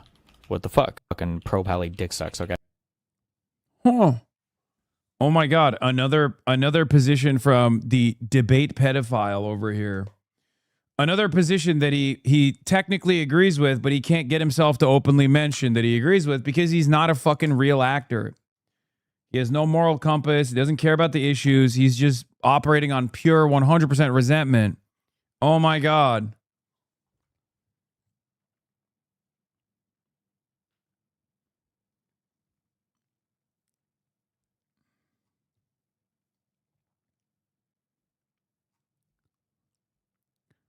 Ben Lorber says, at its philosophical core, the early Zionist movement claimed to reorient the Jewish people as a political actors charged with historical responsibility. Ironically, today, many Jews claim their Zionism as a kind of tender personal retreat from historical and political responsibility.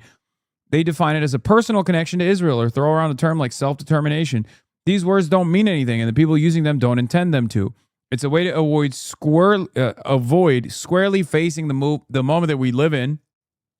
Many of the smarter early theorists of cultural Zionism would be ashamed by these kinds of vacuous arguments. They criticize precisely this kind of blinkered myopia in co-religionists who refuse to actually address political reality with grounded honesty.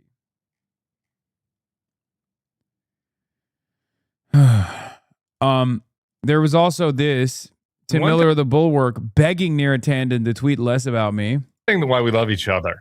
One reason why we love each other is because we're both posters at heart. Your Twitter energy, though, lately has been a little bit off of Susan Collins for my taste. I counted this morning 15 tweets about Hasan Piker since Sunday. A lot of attacking the left right now from you on the Twitter account when we have a big challenge ahead of us in November. And so, yes, I think this is a really important thing to that. discuss. I actually appreciate the opportunity to talk about this because I want to make a distinction. And I've said this publicly. I said this to the New York Times like a month or two ago, which is we're like left candidates, even DSA. Is she drunk again? At this point, we've only seen Neera Tanden sober one time when she was doing a Center for American Progress front-facing camera video.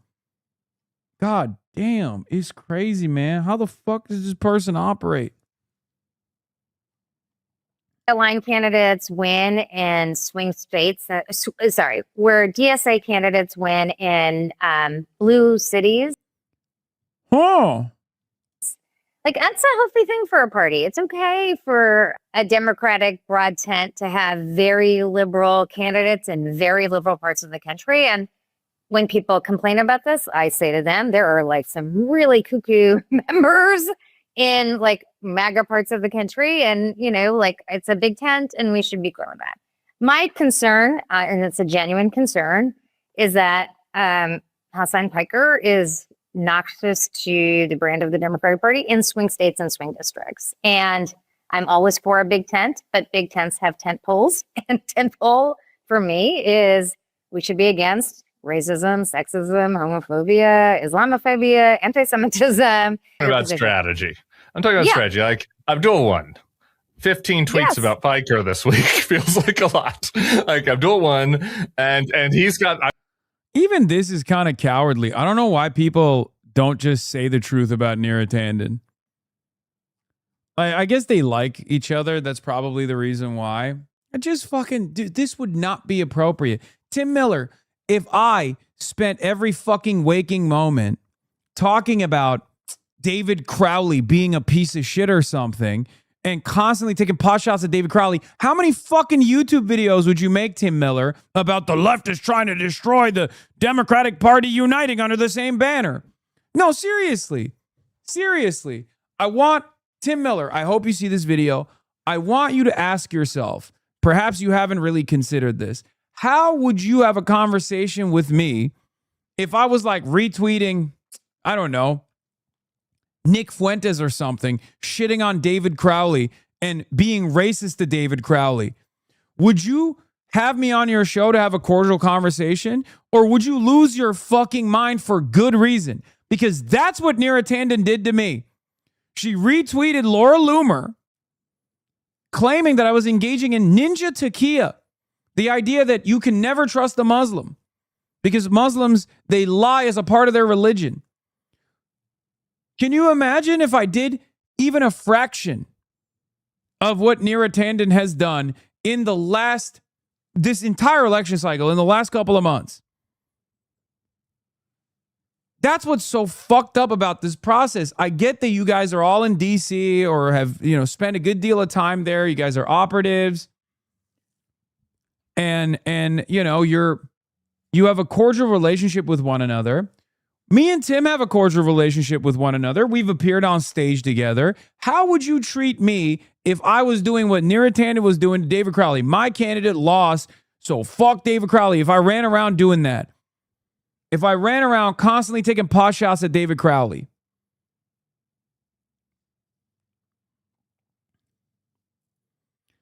if DSA and numerous other political organizations were like, we are refusing to work with David Crowley. We don't want David Crowley to win. And then there was a media cycle around it. And I was running around saying, I hate David Crowley. Like, this conversation would not be cordial. And I wouldn't expect it to be cordial. You're being far too nice to Neera Tanden here. You're being much nicer to Neera Tanden than what she deserves at this moment. And if we don't actually implement a sense of shame against these shameless mercenaries, they're never going to behave appropriately when the moment requires them to, at the very least, get out of the way. Because I'm not begging for Neera Tanden to talk about how awesome Abdul is every day. I'm just begging her to shut the fuck up about Abdul El-Sayed. That's it. That's it. That's it. If you don't like the man, don't talk about him. The Senate majority hinges on this. It does not fucking make sense. I think you can shame shameless people. Okay? There is power in social inoculation. There's power in a sense of community. If more people came out like Pecan was and actively started saying, Neera Tanden, what the fuck are you doing?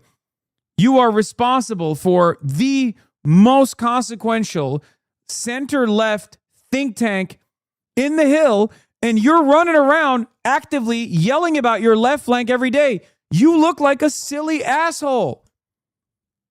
You are dividing the base. You are fomenting voter apathy. You are spitting on the faces of hundreds of thousands of Democratic Party voters that door knock for candidates over and over again, telling them to suck it. The fuck's wrong with you? This is not the behavior of a professional political operative. This is the behavior of a drunk sociopath.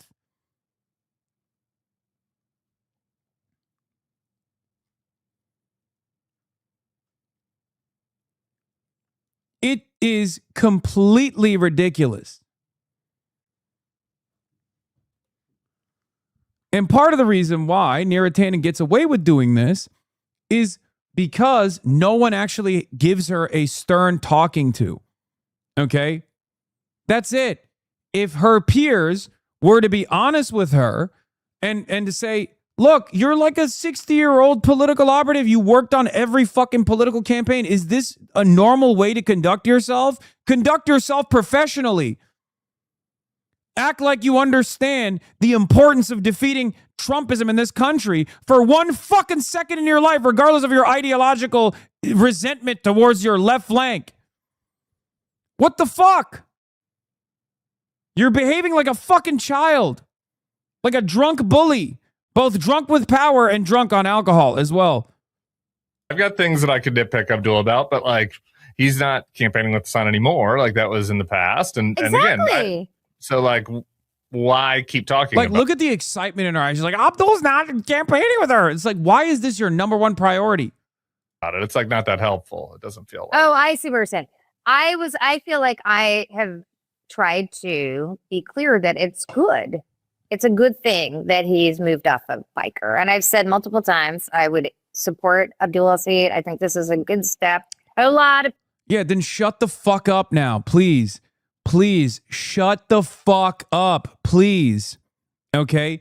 Focus on races you care about. Okay? It is obsessive. Her and Shannon Watts and Fred Gutenberg.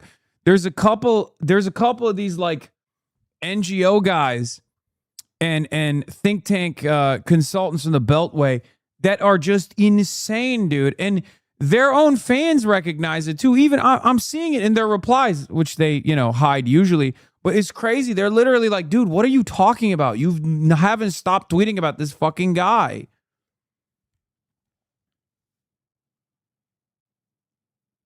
people looked at his statement and Trey Easton is another one. Even the other guy that was the John Fetterman guy from Searchlight Institute has been a little bit more agreeable in this process, where at least he entertains the notion of Abdul El-Sayed winning. Whereas Trey Easton is still trying to take pot shots because these guys literally have decided they're my op, I'm their op.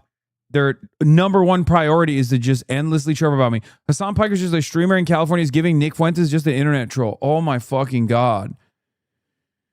Oh my God.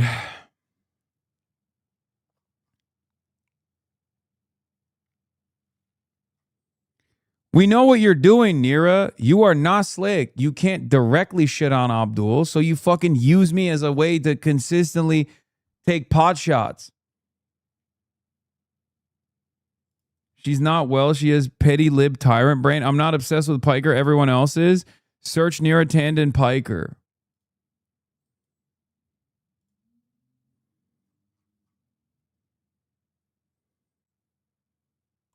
Insanity. This is not normal. said, oh, it's not enough. Abdul El-Sayed's statement, it's not enough. I think this is a good step. You know, you can't, like, it's good when people do stuff you want them to do. That's great. But I'll tweet less if you'd like. No, I like your tweeting. I'm just trying I'm trying to get like an 80-20 ratio.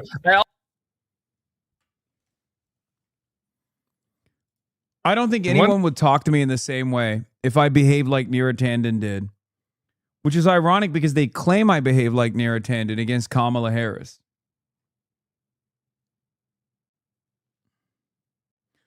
All this shit also creates a permission structure for Nick Fuentes to further enter the mainstream. The comparisons legitimize him. I know, I've already given up on that. Did you ever think you'd see serious people Ethan climaxing? No, I did not. I thought that these guys would have like more shit going on in their lives.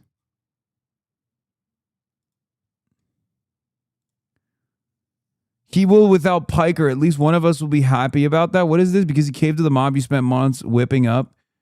Why did El-Sayed distance himself from Piker? Was he duped? He will without Piker. At least one of us will be happy. Here's the difference between me and Neera Tanden, okay? If Abdul El-Sayed won, whether he distanced from me or not, okay, or sufficiently distanced, let's say, to Neera Tanden's liking, I wouldn't give a shit. I would still be happy because I want him to fucking win. Neera, on the other hand, cannot see the world as anything but an opportunity for social progress for herself, for career advancement, social advancement. That's the only way she operates, and this is pure projection.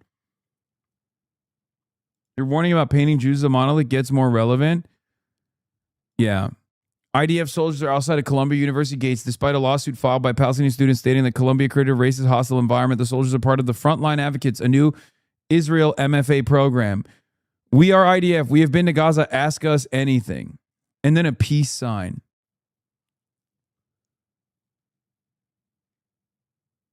Nazis, dude. The double standard once again. What is important to understand is that if these IDF soldiers are harassed or attacked in any way, the headline will be Jewish students attacked in anti-Semitic incident. This isn't hyperbole. This is the exact scenario that has played out a dozen times on U.S. college campuses. In November 2024, when 2 IDF soldiers were attacked on the DePaul campus while standing next to a sign that read, "Come talk about Israel with an IDF soldier," the media covered it entirely as an anti-Semitic hate crime and did not mention or downplay that they were IDF soldiers. When they were attacked because they were Jewish students or because they were open members and supporters of a military that at that point, all major human rights organizations have determined was committing genocide. I wonder which one of those reasons were those people attacked. Categorically, across media, counter-protesting, harassment attacks on pro-Israel students are framed in the most sectarian terms possible, while violent attacks on pro-Palestine students, UCLA May 2024, Columbia January 2024, by Zionist vigilantes is framed in purely ideological terms. Attacks on pro-Palestine students is never, and I mean never, framed as attacks on Muslims or Arab students. It is always stripped of sectarianism or racial hatred. Meanwhile, opposition to the most openly ideological Zionist political activity is framed in sectarian terms as a rule. This one-sided sectarian framing is reflected in the data of campus protest coverage. In the first 6 months, there were 1,385 standalone mentions of anti-Semitism in New York Times, Washington Post, USA Today, AP, Politico, Axios. During the same time frame, there were only 22 mentions of Islamophobia. This is despite the fact that according to the university's own findings, there was roughly an equal amount of anti-Semitism and Islamophobia on college campuses. This is according to their own studies commissioned on behalf of pro-Israel donors and lawmakers. It's not just support for Israel and Zionism that's increasingly viewed by courts and our media as a protected class comparable to religion or race. It's open support and membership in the IDF. This is obviously batshit, illiberal, and makes a mockery of minority protections. Can you imagine? The Klan, being a part of the Klan is a protected political expression, protected political identity. Being a Nazi, being a part of the American Nazi Party is a part of a protected political identity.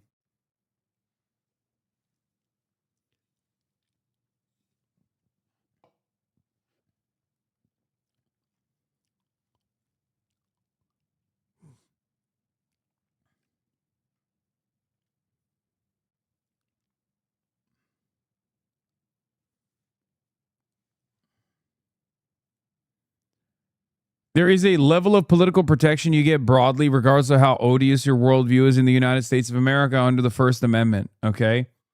But that doesn't reach that doesn't reach the same standard of protection that we're offering to literal war criminals, okay? To people who have conducted war crimes, to people who are openly saying they have conducted war crimes. When someone says, I'm an IDF soldier and I was in Gaza, you are openly admitting, according to virtually every human rights organization, You are admitting to being a part of a military that is a belligerent occupier and has violated numerous human rights laws and has conducted a genocide. You're no longer going to get the same level of protection that anyone else would.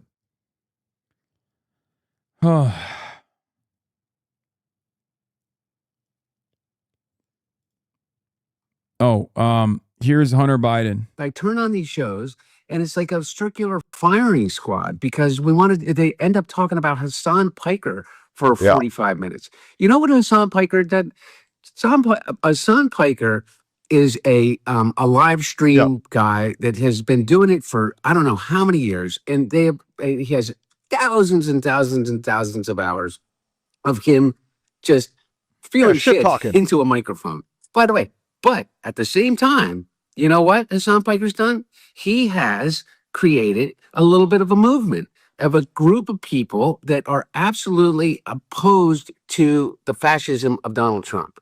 And you know what? I want to tap into that.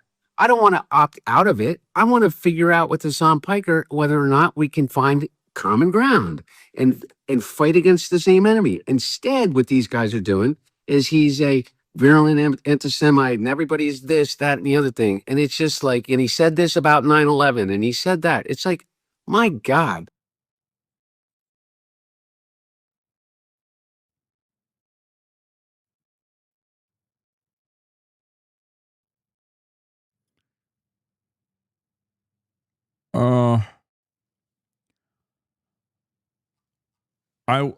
I'm gonna have Hunter Biden on stream. I will. Laptop Fap Alliance. Okay, dude. You see this?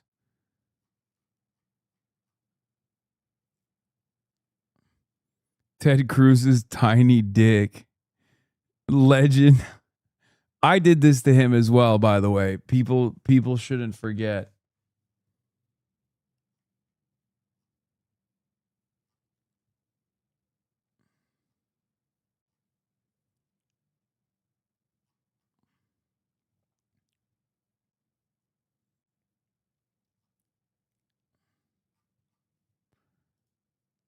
All right, let's see what the Jam Boys are saying. That hit the south side of Chicago too, and we've done nothing about it. They've been sitting in darkness for about a week. Crazy. Over a week. Fucking over a week. Yeah, over a at week. this point, bro. it's what, like 9-10 days. Gary has like one, because Monopoly. Gary has like one electric company. It's NIPSCO. NIPSCO released a bunch of shit basically saying like, hey, these are the places that's going to be, getting power back. When I went on the website too, because I saw it for myself, they didn't have Hammond on there. They didn't have the one Hammond was going to get their shit. They didn't have Munster. They didn't have East Chicago. They didn't have Gary. Like none of these places was on the list of when they was getting. And mind you, the list said people was getting their power back today on the 18th, and then the next people was the 19th, and they didn't. Like Dyer was getting their shit back. Is getting their shit back. Dyer. They really is getting a lot of the white people shit. They said they had the police station. The police station had power, and nobody else had power. Wow. Just so the police station can go and not help people. As people are stealing generators. People are stealing generators, so that's what they're doing. They're catching the criminals, stealing the generators. Maybe they wouldn't be stealing the fucking generators if they had fucking power. Or like, why don't we give the police power so that the police can go in their shed and open up all those extra generators they got sitting out, and then go hand those out in the community? Block camera. Yeah, it's absolutely horrible, bro, what's happening in Gary. And I think people don't actually understand that. Like, I think the longest power outage I've ever been in is like 3 days. Yeah, 3-4 days. Like those used to happen when we were kids. Nigga, 7, 8, 9 days is ridiculous. Everything. No, it's ridiculous. Everything in your freezer is now spoiled. Yeah. This morning, thousands of residents in Gary stealing everything. And parts of northwest Indiana still struggling without power after a violent storm ravaged the area 2 weeks ago today. First world country, by the way, but it's not. Now, the governor calling for a state investigation. It just is not conceivable in any way what is going on. Mary Cinco now forced to stay at a city shelter, her home damaged by the storm, and with no electricity, caring for her health is impossible. Without power, I can't take my breathing treatments. Thousands left in the dark, including Regina Gary, still without power. She spent the past 2 weeks hunting for food and ice to keep her diabetic mother's medication cold. That's scary for me because I don't want to make her sick. I can't believe they would allow this deeply anti-Semitic news coverage demanding funds for Gary, Indiana, and their plight. Those funds could go to Israel. Just saying. Do you guys remember when Texas made a pledge not to give FEMA dollars to areas that were desperately in need of it for their recovery unless they signed a loyalty pledge to never criticize Israel? I remember that did happen, by the way. That was real. So it weighed on me pretty heavy. Some fuming at utility company NIPSCO for not being able to restore power quickly enough and have filed a class action lawsuit. NIPSCO said the storm caused extensive damage, but that they remain committed to restoring power safely and as quickly as possible and will fully cooperate if an investigation is launched. It's been extremely difficult, very frustrating. Gary Mayor Eddie Melton has been pressuring NIPSCO to bring in more help to restore power at a faster pace. I'm going to fight every single day to make sure that we rebound and we bring the needed resources to every single neighborhood. Yeah, this is real. Texas City tells people no Hurricane Harvey aid unless they promise not to boycott Israel.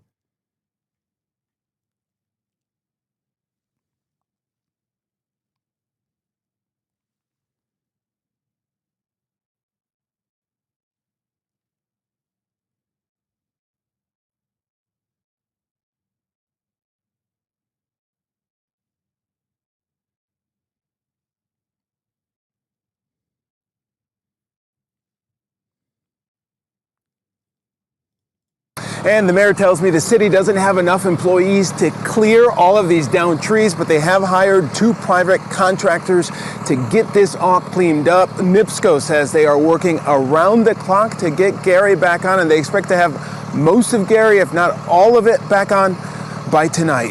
Whit? Yeah, can't come soon enough. All right, Alex Perez for us. Specifically said that they have seen no credible evidence to support the claim that Al-Shifa housed a military command center. The New York Times said the same, despite often shilling for Israel. Lies are all you have. This is the Professor Dave video. Everything is crumbling for Destiny Hey, and everyone. Pangburn. Born and raised Texan, fuck Hot Wheels Abbott and his predecessors. Our Texas population has been subject to propaganda since birth.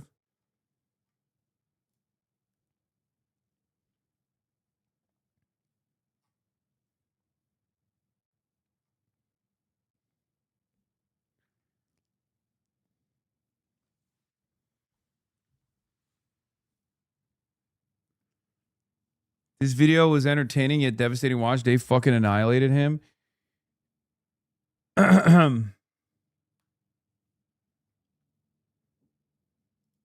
New Abdul. And I just want to point to 2 issues right now that we're dealing with. Number one, as hard as he tries, this guy wants to pretend like he never met. I think Abdul has like a very different corny millennial energy. Zoran has a different corny millennial energy. Abdul has a very different corny millennial energy.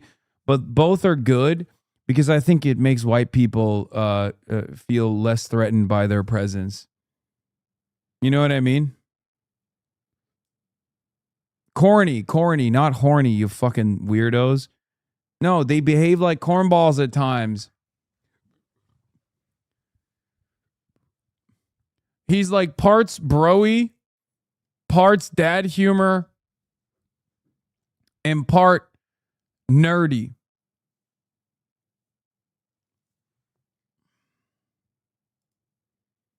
What is this?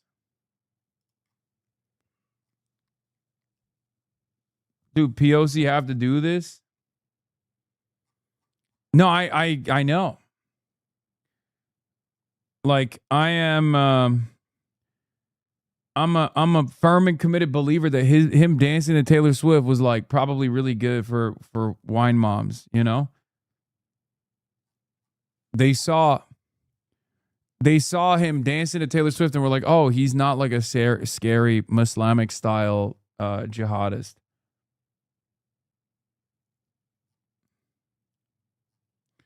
Unc, this all describes you too. I think my problem is I perceive myself as too white. So I do take liberties like white boys do, and then people actively remind me that they do not sometimes perceive me as that. Because I'm far more aggressive than these guys are. I run my mouth quite a bit.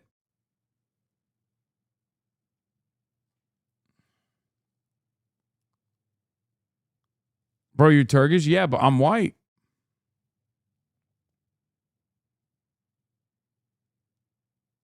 You do take liberties. I watched you forever and believed you were brown. Yeah, I don't. You know, is this going to be you or someone else? What is this? I don't think you have the life experience to be politically active. You said that your generation isn't entitled, but what do you call eliminating student debt? Kids today are lazy. They're entitled. You already have a bad taste with the boomers. Boomers are bad people. You already put that out in the media. And the college. Why does this sound like me? It does sound like me a little bit. Definitely Adam Mockler.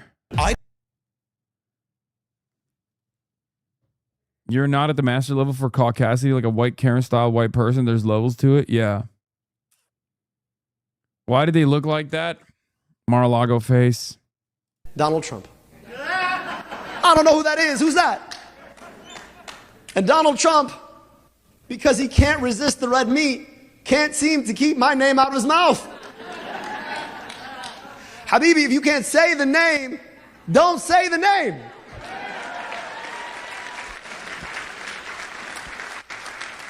Abdul. We gotta say it like that, man. It's creepy. Abdul. Holds on to the L a little too long. Oh, Abdul.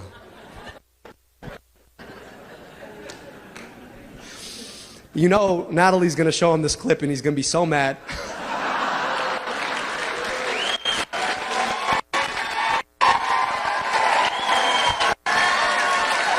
Abdul. Try Abdul Rahman.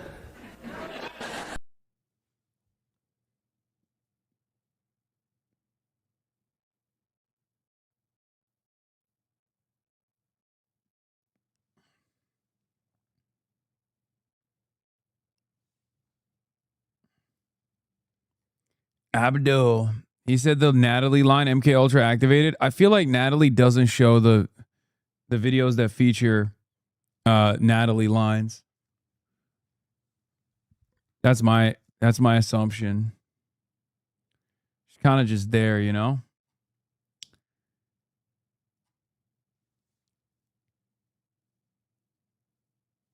All right, let's do Professor Dave. It's been a minute since I dropped this Hiroshima bomb, immaculately laying out the case for Israel's genocide against Palestinians and dunking on Destiny the fake progressive for denying said genocide. Well, now that the massive wave of damage control from his camp is over, it's time to drop the Nagasaki, so buckle up.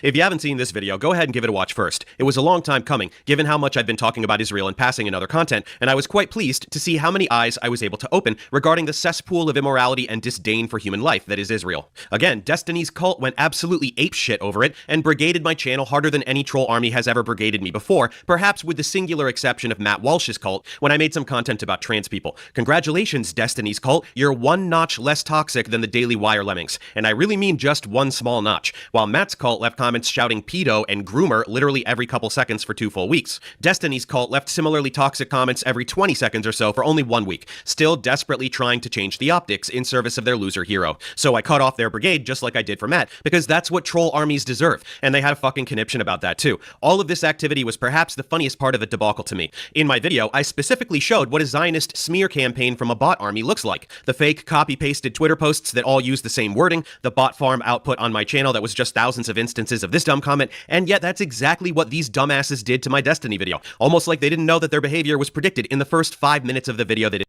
Yeah, they always do that. They always operate like fucking bots. I think they do deploy bots too. Oh, I forgot to mention something, by the way, in my coverage when we were talking about like the anti-Hassan slop, the Hassan derangement syndrome. There was a Republican that was posting about, Curtis Hook, flashback. Here was a glowing, gushing, 100% positive profile of Hassan Piker from NBC News Now, back on September 30th, 2024. Nothing about Jews, Islam, Israel. I said, yeah, this was before I started getting involved in Democratic Party primaries to get people who want to hold Israel accountable elected. Well, you might have heard of the streaming platform Twitch. It was once I think really it's fun as a interesting to platform do a blast from the past look at post-October 7 media coverage even, before I became a significant threat. What changed?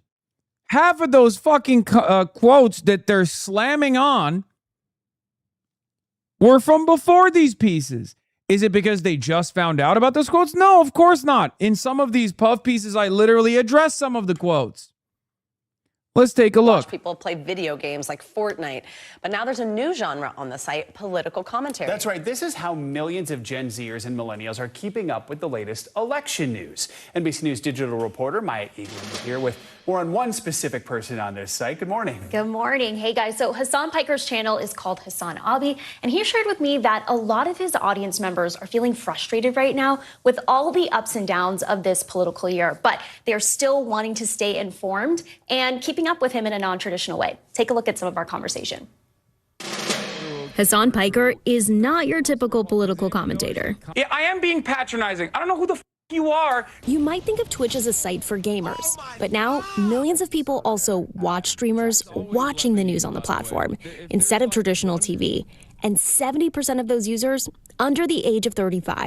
Hassan is the biggest political commentator on Twitch. Hassan's channel, Hasanabi, was the third most streamed channel globally on Twitch as of August 2024, drawing in over 114 million views and 2.7 million subscribers. This is before Asmongold became a political commentator, decided to grift.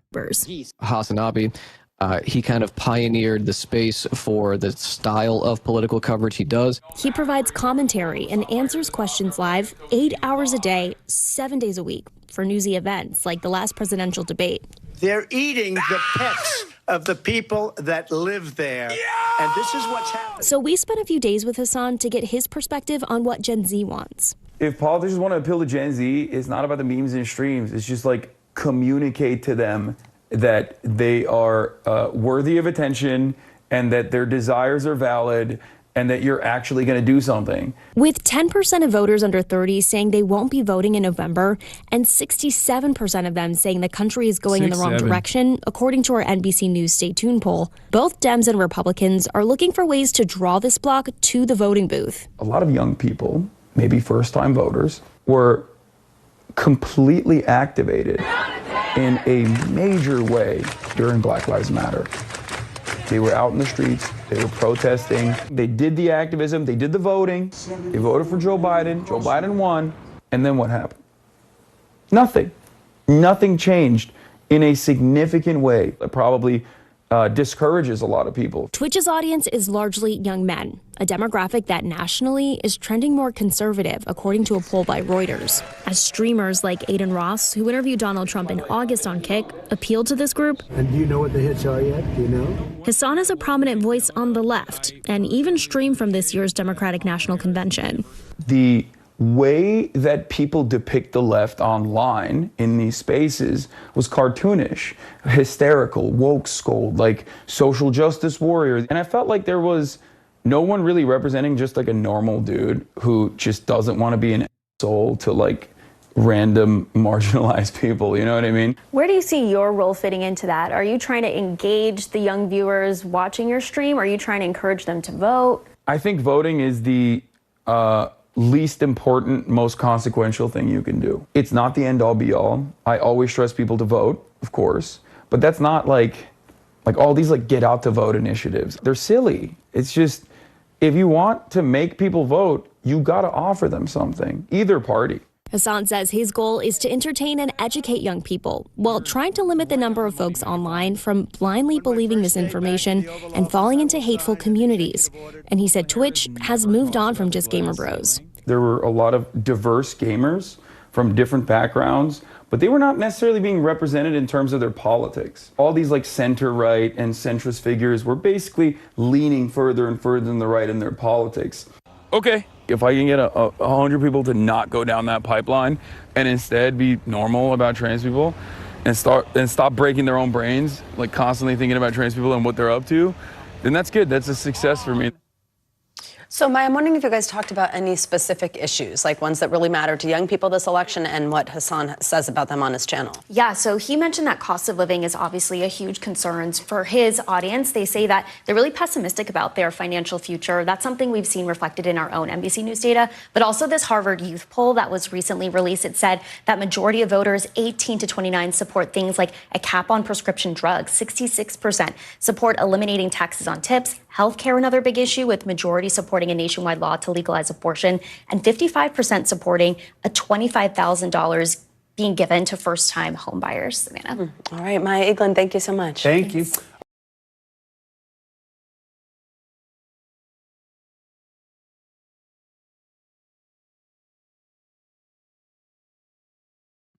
You really have been on a different path for a while. So much progress. Or this one.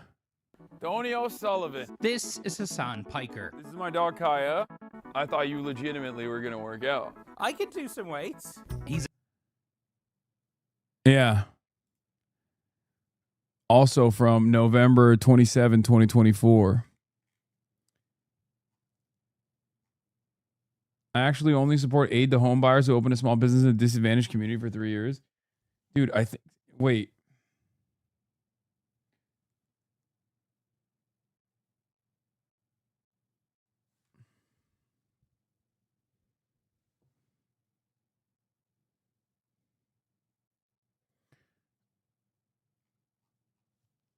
Abdul again. 3,200. The one thing that I always miss is that the audience isn't an external. Is part of what a streamer is in line. Unlike traditional media, Hassan isn't just Hassan, and like 150,000 plus regular community members, which is crazy OP. Yeah.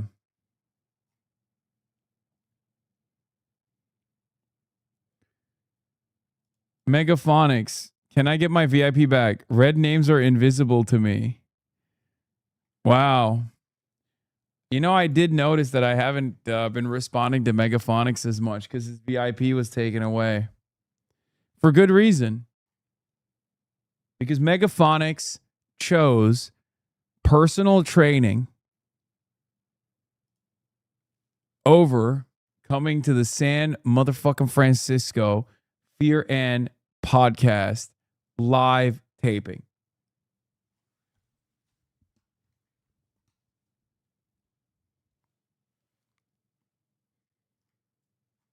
Fake fan. And watch thousands of comments that all mention something about being brain broken and bringing up mental health and something about flat earthers. Dave is brain broken and he is the flat earther now, concerned for his mental health, profoundly transparent. This was of course happening on Reddit more than anywhere else with all the exact same language. Brain broken because he speaks out against genocide, totally not curated at all. And when they were deprived of their primary I genuinely think so many of my haters spend such a long period of time watching me, like hate watching me, that they end up adopting my terminology. I feel like I haven't really heard other people say brain broken as much as I do. And I truly believe that a big part of this hate brigade, is constantly hate watching so much that they start talking like me. tactic, swarming a comment section with copy-paste spam comments to try and change the narrative. They had a complete meltdown. Also, they repeat the same points and then engage in the active projection, of course. That's also awesome. Always and forever. of this despite the fact that Destiny's cult actively encourages him to block people and delete their comments, and they even do it on his behalf. Check this shit out. Destiny's IG comments are being flooded. We need to step up. It's gotta be stupid Hassan Piker, and we need to do something. Just delete the comments we don't like. Someone pull a double shift of deleting comments for me. Come on, warriors. And just blatantly talking about how curating comment sections for optics is the only thing that matters to them. Unreal. This is why completely erasing these loser hypocrites. Destiny literally called on his audience to report this video to YouTube them out. They're such fucking insane people, dude.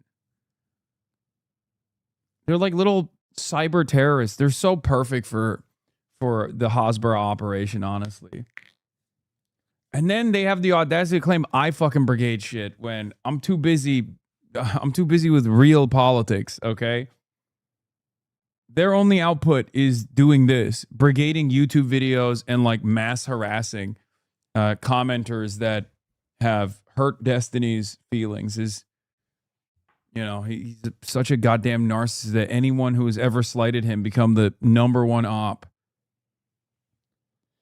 All they do is just brigade shit all day, every day. It's one of the most insane things I've ever seen. Is the only correct course of action. Letting them poison the optics is no good. If I combat their lies individually, I'm unhinged and crashing out. So instead, complete erasure is the obvious consequence, and they whine about that even though they specifically encourage it from their dear leader. Besides the meltdown from Destiny's cult, Destiny made a pathetic attempt at reacting to my video, where he basically just sat there either laughing and saying nothing, or skipping ahead frantically as I outlined the case for genocide he is ideologically bound to denying, like a young earth creationist listening to a geology lecture. That was expected, of course, but the big surprise was Travis over at Pangburn having a total meltdown, making something like 50 hours of content about my one video, becoming progressively more and more unhinged as he went. Just take a look at the run times of these reaction videos, as well as the titles of the more recent ones. In fact, that's part of the reason for the delay in making this follow-up video. I had to wrap up my incredibly extensive Fauci video, and then I had a short family vacation, but I also just had to let this wave of damage control wrap up simply to maximize the comedic impact of this video. I mean, truly, this guy is off his fucking rocker. In case you don't know who Pangburn is, he hosted my vaccine debate where Dan Wilson and I humiliated Pierre Corey and Steve Kirsch.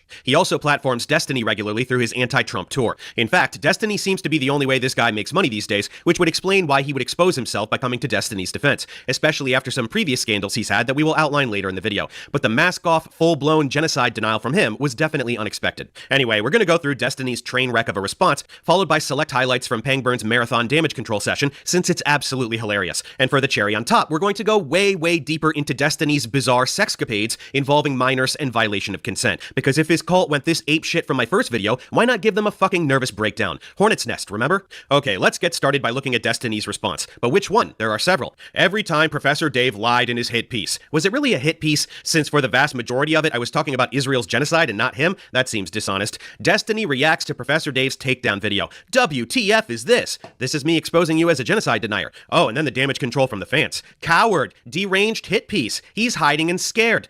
I think he's the perfect YouTuber to deal with this guy's madness, by the way. I didn't know anything about Professor Dave until this back and forth.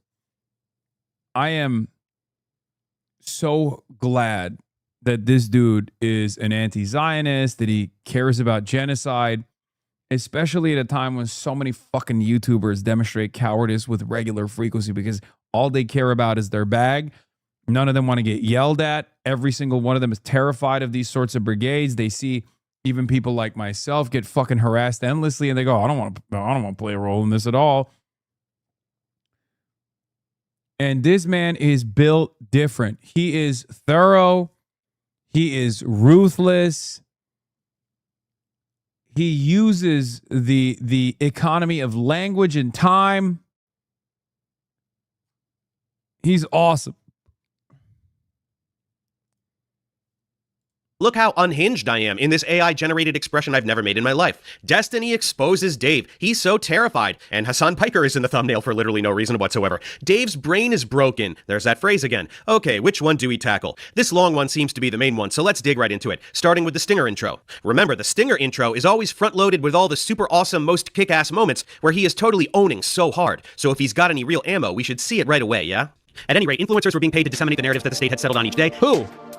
I keep hearing this claim. Who's getting paid? I haven't met anybody. I didn't get paid. Who's getting paid for this? Source? No. Yes, he is actually trying to pretend that Israel does. Yeah, no, definitely. That's a I love the big brain on this guy. I love the big brain on this guy. He's like, oh, I'm sorry. Who's getting paid? SARS? It's one of the most visible stories, dude. Do people in his audience, like, do they just not Google shit? Like, when he says source, does no one in his audience actually go, you know what? I am going to Google that. Israel pays Hasbara. Wow. From the Quincy Institute for Responsible Statecraft, the Eighth Front inside Israel's $1 billion influence operation. Jerusalem Post. Israel spends millions to influence U.S. opinion. The Times of Israel. Israel just quintupled its PR budget to $730 million. Oh, wow. That's it. That's all you needed to do. Doesn't pay influencers to disseminate propaganda. It is absolutely trivial common knowledge that Israel does this. We have to fight with the weapons that apply to the back. I mean, how could you say Benjamin Netanyahu is in any way, shape, or form reflective of Israel's policies? He's just one guy. Oh, I guess all Jews agree with the leader of the Israeli state. I mean, whatever. He's just one guy. What's next? Everybody in Israel agrees with Benjamin Netanyahu? Why is Netanyahu a trustworthy resource? Source. In which we engage. And the most important. What is he, the prime minister? On social media. We have to fight back.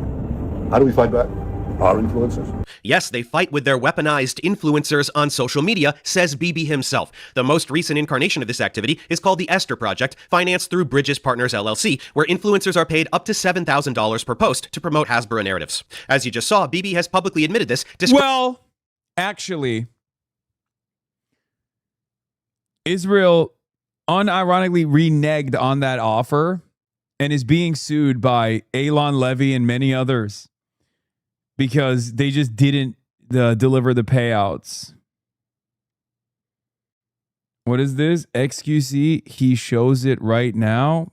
The fuck about XQC?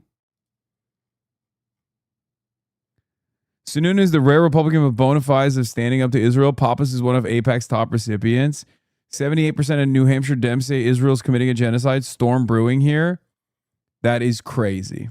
Describing social media as the most important weapon, acknowledging that it's the reason they arranged for a Zionist takeover of TikTok, which we talked about in the other video. This has been going on well before October 7th, so you bet your ass it was happening with the greatest intensity immediately after October 7th, since that was the most crucial period for manufacturing consent from the American public for a pre-planned genocide America would be funding. Just 3 days after October 7th, Israel launched an initiative to recruit social media influencers in the United States to defend Israel. A spokesperson said, "Fighting on social networks and influencing international public opinion is critical during wartime. The world must understand that Israel's struggle is one of light against darkness, a life-loving culture versus lowly terrorists." It's obvious why Israel needs propaganda. The only way to have a country based on legalized racial supremacy is through propaganda, like Nazi Germany and Jim Crow apartheid had, that twists the reality of the situation.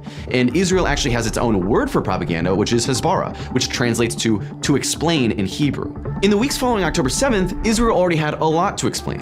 A number of American influencers got emails offering them $5,000 and brand sponsorships in exchange for doing a single live stream supporting Israel. The email read, "I'm reaching out to you on behalf of a global collective of agencies, influencers, and content creators who are coming together to raise awareness about the difficult situation in Israel." And that's American influencers. What the fuck did you think was happening in Israel? It wasn't just Elon Levy, one of the shitstains Destiny interviewed in his Israel adventures, who pushed the beheaded babies and other bullshit narratives. Hundreds of influencers posting round the clock. As I think Hasanabi can still save XQC.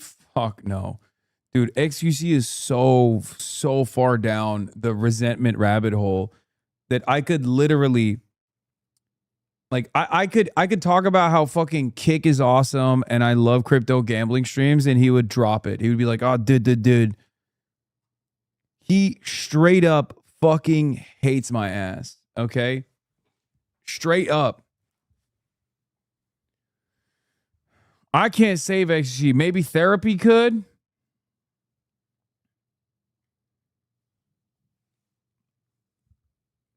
He despises me so much. Yeah, I could save his life doing CPR and he would still fucking hate me. He'd be like, "Nope, let me die, dude." I mentioned in my previous video, I heavily regret not documenting this period with extensive screenshots of all the Hasbara frauds and my efforts in exposing them. I recall that Hen Mazig was one. He's been posting pro-Israel propaganda all day, every day for years. Ella Keenan was another. She was the one who tried to smear me on LinkedIn, pretending to have been a viewer of mine who was disappointed with my anti-Semitism. The typical copy-paste script, which again, I should have documented. She flat out identifies as a digital marketing professional and content creator, spearheading a diplomacy impact effort, utilizing tens of thousands of social media users. In other words, since October 7th, she has been paid by Israel to organize and disseminate propaganda on social media full-time. She came up with the Hamas is ISIS bullshit that was blasted all over the internet and on my channel, since brand name recognition is important for getting Americans to hate random brown people. Hear it from her if you like. What we do is, let's call it digital assets that serve the Jewish people in a more strategic manner. We got to close to 3 billion views since the beginning of the war, completely organic. We work with communities of over 60,000 people around the world that make our content viral, but also help us report anti-Semitic rhetoric and fake news, and therefore take it down, and other actions that do serve the narrative. Israelis and Jews in general, we tend to respond rather than to set the agenda and initiate. You know, they say genocide, we explain why it's not a genocide. They say apartheid, we explain why it's not, right? So I offered Hamas is ISIS, and I offered why, and I gave a short 101 on how we can garner attention and traction around that narrative, and that worked. So in 3 to 4 days, it became the most viewed narrative online. It became viral for almost 3 months around the world, in some places even more. And it even got to Biden's speech. Again, this activity is a full-time job, which means they are paid for it. People don't do things full-time unless it earns them money. Israel has a lot of money, and they spend it on shit like this. And while the prominent, well-paid influencers orchestrated the propaganda, bot farms were also crucial in this endeavor. But the most egregious part of Israel's online strategy is its use of fake bot accounts that spam pro-Israel comments and posts online. An investigation by the Al Jazeera Media Institute revealed hundreds of accounts created shortly after October 7th with around 50 to 100 followers pretending to be Arabs and constantly posting comments criticizing the Palestinians, regional resistance groups, and Iran. These accounts would mainly target pages that were popular in the Arab and Muslim world, like Al Jazeera and TRT. Their comments would mainly blame the Palestinians for the destruction they're facing and portray them as beggars who were ungrateful for the aid they were getting from other Arab countries. These accounts would also start dialogues with each other, where one fake account would post a comment and another fake account would respond, which indicates that they aren't individual accounts, but that they're part of an organized effort. No one took responsibility for this, but Israel has admitted to using bot farms in the past. During Israel's massacre against Gaza in 2021, the Israeli army used bots to promote a hashtag, Gaza Regrets. Israel uses every tool of subversion they can, every tool at their disposal, every single one. Bot accounts, influence peddling, having direct Hasbara operatives prominently placed on nightly news programs, sometimes getting paid directly by the Israeli Foreign Ministry. Like Scott Jennings works for Salem Media. Okay, Scott Jennings, who is trying to become the next White House press secretary. That's Scott Jennings, who slandered me. Scott Jennings is directly paid by way of Salem Media through Brad Parscale by the Israeli Foreign Ministry. It's crazy. That's crazy.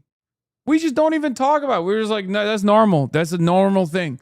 Like if Qatar was doing this, it would be nightly news. Everyone would talk about it nonstop. To try to rally support for Israel's war.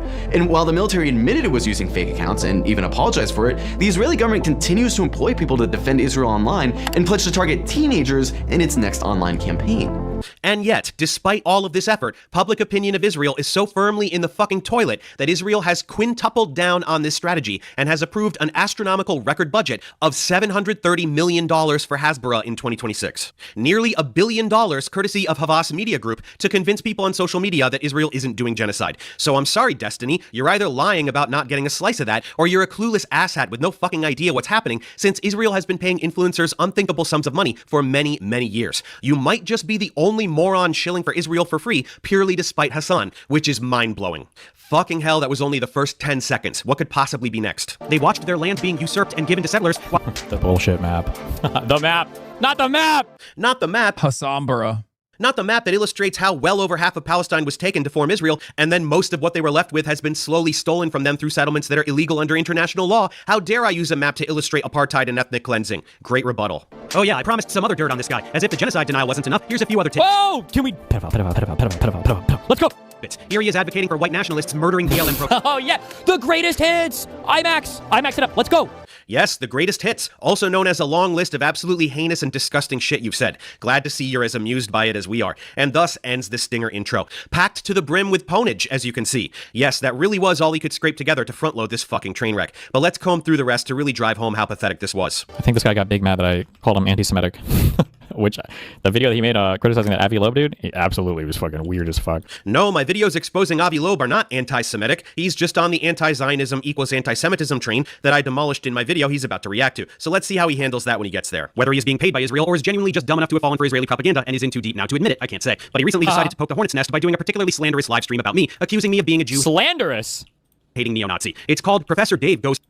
Okay, I don't think I ever accused him of being a neo-Nazi. I'm just pointing out that the rhetoric he's using is neo-Nazi rhetoric. The deception and self-victimization are like the two big tenets of like neo-Nazi criticism. But I don't think he's a neo-Nazi. I think he's a fucking tanky. Or I don't even think he's a tanky, actually. He's just mind-fucked on Israel-Palestine. Like the entire fucking United States is, I guess, or the world is. I'm a tanky now. Yes, I'm constantly glazing Stalin, or whatever the fuck tanky even means. You really just talk completely out of your ass at all times, huh? Anyway, yeah, you said I used Nazi rhetoric, which is essentially calling me a Nazi, even though pointing out how... These guys are... They do this all the time where like anyone, Ethan Klein does this as well. He'll call anyone and everyone a snarker. Okay? Like anyone that opposes them, oh, they must be a snarker. I guess you could say that about me as well, where I'll say, oh, well, they must be an Israel defender. The problem is everyone that opposes me, it has defended Israel at some point. That's it. There are those who are not Zionists. There are those who are maybe duped by the barrage of negative media coverage. But by and large, whenever prominent politicians come out and do this like wave of disavowals, they're all AIPAC backed. Israel lies and plays the victim is just acknowledging reality. Yeah, I got ops in every flavor, I guess, so it's a little bit different. So I, sometimes it's ultras, sometimes it's Zionists, sometimes it's sex pestiny cultists. Like a fucking adult. And your thumbnail implied that I hate all Jews, which was kind of the main thing with the Nazis. So you were calling me a Nazi, which is slander, and that is why I decided to expose you as a worthless Zionist piece of shit. You brought this on yourself. Remember that. Most of what you're hearing about Hamas is fabricated, and whatever isn't doesn't amount to 0.1% of what Israel has done to Palestine over the past 75 years. Get your priorities straight. They're under a military occupation. The radicalization is Israel's fault. Ha! Minimize non-combatant casualties. Holy fuck, you are naive. Israel routinely does what Hamas did. They did it today. Who's talking about it? Fucking nobody. Pre-planned evil? They have a military occupation of Palestine. Just stop being ridiculous. This is October 10th. This guy is fucking unhinged. I don't know how many fucking tweets I've archived here, but holy shit. Yeah, this is a section where he just reads old tweets of mine that Canary Mission captured in a cartoonish, angry voice and doesn't even attempt to respond to them. It's really pathetic. Yeah, also, he's right. Like, what? Is this what amounts to, like, the brilliant mind of Mr. Debate? He just fucking reads tweets angrily without opposing them. He's just signaling that he opposes it. There's no information in them at all. Ethan literally said you were engaging in Islamo-communism law. Oh my God, that's awesome. He has lost his fucking mind. I mean, he had lost his mind a long time ago. This is what's left of him. This is what you and Mike did to him. Bro, I didn't do this to him. He did this to himself. I just stopped talking about him for 7 years until he decided to become the #1 Hasbara merchant. That's it. He started peddling Hasbara non-fucking stop. And that's when I started talking about him again, because I was like, this person is like presenting himself as a liberal, but also pro-genocide, that's unacceptable. Israel does spread propaganda about Hamas. The few hundred people they killed on October 7th don't even remotely hold a candle to the tens of thousands Israel slaughtered prior, or the hundreds of thousands since. And they are indeed the product of an extended brutal military occupation, which has specifically been funded and supported by Netanyahu since their inception. People who are brutally oppressed and subjugated for decades become radicalized against their oppressors. It's not that weird. Then for the next one, it's obviously me pushing back on some paid Hasbara operative lying to the whole internet about how Israel does everything it can to minimize civilian casualties, when in fact Israel specifically targets civilians at all times. This was during the first blatant carpet bombing campaign early in the genocide, when they were just destroying entire city blocks with zero regard for who they killed, because I already knew back then that this was what they had in mind, which is easily confirmed by looking at the sea of rubble that is Gaza today. Glad to see that Destiny has intelligent responses to these obvious facts and isn't just humiliating himself with empty pageantry. But as long as we're looking at old tweets, since he seems to think that mine are so unhinged and indefensible, maybe we should play a quick round of defend that tweet, don't you think? I just defended these two quite easily, now it's Destiny's turn. Okay, so this user named Babygirl said to Steven, ignoring a safe word and not stopping when someone asks is ignoring consent and is rape. Go fuck yourself. Wow, it sounds like Destiny was implying that if you're having sex with someone and they ask you to stop, you totally don't have to, and it's not rape to continue fucking them while they scream no repeatedly. That's pretty messed up, but hang on, maybe she misunderstood him. I bet he's gonna reply and clear everything up. Kill yourself, you fucking cunt. I hope you get raped with a fucking shovel until you bleed out your fucking vag and die holy. Wow, Steven, that's pretty graphic and uncalled for. But since I had a chance to explain my... This guy had the audacity to use a clip out of context to make it seem like I'm in any way, shape, or form supportive of rape, by the way. And he still peddles that shit nonstop. This motherfucker has straight up actively said things like this over and over again. It still does to this day, by the way. Shannon Watts, that's your guy. That's your guy, Shannon Watts. That's your guy, Neera Tanden. Y'all like this guy, Bulwark? Bulwark, that's your mans.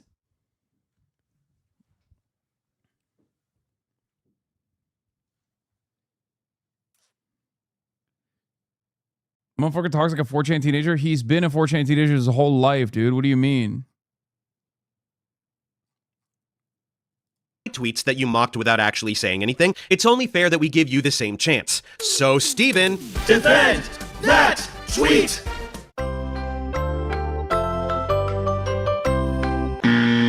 Oh, I'm sorry, Steven, that's not gonna cut it. I guess your tweet is just totally fucking indefensible, and you're a disgusting monster with zero regard for female bodily autonomy, huh? I guess combing through old tweets of mine wasn't such a great idea, now was it? Let's get back to the video, big guy. A fabrication of 40 beheaded babies, which Joe Biden himself publicly claimed to have seen photographs. He said he saw photographs of beheaded babies. He shouldn't have said this. I don't know where. He might have actually seen it, though. But this claim was not originated by Israel. It was I think it was a, somebody said Channel 4? Is that a French outlet that fucked up and spread this claim? But maybe he saw them? No, he didn't, because it doesn't exist. You're simultaneously admitting that this wasn't true and then speculating as to whether Biden actually saw it? What? Biden said it because Bibi asked him to. It's clear as fucking day. Destiny is pretending that some French news network made up this claim. It was being pushed by every single Israeli official and Hasbara influencer on the fucking internet. The IOF conjured it out of thin air. It spread to journalists. It was confirmed by an Israeli spokesperson and then echoed by the fucking president of the United States. The president told Americans he saw pictures of 40 beheaded babies because Bibi told him to say it to help manufacture consent for genocide.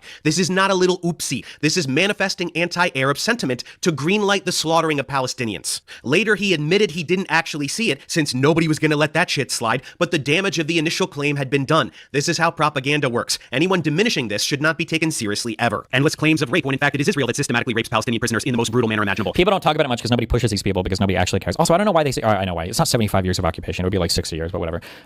People say that, fuck, I just mind fucking myself. Oh, they don't believe that any rapes happened on October 7th. Or if they did, it was like one or two bad apples. All of them are consistent on this position. There's never really pushed on much. What? I just brought up Israel's track record of persistent systematic sexual abuse as a method of torture. He made no comment on that, said that many people pushed back on the allegations of rape on October 7th, and then neither refuted that position nor condemned Israel's obsession with raping people. What a farce. A behind-the-scenes clip of a Lebanese short film used to claim that Palestinians were faking the war crimes against them, yielding the birth of the disgusting term Pallywood. Claims of immense networks of Hamas bases underneath hospitals to justify the bombing of every single hospital in Gaza, only to provide zero evidence of such bases after the fact, except a few planted guns. Everybody acknowledges this. Even Amnesty International. Everybody acknowledges that these are bases that are used or co-opted. Like Amnesty International in 2014 did big reports on Al-Shifa Hospital, for instance, being used by Hamas for torturing people and as a base of operations. And there's like tunnels underneath. It was a huge blow to UNRWA's credibility when they discovered another big like underground thing that was right next to like the entrance of the hospital in such a way that they obviously knew they were operating there. But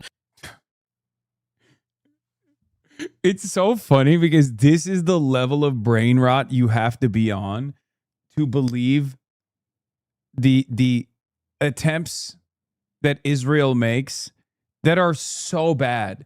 Like you have to just straight up be the number one fan of Israel to look at like Israel's operations in terms of legitimizing the tunnel systems under hospitals narrative and shit like that, which by the way, even then it's not justification to bomb a hospital regardless. But like they didn't even do a good enough job. They didn't even lie to you adequately. They pointed to a fucking calendar and said, this is a terrorism list.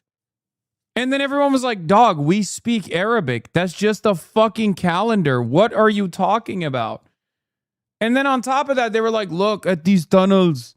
They have tunnels. It's Hamas tunnel. And we can't show you tunnel. We can't show you Hamas tunnel. Hold on. Look, here is gun in MRI room. This is gun for terror. Everybody acknowledges this? That's funny because no, they fucking don't, especially Amnesty International, who said the precise opposite of what you just claimed. You blew right past the ridiculous CGI video I showed of an incredibly elaborate system of tunnels and rooms filled with weapons and whatnot, as well as Israel's pathetic attempt to substantiate this claim upon raiding Al-Shifa. They could have filmed their entry live on body cams and shown everyone this elaborate terrorist base, no? Instead, they delayed for the better part of a day, and when they finally showed everyone what was inside, it was just a few guns they planted next to an MRI machine and a list of terrorists that was really a calendar. That's all. They released a video showing a tunnel in 2 small rooms, which could have been fucking anything. Zero evidence of terrorist activity. Amnesty International, along with anyone else possessing a fully functional brain, specifically said that they have seen no credible evidence to support the claim that Al-Shifa housed a military command center. The New York Times said the same, despite often shilling for Israel. Lies are all you have, Stephen. Several hours after entering, and a list of terrorists that was really a calendar. A tidal wave of lies in the form of social media activity that was viewed by many millions of people. Endless dehumanizing rhetoric to garner... People say this. Where the fuck was the mountain of Israeli propaganda after October 7th? It was exclusively pally slop. You can tell this too because these people, by the way, today, people like Professor Dave or Hassan will still tell you that big hospital bombing on like the 13th or whatever, that was an Israeli JDAM that hit a hospital and killed 500 people. It was like a Palestinian Islamic Jihad like rocket misfire that maybe I think like hurt like 30 or 40 people or whatever. Like it was not a fucking missile. What the fuck are you rambling about? Israel has bombed every single hospital in Gaza. 90% are completely non-operational. Just a couple are operating with highly limited capacity. This moron is whining about who bombed one of the hospitals, as if to say that Israel doesn't bomb hospitals. They've bombed every single hospital in Gaza, every single one. They also specifically targeted and slaughtered doctors. Pally slop my ass. You know, horrible, vile anti-Semites like Miss Rachel, the children's content creator who scandalously requested on social media that Israel stop bombing children and who can be found singing songs with Palestinian double amputee toddlers. How dare she humanize children who have had their legs children and who can be found singing songs with Palestinian double amputee toddlers. How dare she humanize children who have had their legs blown off by inhuman monsters. As part of these smear attempts, founder of Stop Anti-Semitism, Leora Rez, and other wastes of human life. I'm explaining how Ms. Rachel qualified as anti-Semite of the week for requesting that Israel stop bombing children and singing songs with Palestinian double amputee toddlers. His response is to smile like a creep and mutter dude under his breath or whatever the fuck he said. This is the whole video. I'm going to talk a lot about how awful Israel is. Truly, they are the most potent force of pure evil in the world since the Nazis. Jesus Christ! The less that Destiny has to say, the higher in pitch he goes. Yes, the Nazis exterminated Jews, and Zionists exterminate Palestinians. The disregard for human life is identical. Shouting Jesus Christ sarcastically is not a refutation of this obvious fact. A lot of these things are like half-truths or like crazy people that are. I think that Yoav Galant thing, I think I've looked it up before. I think he was explicitly referring to Hamas when they were going into fight though. This was said like, I think within a week or two, I think after. Isn't this also projection? Like, don't the sex pestiny cultists constantly say, I never refute people's claims. I just go, dude, and I just yell or something.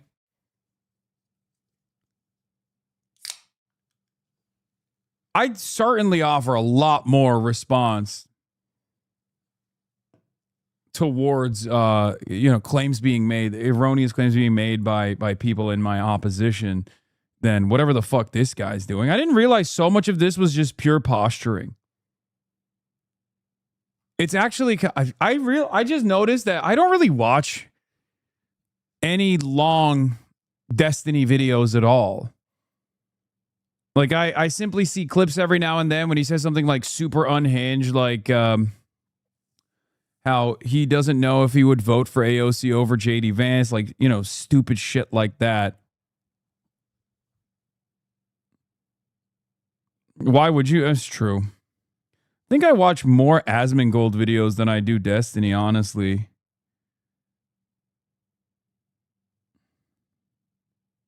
Kind of funny when you think about it.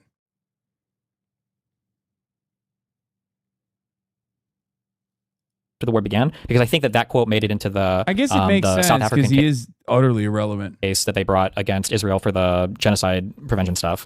And I feel like I looked into the source of that quote, and I think a few of them that they'll say they're talking about all Palestinians, but they're referring to Hamas. Nope, they're talking about Palestinians, always. I showed so many clips and statements where genocidal intent towards all Palestinians is explicitly expressed. Nuh-uh is not an argument.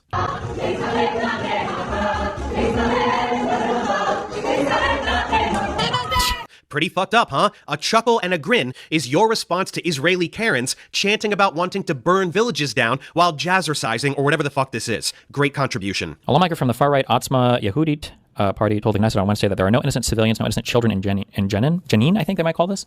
Okay, so this is a fairly unhinged quote, but like this is like a... It's also really funny because they'll dagger certain points that he identifies over and over again. They'll run into the ground. Like one of the most common ones is like, I know what the Western Wall is, but I don't know it's, or said at the time, I didn't know what its like religious significance is, right?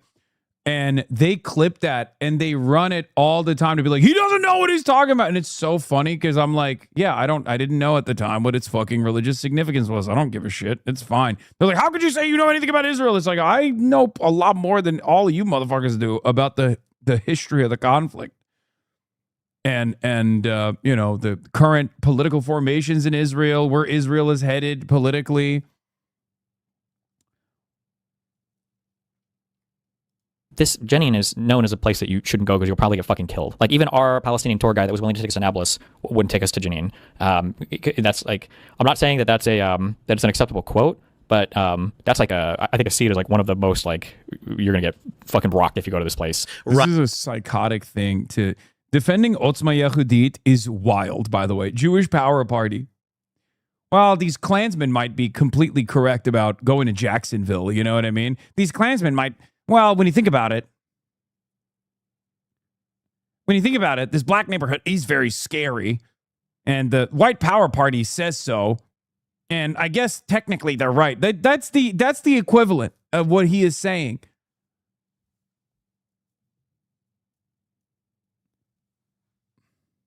That's what Otzma Yehudit is. It's the Jewish Power Party. It's bad to say that... What a miserable life you live, Loss, is killer sales guy. Buddy, let me tell you something, okay?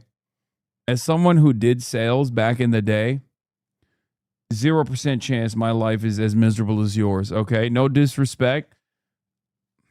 I know that shit sucks, okay? You could be the biggest killer as a sales guy, and you know your life is ass. Not an equivalent translation yet. No, I'm saying like it's an equivalent to the White Power Party in America. Otzma Yehudit means Jewish Power Party. That's a translation.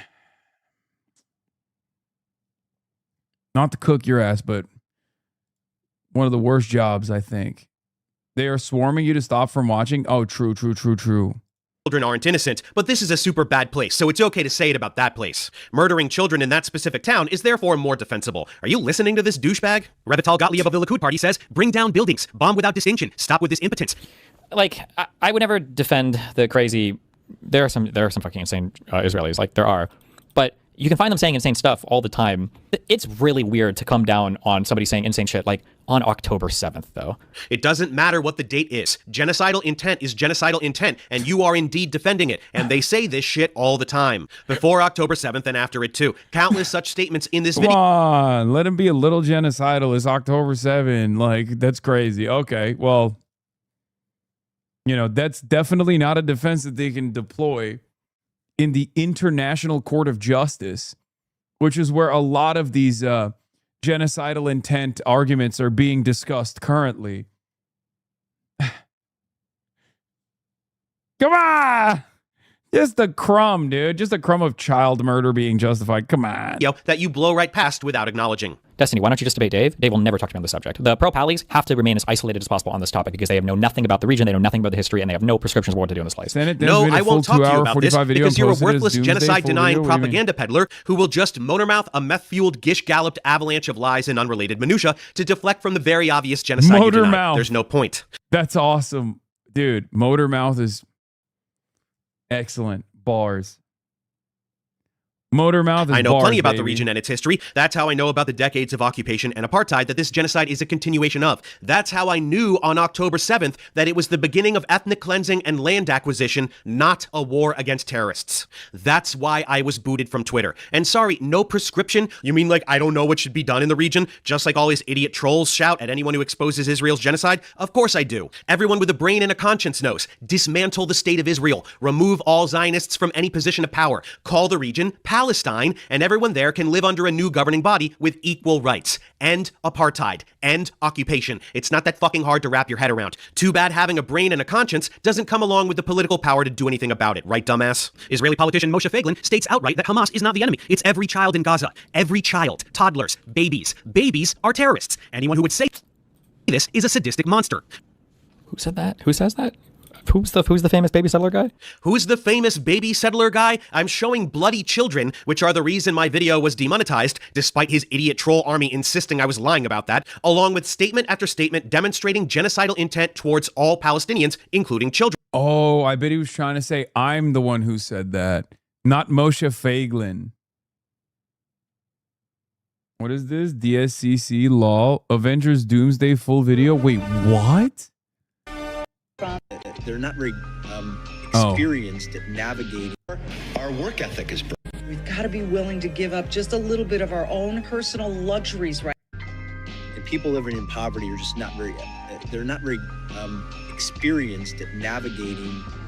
Just try to be patriots about this. Okay. I don't know who the fuck's working at the Senate Democrats social media team. But that's a great post. Look. I'm sorry. That is actually excellent posting. I cannot believe it. They keep making banger videos for Abdul too. I hate it. I hate giving it to him, but god damn, dude. It's the Filipina chick, bro, the one running the TikTok. Oh, true. The one that got married recently. And I only know this because they were calling her a virgin, I think. They were like, oh, you're an ugly virgin. And she was like, I'm actually getting married tomorrow. Shout out to my Swagapinos. Why do you know that? Because what was it? There was some controversy where the Republicans were like, who's running this account? And then they were like, found who she was. And then they were blasting her on the timeline. And they were saying she's like an ugly cat lady and devoid of a husband or something. And then she was like, I'm actually getting married. Oh, it was the Stephen Miller shit. Yeah, that's what it was. Yeah, they tried to call her ugly and alone. And she was like, I'm actually getting, yeah, because she said Stephen Miller is a bald fuck. Yeah. Yeah, she's beast mode. Who authorized this project? Big yikes. Liberalism but based? Really? Your name is Liberalism but based F. Kennedy, and you said big yikes? It's the same length as Dr. Dave, yeah. And his response is to bring up some random thing that Hassan Piker said once that his camp will forever quote out of context to demonize him. Who takes this douchebag seriously? He is deflecting from Israel, explicitly stating that they want to murder children and images of injured children as a stand-in for videos of murdered children I couldn't show without risking my entire channel being deactivated. Again, archivegenocide.com exists for anyone with the courage to see for themselves what's been going on in Gaza. Children are being murdered, and Destiny's response is to lie about Hasan Piker. Astounding. They openly announced that they intend to commit genocide, not just random nut jobs on social media. Israeli officials, legislators, military personnel, decision makers, they all state this openly, the desire to completely wipe out the Palestinian population. Take a second and read this crap. This is a drop in the bucket. You listen to any of these assholes for long enough, you get some shit like this about human animals, or Amalek, who their God commanded them to destroy in the Torah. Stevie, I was telling you, specifically, to pause and read those statements. That's the very... Egg boy coming after your stands now? What? The anti-Piker people don't like Piker and don't like Abdullah Sayed and want him to lose, but what the pro-Abdullah Sayed people are trying to accomplish, do they want to assuage concerns about him and get pro-Israel Dems to support him, or do they want to get mad online? There is no pro-Israel Democratic Party constituency. It's not a real...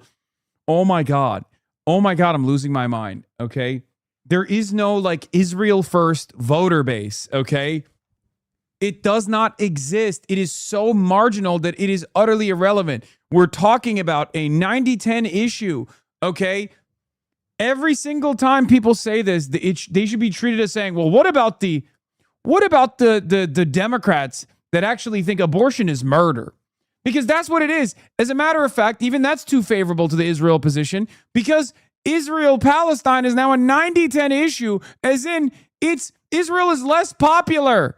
Israel is, the pro-Israel position in the Democratic Party constituency is less popular than abortion restrictions. What the fuck?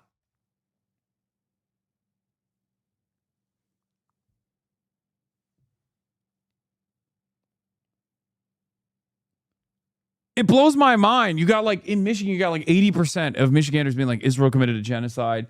You got like 69% of Michiganders who are saying we got to do an embargo on Israel. And these guys are still like, no, I don't know. What about the pro-Israel Democrats? What? I would say two different things. One, Israel was not a major factor in the election. There wasn't any genocide. Yeah, okay. He's not a Democrat. He is irrelevant. It's Matt Iglesias. Doesn't live in Michigan. He's irrelevant, okay? I like that you said, well, there's one guy. There's one pro-Israel Democrat. Since then, Matt Iglesias has basically waved the white flag on the issue, by the way. He literally urges Democrats to come on my stream and to shit on Israel just so they can, I don't know, push for like a deregulatory agenda or something, or whatever the fuck he cares about.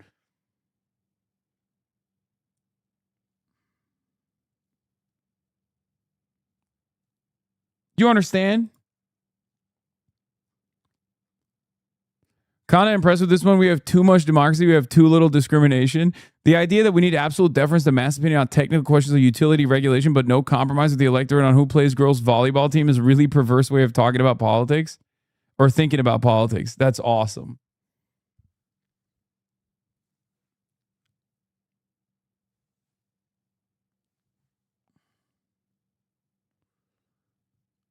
Am I crazy, or was Matt full-on conservative pre-Trump? I mean, he's a windsock. You can't identify his position. He's just a mercenary. He will defend... He's got like kooky ideas that he actually does lean into, that he does believe, like the 1 billion Americans idea. But outside of that, he's just whatever people pay him to be.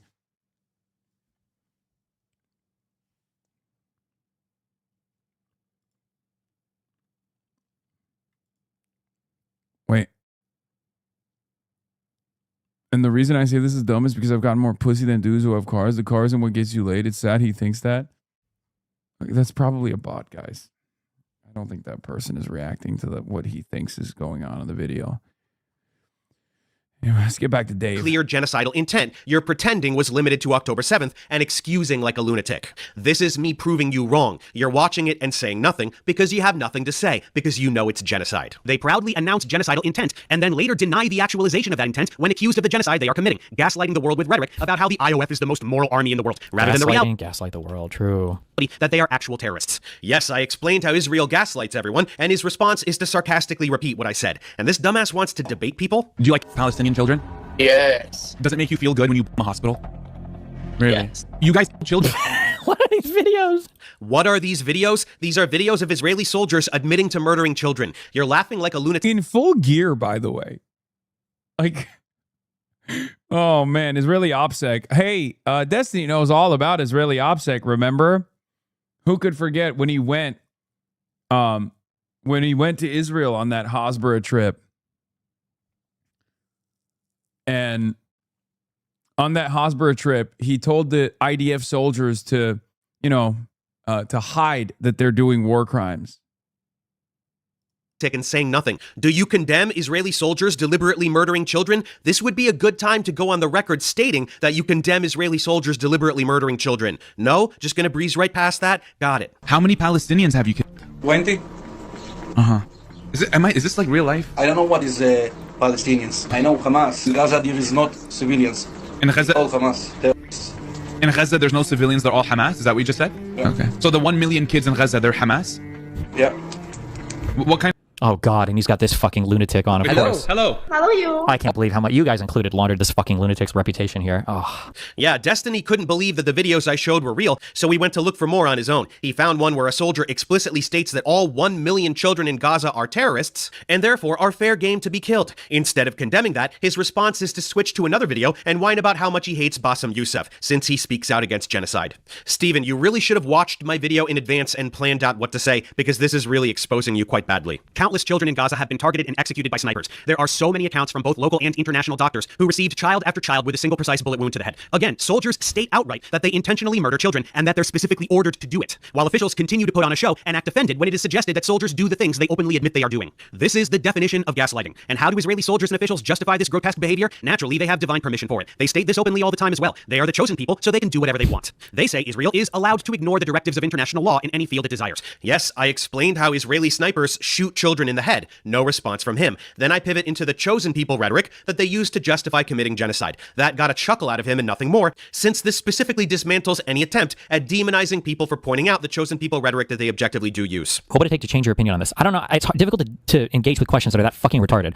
For the people that are saying unhinged, insane shit in Israel, these are bad statements. They're horrible. But it's even worse when you just show one side and you pretend like it's only one-sided. You're disqualified from the conversation. You shouldn't even have an opinion on it. You're fucking retarded. It is one-sided, you dumb piece of shit. Israel and Palestine aren't genociding each other. Israel is committing genocide, and Palestinians are the victims of genocide. One is a belligerent nuclear superpower carpet bombing and starving an entire region. The other is the helpless prisoner population that is the victim of that activity. It is entirely one-sided, and anyone who pretends otherwise is a fucking moron. The worst pro-Israel propaganda attempts to paint all Arabs as terrorists that need to be obliterated, but the far more damaging propaganda is that of the liberal Zionist that attempts to paint the conflict like a pair of quarreling siblings, and if only they could just put down their weapons and get along. That's way more damaging because it whitewashes genocide, and some people fall for it, which prevents a unified opposition to Israel. That's Destiny's bag. They fell for precisely the same dehumanizing rhetoric that led to the Holocaust. If you support Israel, you are a Nazi. There is no meaningful distinction between support for Israel today and support for Nazi Germany in the 1930s and 40s. Given the age we live in, the horror show that— really? Yes, really. Well, I'm going to show you to the best of my extremely limited ability what is happening. This video almost certainly will not be monetized. I'm fully aware of that and I don't care. But I can't show you the true extent of the carnage, as that would violate YouTube's community guidelines, and my channel could get deactivated from a single violation of the place, and this boring out of there haunts me every time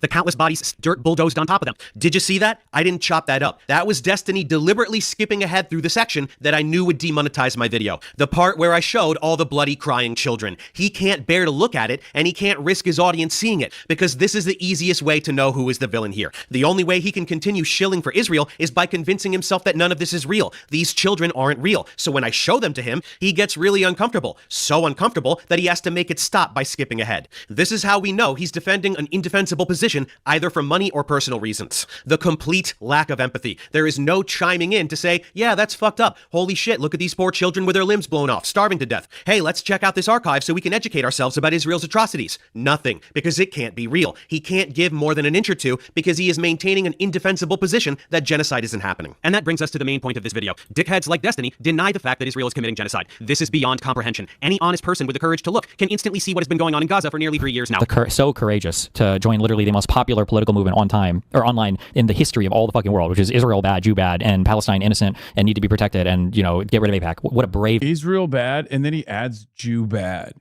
Nobody said that. Again, the most common cope for anyone and everyone who defends Israel is to immediately add the assertion that this is anti-Semitic. You must be anti-Semitic. Like, you simply could not oppose genocide, settler colonialism, apartheid on its own terms. It must be because this is the Jewish state. It's Jewish people doing it. No, you're adding that. Okay? It's crazy. it's also extra crazy because he's still doing it. Like he's so, I guess at this point he's in too deep, right? So it's virtually impossible for him to recognize like how repulsive this kind of like pro-Israel sentiment is amongst normies. Because it's not an extremely online thing at all. Everybody opposes Israel's actions. Everybody always opposes Israel's actions, but like now even in the Western world, people oppose Israel's actions. That's the new part, because we only seemingly care about the Western world, let's be real. Position that is. Oh my goodness. I said the courage to look, Stephen, the courage to look at the victims of genocide. And just 30 seconds ago, you demonstrated that you don't have the courage to look. You skipped ahead while I showed you the victims of genocide because you're a spineless little bitch and you know it. So you make no attempt to acknowledge the genocide I reminded you that you're denying, and you immediately reframe advocacy for the victims of genocide as some woke internet trend, which entails hating all Jews. Even though no, it fucking doesn't, since a huge fraction of Jews are anti-Zionist activists. How shameful. I'm so glad you've given me this opportunity to show even more people what a worthless piece of shit you are. And it's not even a question of what are the facts. It's a question of like, the most annoying thing too is it's a question of like, would you consider it a genocide? It's hard to imagine. It's hard to imagine like a genocide where if one side surrenders, like everything stops. Like that's kind of hard to imagine. It's hard to imagine a genocide where the side being genocided like actively is continuing to hold hostages against the other side and refuses to release them for some reason. Oh, of course. The Palestinians should have surrendered. All the tens of thousands of children who have been slaughtered should have waved a little white flag, and then they wouldn't have been buried under rubble as Israel destroys Gaza to make room for luxury high-rises. If only Palestinians would stop all of the literally zero killing of Israelis after October 7th, while Israel slaughtered dozens or even hundreds per day. And why did they have those hostages? Gee, were they being used to bargain for the release of Palestinian prisoners that are perpetually held by the thousands without cause? Do you have any issue with Israel holding thousands of people prisoner for no reason, including children, while raping and torturing them? Or is it just when Israelis are held hostage and treated like fucking royalty as their own government carpet bombs and kills them since they have no regard for the lives of their citizens? What a fucking moron. The most difficult question that these people have that I've never heard a good answer to, and there's a lot of them that you can ask, is like, what's the difference between like a bad one-sided war or just like a really violent war and a genocide? Like, I don't know what the difference is. And I've never heard them actually enunciate a difference there. What is the difference between like a bad war, one-sided war versus like a genocide? A war would be when two militaries fight and kill each other. So a one-sided war would be one military killing way more soldiers than the other. A genocide would be when a nuclear superpower carpet bombs a prisoner population with the specific intent to murder civilians and demolish all of the infrastructure in the region, and then starves the rest of them while they're huddled trembling in refugee camps. All set, champ? If the mindset is like all these fuck-ups are intentional and they're just trying to murder as many civilians, not as they can, but as many as they can get away with, even though they're clearly not getting away with it, but I don't know why they won't murder more or whatever. Like it's kind of it's a conversation non-starter. Like how do you make peace with a group of people that you think is literally trying to genocide the other side? Like it's stupid as fuck. You can't like, and then these same guys who will say, well, 90% of Israel is on board with this and all of them are brainwashed to want to genocide the other side. And we can't even accept a two-state solution anymore because that's apartheid. So we're going to do a one-state solution. But somehow all of these people are going to live in peace with each other. What the fuck? I don't know. Oh, you're right. If we force Israel to stop doing genocide and we dissolve the state of Israel, then they're all going to fight and bicker a lot. So we should just let Israel continue to do genocide and take over the entire Middle East. Great thinking, dumbass. I have an idea. How about if America steps up and acts like the shining beacon of democracy it has always pretended to be, forcibly dismantles Israel, and then stations a bunch of troops there to ensure that former Israelis don't continue to murder Palestinians, even though they're not allowed to anymore. Don't worry, Stephen, they'll prevent all the violence in the other direction that was never going to happen as well. Human Rights Watch cited starvation as a weapon of war and the creation of conditions calculated to bring about the physical destruction of the Palestinian population. Doctors Without Borders cited the testimonies of doctors reporting that they routinely received children who have been shot in the head or chest by snipers, as we mentioned. UNICEF reported that essentially all of the million or so children remaining in Gaza need mental health and psychosocial support due to immeasurable trauma, especially the thousands who have lost limbs, usually amputated without anesthetic, and those who have lost their entire families. The International Association of Genocide Scholars stated that the legal definition is cleanly met, citing war crimes and crimes against humanity. Jewish Voice for Peace, Amnesty International, even several Israeli organizations. It's a long list of organizations, and the list of criteria that qualify this as genocide is never ending. 90% of Gazans displaced, absolutely all farmland unusable, continuous blocking of humanitarian aid, starvation and life-threatening malnutrition, mass executions of healthcare and rescue workers. Israel is a club of genocide overachievers. If you deny the fact that Israel is committing genocide, you are no different from a club. What should you do as a casual viewer to not follow propaganda like this? For the Jew shit, honestly, this was like you had to read all the original sourcing on everything because everybody gets fucking mindfucked when it comes to Israel. Everybody gets mindfucked when it comes to Israel. When cornered, he always resorts to his little catchphrases. He just watched me cite organization after organization which unanimously label this a genocide and list the reasons why it is objectively genocide. He makes no attempt to engage with any of it and instead pauses to respond to an idiot viewer who asks, how do I not fall for this list of undeniable facts, I mean propaganda, to which he spews some bullshit about reading original sources? What original sources? Sources for what? I showed you what human rights organizations say. If you don't like their conclusions, fucking address them, dickbag. This is like when James Tour tries to discredit a paper he doesn't like by whining about how you have to look in the supplemental data so that he can lie. I like that he has little characters in his anti-science universe that he goes back to for his own audience to understand. Like, I have no idea who I don't know who this guy is. About what the supplemental data says to pretend he can discard the whole paper. Pathetic. But more importantly, You know there what I mean? objectively He's is like, no... he's cooking them, but also Professor Dave style, you know? He's slapping him around and then also pulling in intra-community memes. ...precision whatsoever to the destruction in Gaza. More than 78% of Gazan infrastructure has been demolished by relentless carpet bombing. I think that number that he's referring to, I think, was in like the first year of the war. It's like 78% has some damage, not necessarily like completely destroyed or whatever, but I don't know what their number stands at now. Basic logic would say that it's much higher now then, right, dumbass? Unless you think that Gazans are actually undergoing construction projects while they're being bombed and starved to death. Gaza is an unlivable hellhole. Everyone is living in tents and barely surviving. That's genocide. What is it about the Israel-Palestine conflict that breaks the minds of people? It's just, it's got enough for everybody to have like a strong opinion about it. What about this genocide that breaks the minds of people? I don't think it's people's minds that are broken. I think, if we're being honest, it's the pro-genocide side whose minds are completely broken, right? It is so ridiculous to look at this level of death and destruction and to try and justify it in any way, shape, or form, you know?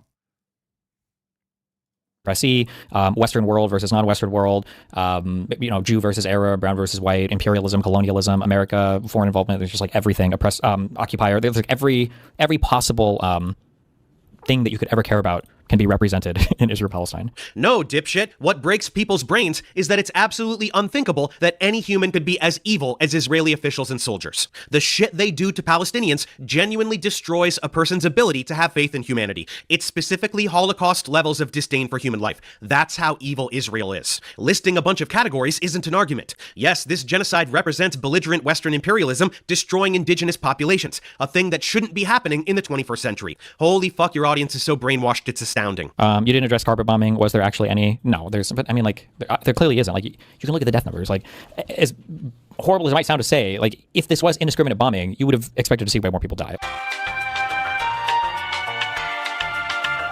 If they clearly didn't carpet bomb Gaza, then how the fuck is all of Gaza destroyed, you dumb piece of shit? Did they do this themselves? And again, the actual death toll is way higher than the official count because the latter involves only identified bodies. Like I told you, and you skipped right past it, all the bodies that were totally vaporized or are still buried under rubble or were not brought in for identification because an entire bloodline was blown up at the same time, those didn't make it in the official count. That's why the real count is way, way higher.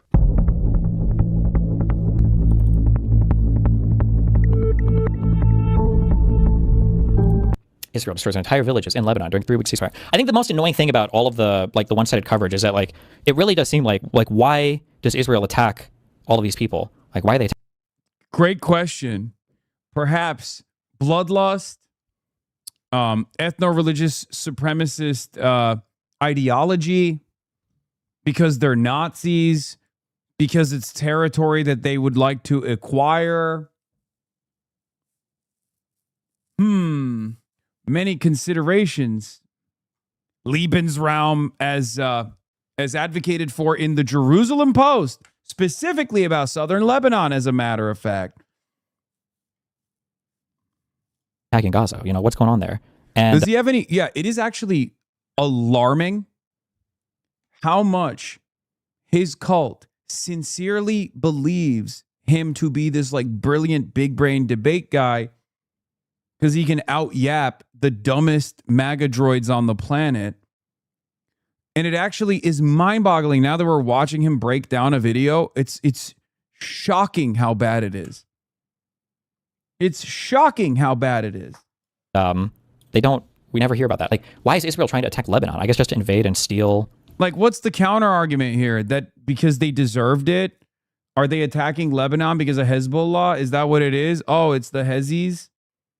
Yeah, it's because the Hezis launched rockets at Israel from there. That's what it is, right?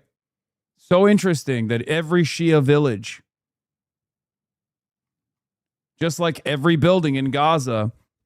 Also, hey, guess what, dude?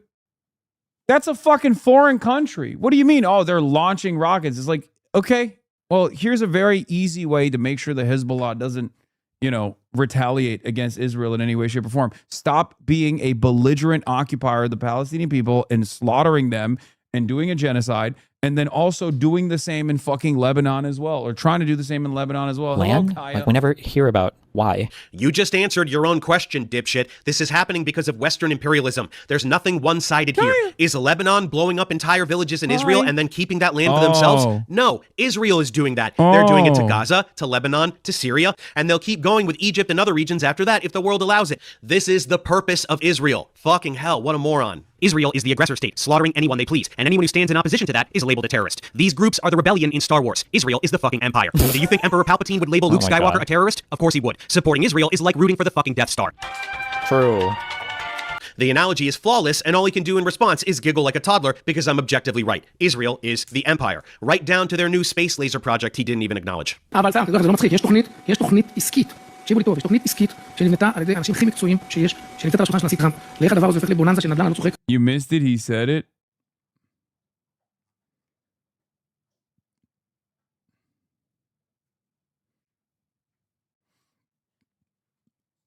מחזיר את עצמו, אגב אני התחלתי משא ומתן עם האמריקאים, ואני אומר את זה לא בצחוק עכשיו, כי אני גם דורש, אנחנו עכשיו המון כסף במלחמה הזאת, אז אנחנו צריכים להתחלק איך אנחנו עושים אחוזים על שיווקי... Real estate mogul cosplaying as the president of the most powerful nation on earth. Yep, that was Destiny skipping ahead in the video yet again because he couldn't deal with what I was showing him. Bezalel Smotrich was outright admitting that the entire genocide was just pretense for land acquisition and real estate development, right out of his own fucking mouth. Can't let your viewers see that, right, Stevie? Skip, skip, skip. At Destiny, Hamas offered that multiple times. Israel said they weren't going to stop bombing them. It wouldn't matter. Then why keep them? Why not just release the hostages? You would 100x your international and even the domestic support. It would be so hard to justify anything. Like, why would you always give them that thing to fall back on? The reason why, like, and again, nobody that makes videos like this will ever acknowledge, is because Hamas invites the civilian death. They want as many civilians to die as possible. They want as many civilians to die as possible. It is the goal, so that people like, Professor Dave can jerk off of these dogshit fucking TikTok slut videos they make on it. Sorry, TikTok what? There are no TikTok videos in here, and it wouldn't matter where they came from anyway. You just can't handle what the clips are showing, so you skip ahead like a little bitch. And why did they have hostages? Again, as bargaining chips for the release of Palestinian prisoners. They got some back, just as intended. And as I pointed out, but you didn't touch, all the hostages that Israel didn't blow up were returned a while ago, and Hamas even relinquished control of Gaza. Yet Israel continues to bomb Gaza. Doesn't fit your narrative, now does it?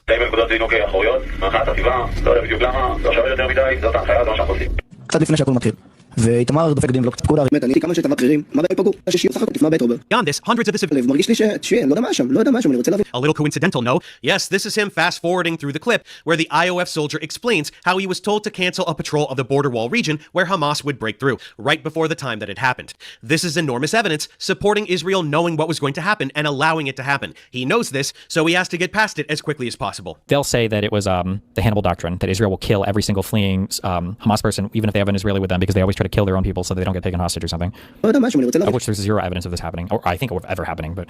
A little coincidental, no? Beyond this, hundreds of the civilian casualties were the fault of Israel due to both friendly fire from incompetent teenage pseudo-soldiers, as well as the Hannibal Directive, which involves killing their own citizens on purpose to prevent their captivity, including a tank firing on a kibbutz. Right, no evidence of the Hannibal Directive being used. I then show the Israeli defense minister confirming that it was used, and Stevie doesn't engage with it at all, or retract his bogus statement. That's intellectual integrity for you. Destiny, you're not even defending against any of his claims. You kind of just pause the video and then say, it's so easy to paint one side, and then just move on without addressing anything. None of these claims are like strongly factual claims that can even be, for some of these I have, but other, like if you're gonna find me videos of people saying unhinged things, there are videos of people saying unhinged things. Yeah, of course, there are crazy fucking Israelis and Jewish people. No, my video is not just a compilation of Israelis saying crazy unhinged things. That was just to demonstrate genocidal intent. Then there is the whole section where I clearly demonstrate that Israel is committing genocide. And then I cite a long list of organizations who label it a genocide and explain why they say it's a genocide. You didn't engage with literally any of that. That's why this person is making fun of you. No, I'm saying debunk his claim when he's citing a copious amount of sources and organizations deeming this a genocide.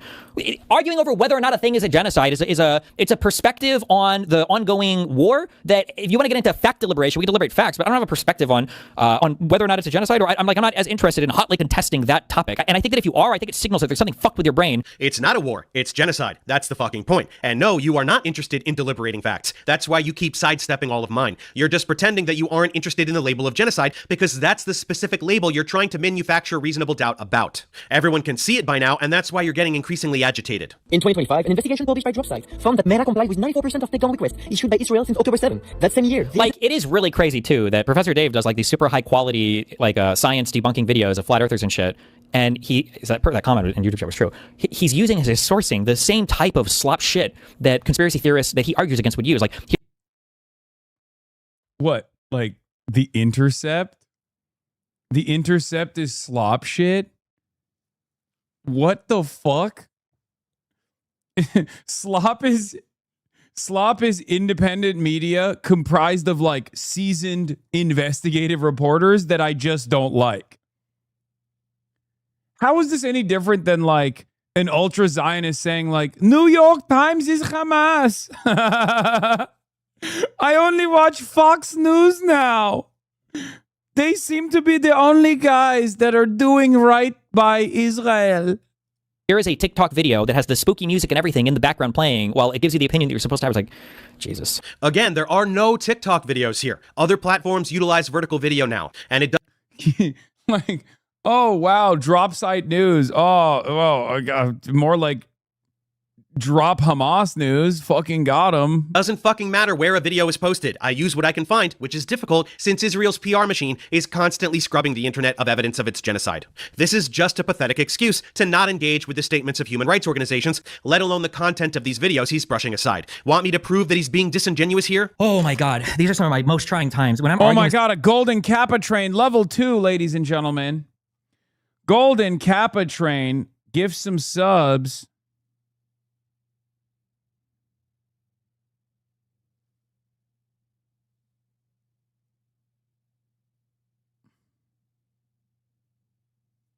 somebody over like what's a good source or not. Again, this is like a level 0 conversation. When I'm talking to somebody and I'm like, okay, well, carry the flame again. This time not with the Canadian carrying of the flame, but a different one. Okay, so you don't believe this? Okay, well, let's go through at this. level 10. I'll throw them an article, and they'll be like, support Piker Broadcasting Service, People's Broadcasting Service, support independent media, ladies and gentlemen. The only way to support independent media, this independent media outlet, is by subscribing for $6 or for free with a Twitch Prime. And yes, I will bring back the reggae carrying of the flame. really?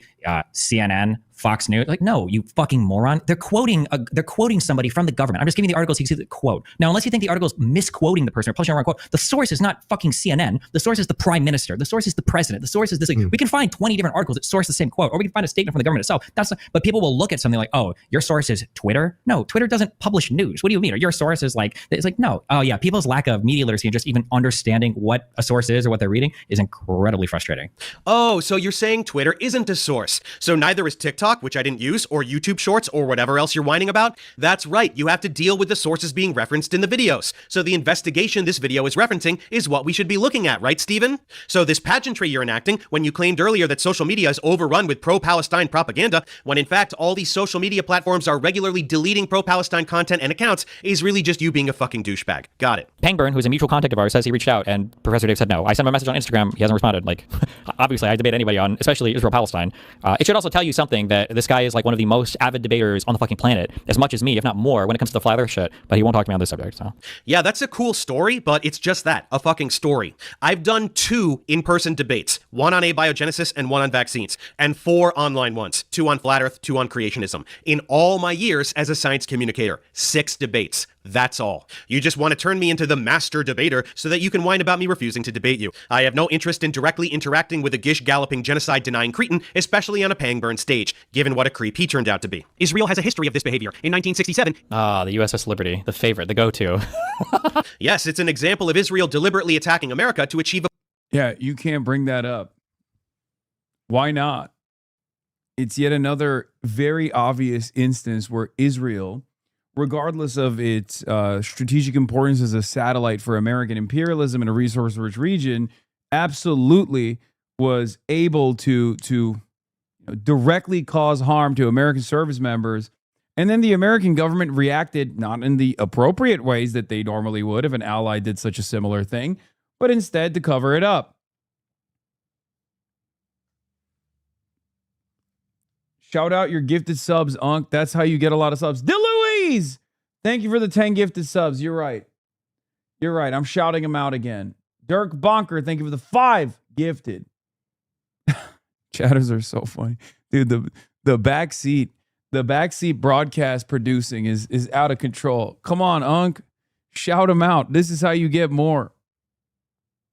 political objective. Giggling like a toddler is not a rebuttal. Honestly, I'm pro-genocide. Like, it sounds really shitty, but like, I think that Israel should just drop its fucking borders about where it is now, and basically Palestinians can go live in another place. That's really shitty, but like, that's about where I'm at. You just think the Palestinians should just pack up and Native American the fuck out of there? First of all, I like that this fucking, I like that this quote was before October 7th, so I had no clue even that much about Israel, and I had no, obviously there wasn't the terror side on all the attention on these, on anything related to Palestine, number one. But number two, this is essentially their position just reversed, where they're like, well, both sides are probably going to genocide each other anyway, so it should just be like an Arab state, and maybe they have to kill all the Jews out for it to succeed.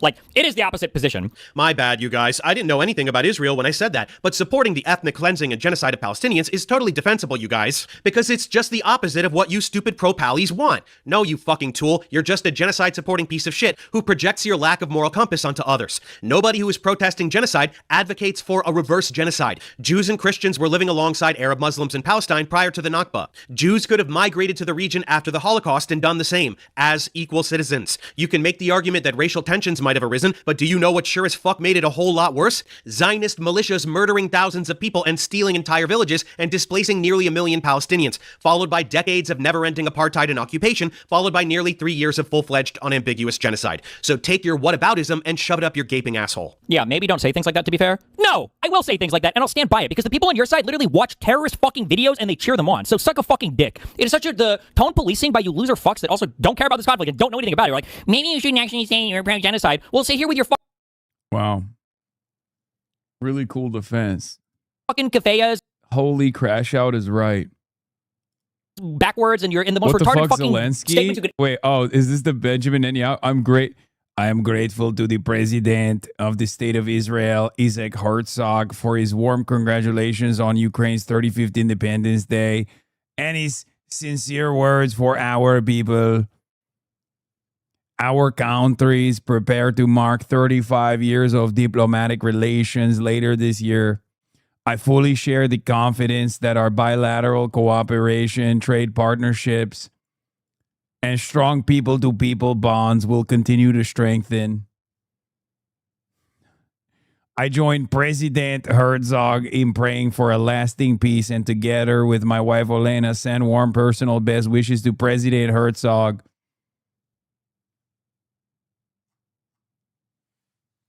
Mr. President, I'm going to need some Patriot missiles. Tell me again how the U.S. is defending the rule base. Yeah. Warm congratulations from the Prime Minister Netanyahu. It's like, bro, you probably shouldn't post this. None of it matters, obviously, but it's like, it is kind of funny when you're like, I am being illegally occupied by Russia. Fair, true.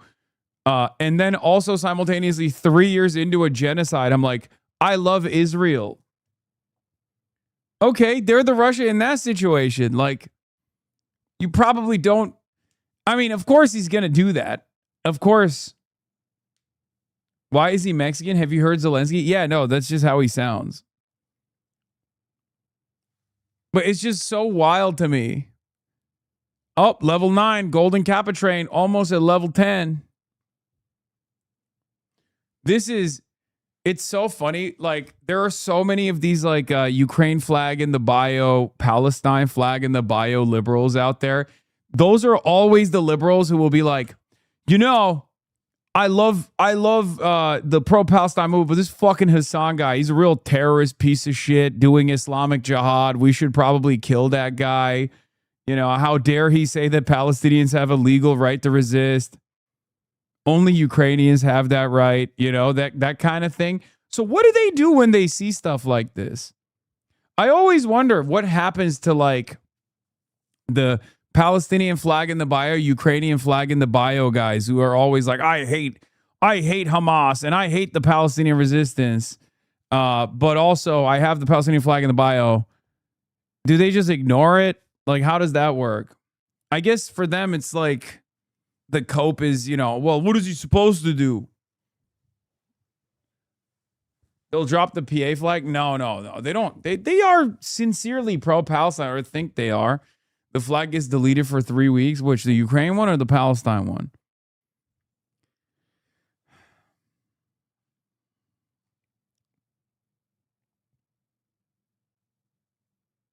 Really trigger all the libs and start talking about how pro-Israel Taiwan is? Listen, I don't want to put that on the people living in Taiwan, okay? The government is, again, another satellite for American ambition.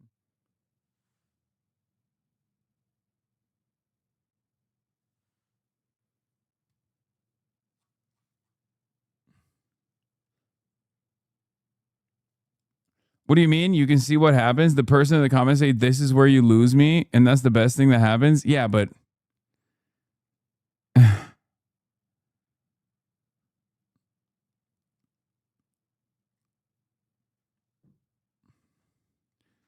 Great PR for Ukraine supporting a genocider. Oh! Disappointing. You can't be at war with Russia and support Israel. Okay. This person doesn't even have the Palestine flag in the bio. Okay, respect. You're fighting to keep Ukraine sovereign while Israel commits war crimes against other sovereign states. Shaking my head. Okay. Maybe it's like a... Why are so many people reading into this? What is this? AOC apparently forgot to renew her DSA dues in 2019, which means she technically hasn't been a DSA member for the past 7 years. Neither she nor DSA realized it until this month, and she's now rejoined the org and is paying monthly dues that auto-renew. Yeah, I don't know, because everything AOC does is immediately huge in the news, and that's all this is. Back pay AOC. Okay, to be fair, she's broke, dude. Have you seen? She's got like $100,000 in fucking student loan debt still. Everybody, calm down.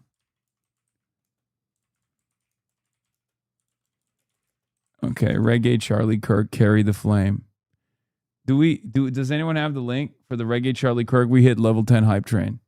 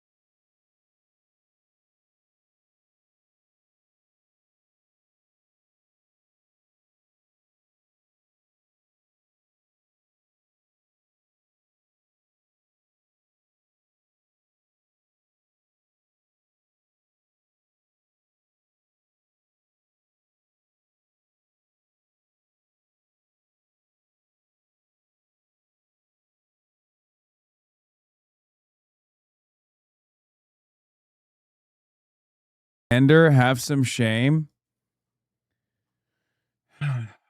Nope.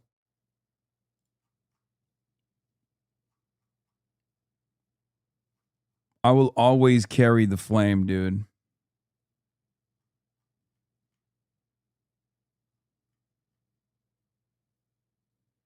The Fox producer who's supposed to clock out at 8:30 has to now do overtime. Yeah. Shout out to the Fox News producer. She's denying the AOCIA allegations. What is this? In the 50s, the running joke in communist circle was that everyone knew who the FBI agents were. They were the ones who always paid their membership dues on time.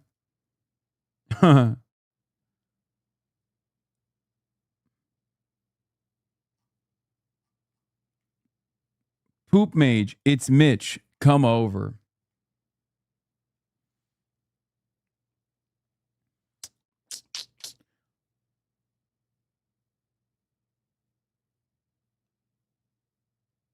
What is this?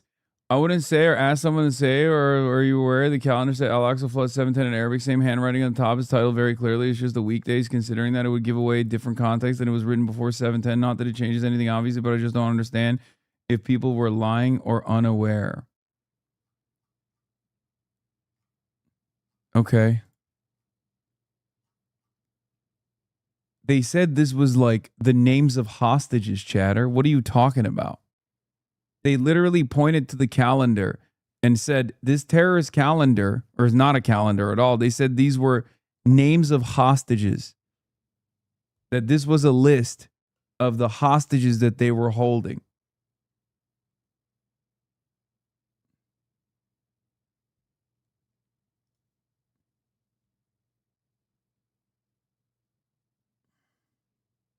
Why disrespect the dead? You clearly have no integrity if you do this to troll, which you clearly are childish. Excuse me.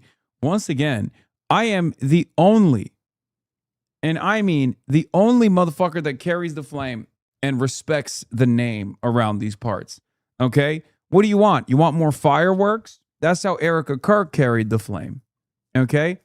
What do you want? You want me to go down a fucking rabbit hole of conspiracy theories? Is that what you want me to do? This has nothing to do with Charlie Kirk, more so than the attempts to lionize and martyrize Charlie Kirk, because that song, well, not the reggae iteration of it, but the original song was created to honor him. You can't get mad at me if that's the way that they wanted to cheer him on, and now I'm fucking cheering him on. Yeah, names of the terrorists, actually. The guy said it was them clocking in for their shifts. Yeah. Yeah, that other chatter is like straight up fucking trying to do a gotcha.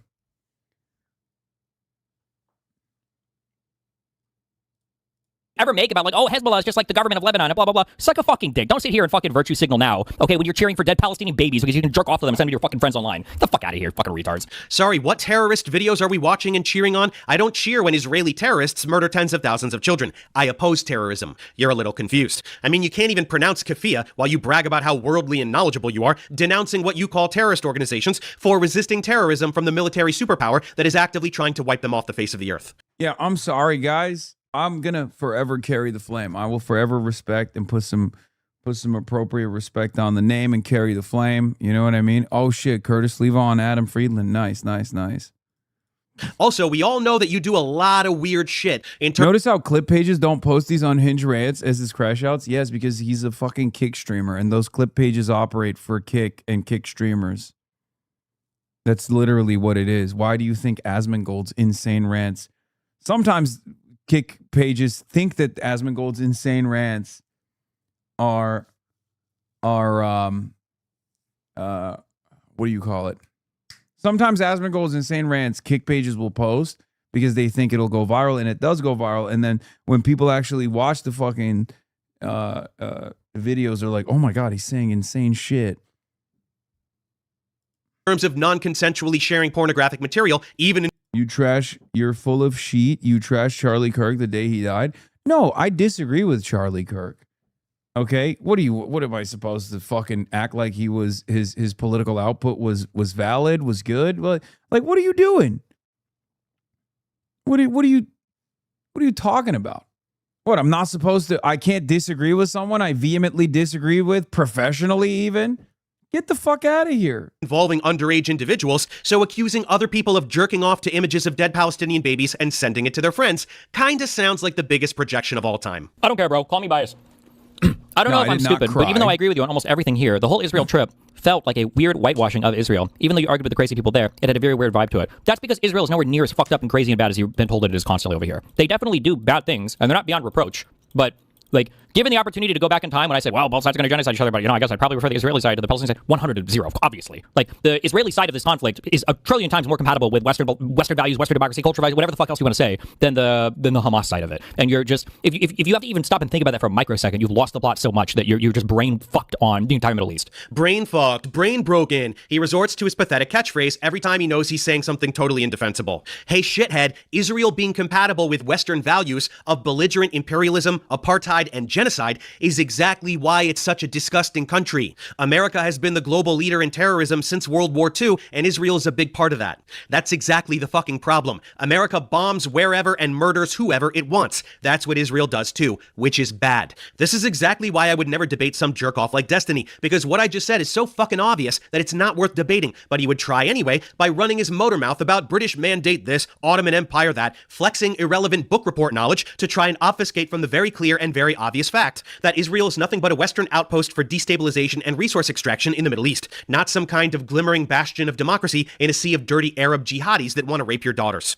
This clip is the essence of Destiny's Hasbara. He is trying to convince American liberals that Israel, yes, of course, despite some uh-ohs and whoopsies, is ultimately in the right and deserves all the territory it is illegally seizing, despite the tragedies that aren't genocide because he says so. Pathetic. This guy was mega sus. I would have to go back and read why. I don't remember. This is a long time ago, but this guy was... Every single Palestinian is like a poet or journalist or medical professional. You notice this. It's like 13-year-old killed. He was actually a member of the press, and he was a doctor in training, and he was a journalist and a poet and a singer-songwriter. And it's like, okay. No, a random 13-year-old is never a poet and journalist and medical professional. Poets are poets. Journalists are journalists. Doctors are doctors. All of whom are deliberately targeted by Israel because those who humanize Palestinians with art must die, and those who broadcast Israel's atrocities must die, and those who heal the Amalek must die. But no, Rafah Al-Arir was not sus. He was a poet who wrote moving poetry, like If I Must Die, for which he indeed must have died. Because that's all Gazans can do. They have no ability to defend themselves, so they write poetry and try to retain solidarity as a community in the fear of near certain extermination. He was targeted and murdered by Israel as part of their campaign to erase Palestinian culture, another aspect of this obvious genocide, and Destiny's defense of his own disgusting slander at that time is to call him sus and then move on. Unreal. People have been telling us that the Palestinians are starving to death for decades. People have been telling us since October 7th that no aid is going to the country, that it's been kept at a caloric deficit, and now here we are months and months and months in. We're all fueled and now we're years and years and years in. Something is not adding up here. The math doesn't work. Something is not right about the story that's being told. Yes, Destiny is denying the objective fact that hundreds of Palestinians have died of malnutrition and starvation. That's hundreds? I've never seen that number. You have to go deep into the Al Jazeera archives to find that number. Hundreds? Even hundreds I haven't. But remember, the United Nations, they released a report saying that more Palestinians were at...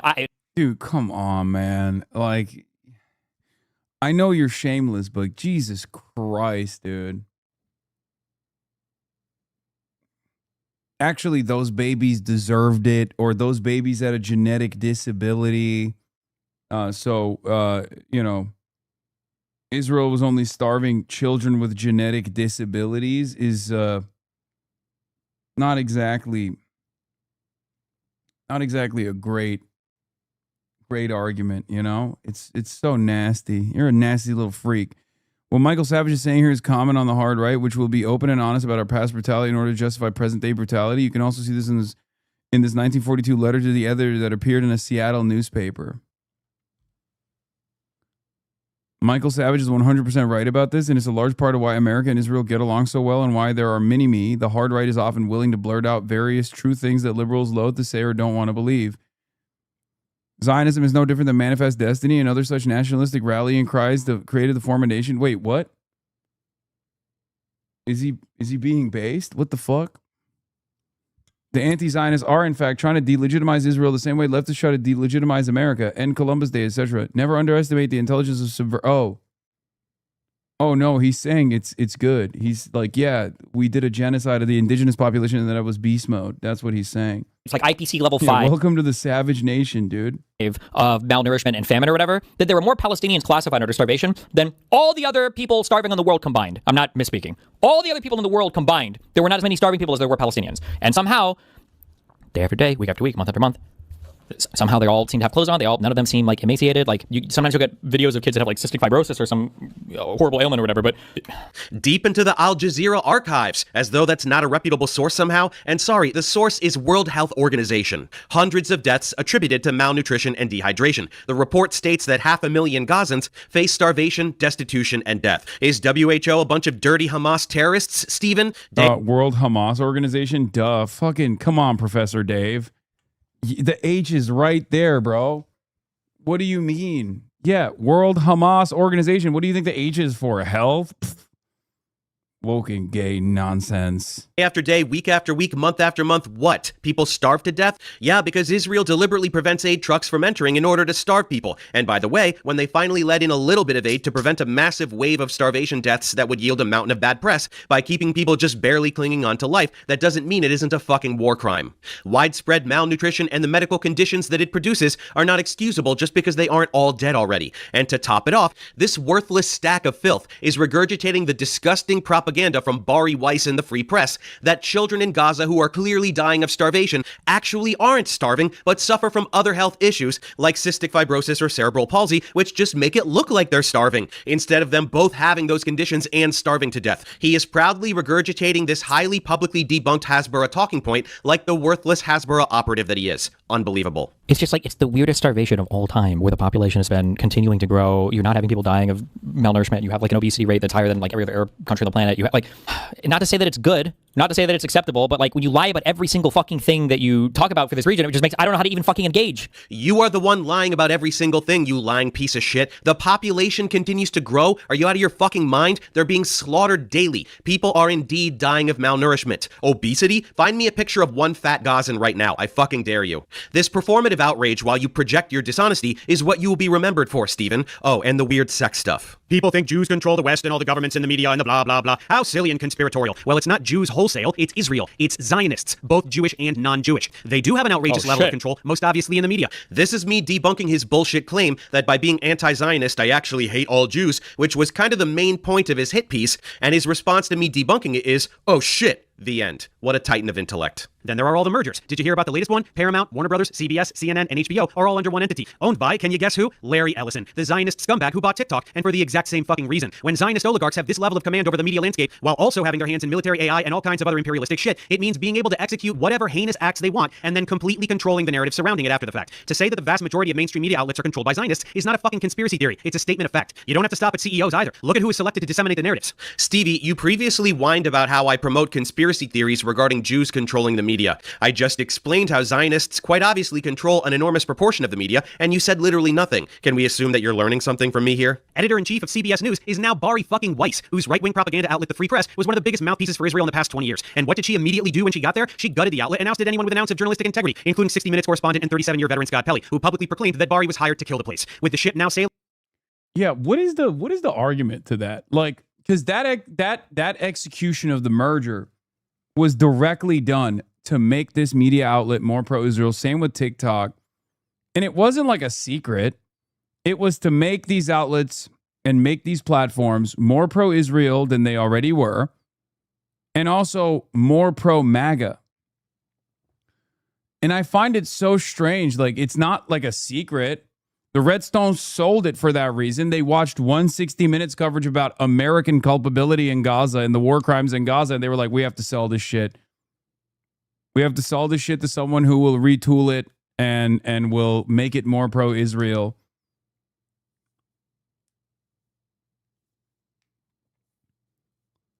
Like, at what point does it become conspiratorial to deny the active conspiracy, not the conspiracy theory, but the active collaboration taking place? Like, Mitt Romney famously went on one of these panels and was like, yeah, we're selling TikTok. We're forcibly selling TikTok away from Chinese hands because there's far too many anti-Israel TikToks out there. And it's like making the kids making the youth anti-Israel, and we can't deal with it. So many people openly admitted that what pushed them over the edge, what allowed this TikTok sale, that allowed this TikTok legislation to go through was the Israel thing. Where Bari wanted to go, guess who shows up on CBS News? They're coming from the Pentagon, NASA, the CIA, the FBI, and the Energy Department. So let's bring in Avi Loeb, who now leads the White House UAP Council. Avi, what can you tell us? What's in these files? What are we looking at here? Well, first, thank you for having me. Avi fucking Loeb, the exact fraud I debunked that made Destiny cry about how I use the word Zionist excessively. Zionists take over CBS, hire a massive Zionist stooge to run the news, and they immediately host the Zionist fraud who spews bullshit about the UAP psyop coming from the government that is also held hostage by Zionists. Funny how that works, huh? This is like a speech from American History X. Again, I demonstrated the very clear coordination of Zionists taking over media outlets to then employ and platform Zionist frauds, and his response is to shout, "Whoa!" and then say this is like a scene from American History X. Who the fuck still listens to this guy? Only Mamdani had the balls to say that he would stay in the fucking city he is the mayor of like a normal person. When Israeli influence has infected American politics so thoroughly that it shows up in bizarre ways like this, you know the system is completely broken. How about when weird pro-Pally shit infects the media so much, the mayor of New York City is talking about how he's going to arrest the fucking prime minister of fucking Israel.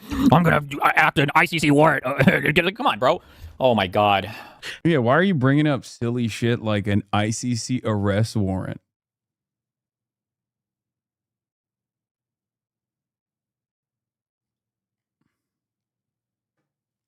Like that's so silly. My unsolicited advice: don't give these cynical assholes an inch. Don't accept their anti-Semitism shrieking as good faith. Don't play into their sectarian sandbox. It's about empire and its client states and the chauvinist, deluded, racist, and violent project of Zionism. Oh, this is the Adam Johnson responding to the Mark Ruffalo anti-Semitism allegation. How is it propaganda to hold war criminals accountable for their war crimes, dickhead? Arrest warrants from the ICC are propaganda now? Is the ICC Hamas? Go ahead and explain this propaganda to me with your big brain, Steven. That's right, folks. I'm a neo-Nazi for pointing out Zionist tactics of deception and victimization. All the deception Israel engages in to gaslight the world into supporting genocide, that's not real because Stevie says so. The victim complex they espouse, perpetually claiming to be the victims of terrorism while they commit heinous acts of terrorism, that's also not real because Stevie says so. In reality, there are no neo-Nazi tactics afoot here. Instead, there is only the Zionist tactic of irrevocably tethering Zionism to Judaism so that they can shout anti-Semite at anyone who points at their disgusting behavior. I mean, how could you separate the two? You have a diaspora of people. Well, not anymore now because they have Israel. But prior to that, yeah, it was a huge people without a country that they felt like, so they didn't have their self-determination. Yeah, what do you mean? How could you separate the two? How can you separate the two? How can you separate Judaism from the disgusting Zionist ideology, which is based on ethnically cleansing a region of its indigenous people to produce an ethno-state? Gee, maybe by pointing out tens of thousands of Jews who don't support genocidal ethno-states? Holy fuck, what a moron. Just 7% of Jewish Americans identify as Zionists. How is that phrased? What? Identify as in like would call themselves that, or think or believe that like Jews should have a state. By the way, this is also part of the reason why people get really butt mad. Specifically, like Michael Lasher, for example, when he was lashing out at your boy, he straight up openly revealed where his resentment comes from, where he said, "Oh, you made the Z word, Zionism, a slur, and that's why you've deluded young American Jews into thinking that they should be ashamed." Like as though young American Jews have no fucking agency. They could not have seen, like, I'm responsible for every single anti-Zionist Jew in the country.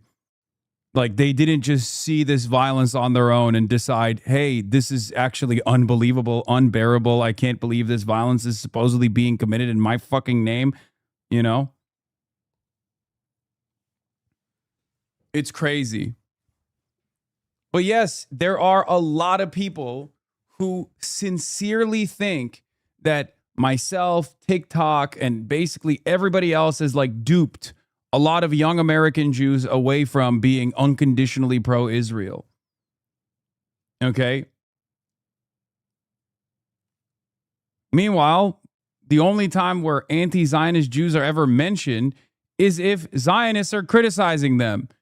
In every other aspect, there is never even a moment of reflection with the number of Jews who identify as non-Zionists or anti-Zionists or don't identify as Zionists, like how much that has dropped. It's already an intentionally vague definition to begin with. For some, it just means like you have any feelings, positive feelings, maybe even negative feelings. You have any feelings towards the state of Israel, then, oh, you're a Zionist. Like, it's fucking ridiculous.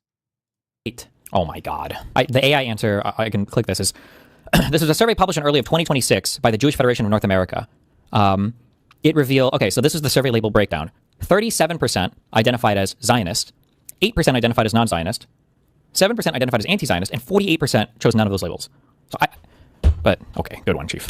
Good one, Chief. I just dismantled his entire position, which is based on anti-Zionism being anti-Semitism because almost all Jews are Zionists. He did a desperate fact check, saw that the vast majority of American Jews are not Zionists, and his response is, good one, Chief, while ignoring the imagery of fiercely anti-Zionist Jews protesting Israel's genocide. Talk about intellectually bankrupt. There are even anti-Zionist, ultra-Orthodox Jews in Israel. Want to see what happens to them?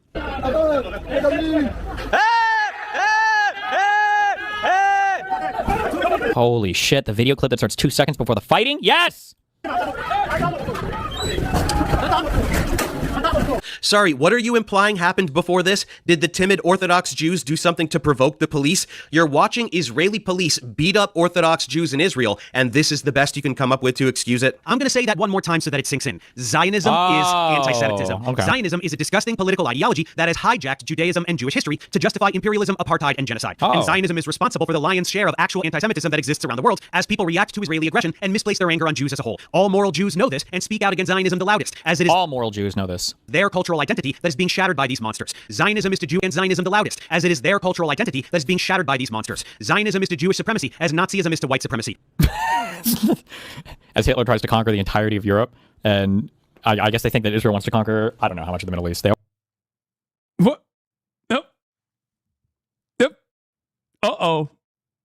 Uh-oh.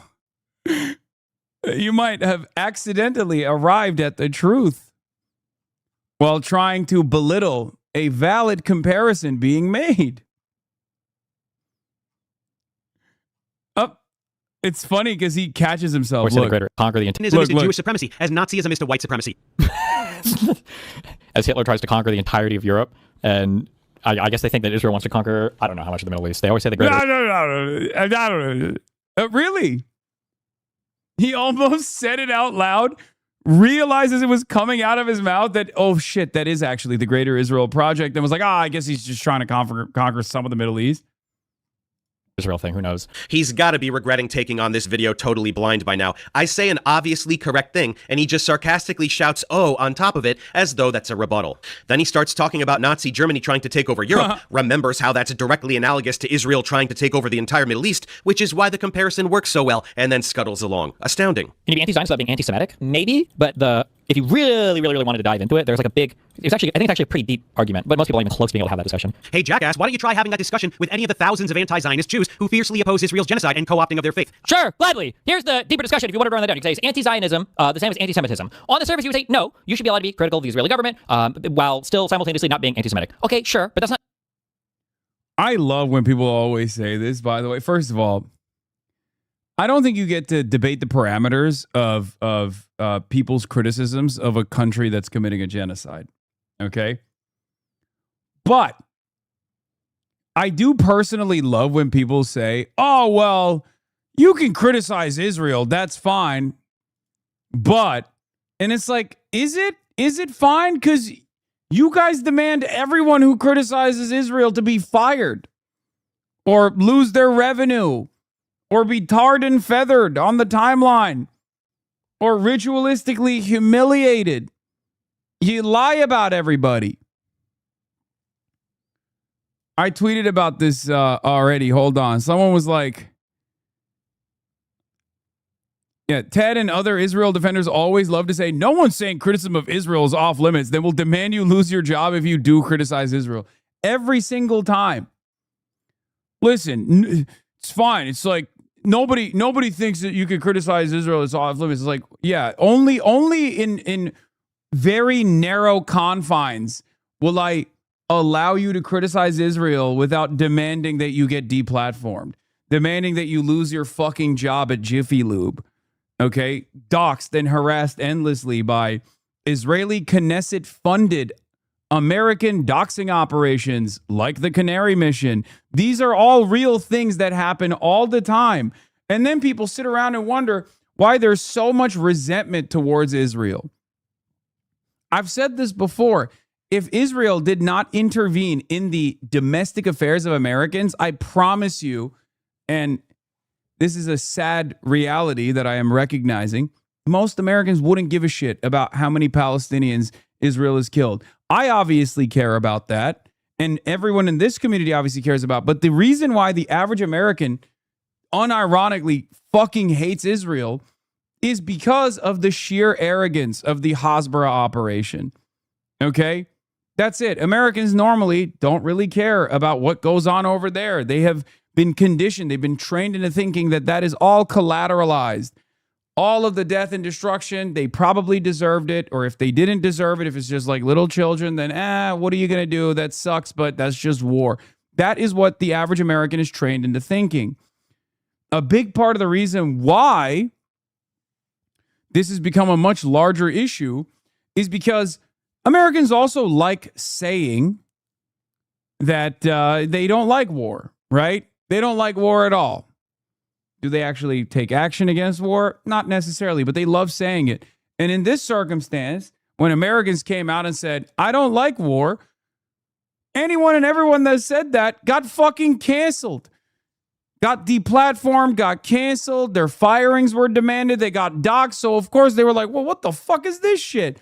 And then they see their politicians who refuse to take care or consideration into their needs, into their demands, turn around and parrot Israel talking points, and they see prominent media figures basically contort themselves into fucking pretzels to defend the indefensible, and they go, this is strange. Why is this happening? And then there's already enough anti-Semitic conspiracy theories that a lot of people already believe in, and there you have it. This is how anti-Semitism explodes.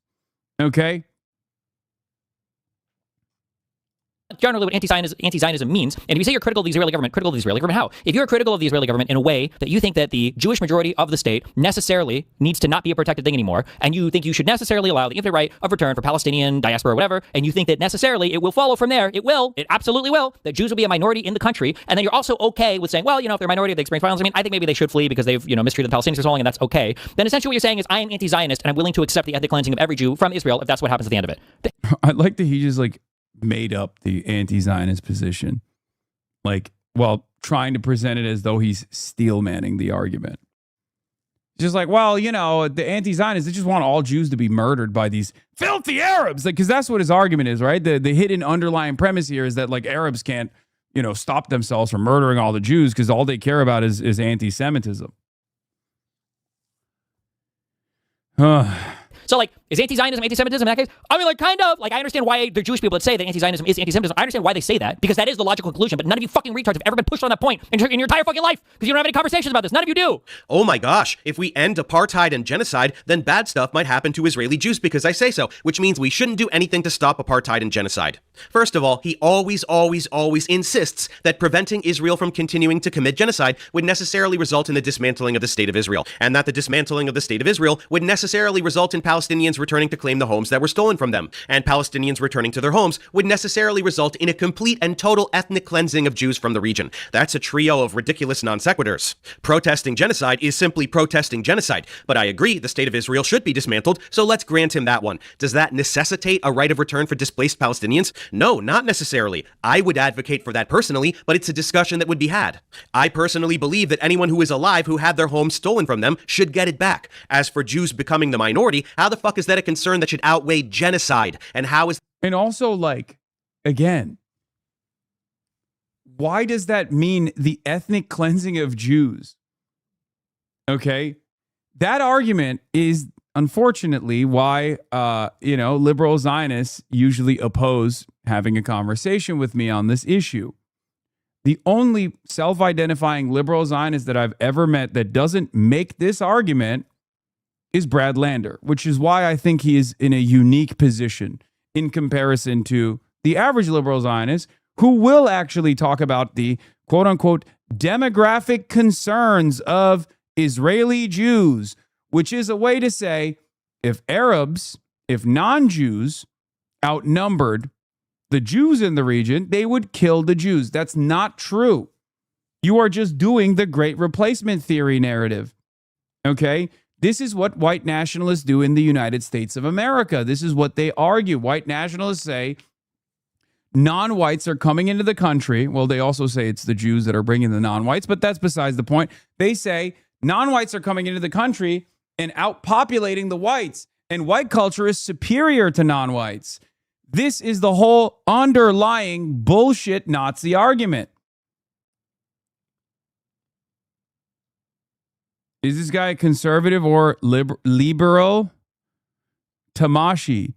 Is this guy a conservative or liberal? Do you like Jews? How about you make up your own mind by watching instead of asking silly questions That like equivalent- this? Because I'm neither a conservative nor a liberal, actually. I'm a secret third thing. To ethnic cleansing. Again, Jews lived in Palestine prior to the Nakba. They'd be in way bigger numbers now than back then, and they would be the impediment to coexisting peacefully, not Palestinians. Lots of them would leave by choice because they wouldn't be able to enjoy the benefits of apartheid and occupation any longer. That's not the same as ethnic cleansing. Like some of the Boers that left after the apartheid ended. Which is what Israel is doing. When you're used to subjugating other people, equality feels like oppression, and it would take decades for things to equilibrate, with lots of hate crimes mainly in the direction of Palestinians, since plenty of Israelis would not leave and would be enraged by their belligerent imperialistic ethnostate being dismantled on Palestinians' behalf. But whatever challenges would arise, there's no way it would be worse than fucking genocide. So stop acting like anti-Zionists are silly toddlers who just can't wrap their heads around diplomacy. It's pathetic. People who inhabit a place don't deserve to continue inhabiting that place. Palestinians don't deserve Palestine. Well, it wasn't an apartheid ethno-state. Jews and Christians... Was it? Was it not? All types of people lived happily ever after in the Ottoman Empire and all the preceding caliphates. There wasn't a single religion that was enforced. What does caliphate even fucking mean? What a stupid... Everybody lived in... Okay, now he's coming into my territory. Okay, I'm about to crack my fucking knuckles and dive in. Okay, dick first into this argument. Yes. Under Ottoman rulership, okay, and this is notoriously, historically the case, under Ottoman rulership, in comparison to the rest of the world, Jews had safe harbor in the Ottoman Empire, whether it be Palestine or anywhere else. Okay? The idea that, is the Ottoman Empire was also a religious caliphate, and that Jews were forced to pay jizya, which is a tax that non-Muslims paid, as opposed to serving in the military, as opposed to the taxes that Muslims paid, which was a higher percentage regardless, was easy living in comparison to everywhere else, and especially under Christian rulership, where pogroms were taking place. Okay? You will never find a real historian that will deny this fact. Okay?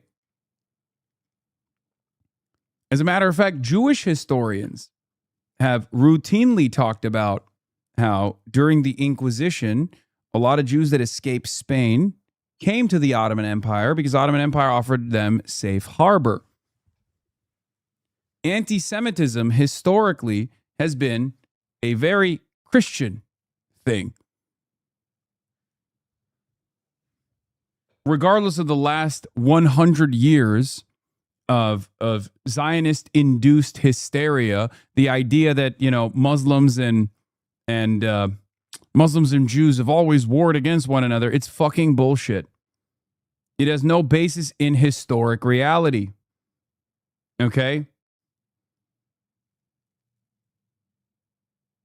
Yes, it's a 1,500 years of historical Christian anti-Semitism, and then conflict born out of settler colonial occupation in British Mandate Palestine that turned into this religious battle. It's bullshit. Harmony for 2,000 years, and then the Jew nation attack. Like, what the fuck? What is? It's just so infantilizing and stupid too. It's an American perspective. This is why I know his wife is the whitest fucking American possible. I don't even care if she's brown. She's the whitest fucking American possible, because there's no way that anybody in this guy's family is remotely related to any part of the world outside of America. Wow. Okay, first of all, my parents are Italian immigrants. Even my sister was born in Italy. I'm literally the only person in my entire family who was ever born in America, or anywhere outside of Italy for that matter, in recent history at least. Second, my wife is not white at all. She's Arab. Arabs are not white. Her parents fled Palestine in the 1970s. Her 2 oldest brothers were born there, while she and her youngest brother were born. Dude, I love Professor Dave. What a goat. What a legend this guy is. Here, we are both first-generation Americans. Her parents had their homes stolen from them twice, once separately when they were children during the Nakba, and once again together shortly before they fled the region. So my wife is Arab American and not white at all. None of that really matters, of course, since genocide is genocide no matter where my wife and I were born or grew up or where our families are from, and us being white or not white or American or non-American has no bearing on our ability to condemn genocide. But more importantly, without going back 2,000 years for whatever bizarre reason, Palestine prior to the Nakba was not an ethno-state or a caliphate or whatever the fuck you're... Yeah, also not so subtle flex of being like, look at me, look how hot I am, and look at how hot my wife is. Like, you didn't need to do that, okay? Oh, like, I'm just making an argument. You ain't slick, Professor Dave. Oh, look at us. We're such an attractive couple. It's like, sick, dude. Sick. Yeah. Very not so subtle flex. We see you, Professor. Professor of sex up in here.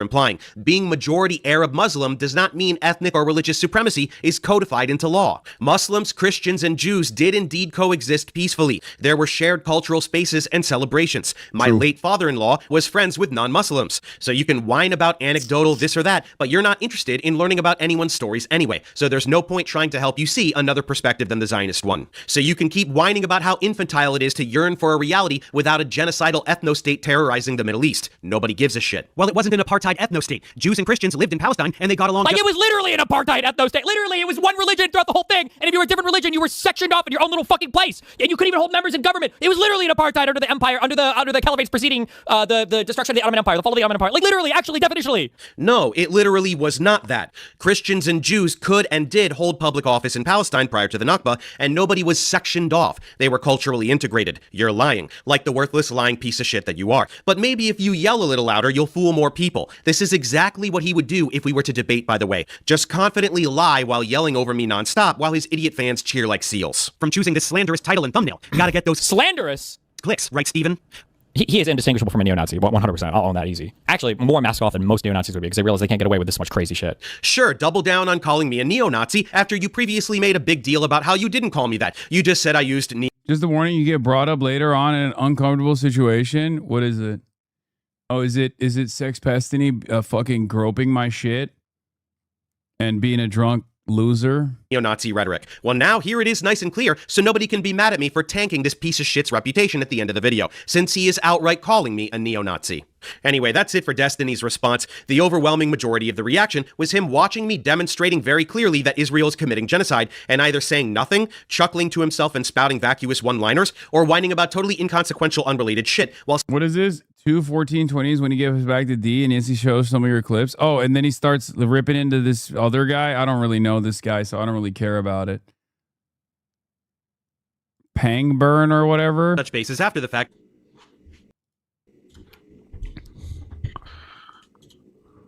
Yeah, I don't know who the fuck this guy is, so I'm just going to skip him. Sorry to this other guy. Denying sexual predator because it makes you money, and you threw me under the bus for exposing him. 10. No idea what that means. I don't have an encyclopedic knowledge of his business activity. 11. No, not interested in playing the credentials game. Destiny is a college dropout, I believe. Who the fuck knows for Travis, and I don't care. But my degrees don't qualify me to speak authoritatively about geopolitics. I'm just a fucking adult with a brain and a spine, so I call out genocide. Seriously, a reason. That's Pangburn. He could have just... That's why his loser cult shames anyone who votes third party, and it's why they attack legitimate progressives like democratic socialists such as Hassan Piker, who are devoted to real change and actually addressing wealth inequality. Destiny's job is to shame progressives into being less progressive to protect the establishment. Anyone trying to pressure the party into... Well, I wouldn't even say job, because a job implies that he gets paid for it. I think he just has personal resentment, like deeply held personal resentment towards anyone and everyone that has ever made him feel small. And that's all that anchors his worldview. It's obsessive, but that's literally the only thing motivating him. I don't know if he gets paid by the DNC to fucking try and make epic debate style arguments to make young Americans pro liberalism. I don't know, pro DNC. shifting leftwards from their current right-of-center position must be demonized. He's defending a sinking ship, and he's going to go down with it. And if you don't believe me, check this out. Well, I do think that you should have said yesterday when Pisco moved it on you, JD Vance or AOC. I think that that's a pretty easy answer. The thing is I don't actually know that. Like, in a vacuum with no political influence, I don't know what JD Vance's political opinions are. Like, the guy was a more moderate. I mean, I think if you're a political commentator, or at least you claim to be one, you should probably know what JD Vance's political influences are. I mean, he's written a book, he's had transformations throughout his life where he was, Yale graduate, was always a Peter Thiel blood boy, but went from being this like ultra lib, kind of conservative liberal guy. What is this? Warning 225. Okay. I'll skip that part. Anyway. And then, called Trump Hitler, all this stuff to his rise to power as the Peter Thiel inside guy in the current administration. Republican type person. But the problem is JD Vance, like AOC, seems to have no capacity to deal with his own side, right? And that he's fully bought on to co-signing whatever crazy dick sucking shit Trump needs. Mm-hmm. So I mean, like, it's not like I would trust, even if Vance was more moderate, I don't know if I would trust him to govern more moderately if there were extremist voices in his camp. I also don't know how much he is actually like a crazy fucking crypto loony fuck after getting brainwashed and mindfucked by Peter Thiel and everything. Do you know who he is? What do you mean brainwashed and mindfucked by Peter Thiel? Peter Thiel created JD Vance. Okay, go look at Naria Capital and where they got all their money. That's right. AOC, an actual progressive who is genuinely fighting for policy that will benefit the citizenry over the oligarchy, versus JD Vance, Trump's sidekick and Peter Thiel puppet, who is essentially an empty vessel for the oligarchy. Destiny just can't seem to make up his mind between them. Democracy versus fascism. It's a toss-up for him. Can you wrap your head around that? What more do you need to hear to understand what this douchebag is? Oh, and politics aside, there's another reason why Destiny hates Hasan specifically. It's because he wants to fuck Hasan and he was rejected. Check out this clip from a few years ago. It's Destiny and Hasan back when they were more amicable, plus Andy Milonakis for some reason. Watch how Destiny just blatantly gropes Hasan over and over again in a way that would get him immediately canceled if Hasan were a woman. Okay. I see that. I'm so sorry. Okay, go ahead. It's booby time, isn't it? No. Okay, just you need for these. You gotta recover your muscles. I'm a serious food addict. I know, but like your muscles have to rebuild. After you work out, you need protein. Do you understand? Oh, you have straight alcohol too. I had no idea this dude was bisexual at this point, by the way. Not that it, makes any difference. I was still uncomfortable regardless. But at this point I don't think he had come out as like bisexual. This is worse than the Dems coming after you. I repressed that. No, I mean, I was just like, it was a weird thing that he was doing.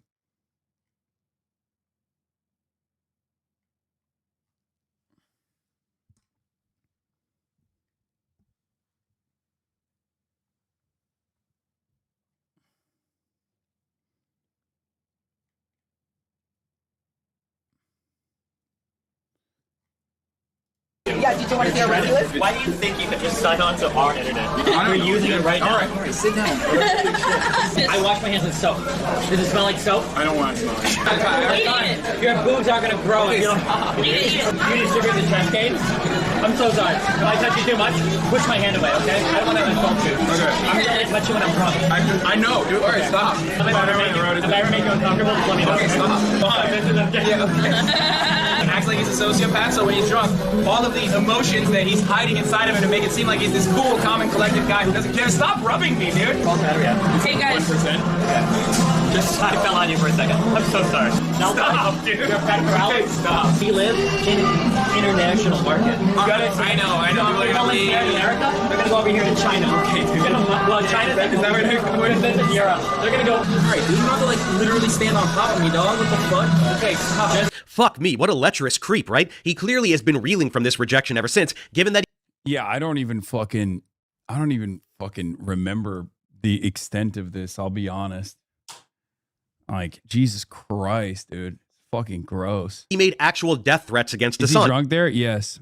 just because Hasan pointed out that his son sounds like a neo-Nazi. That really justifies murdering someone, Steven? Really? This is not isolated either. Here's Hasan talking about all the doxing and other weird shit from Destiny. It's perfectly okay to ban this harassing doxer from your events. I've seen people posting the logs of him asking Dan to create a stalking app to harass Hasan during his IRLs.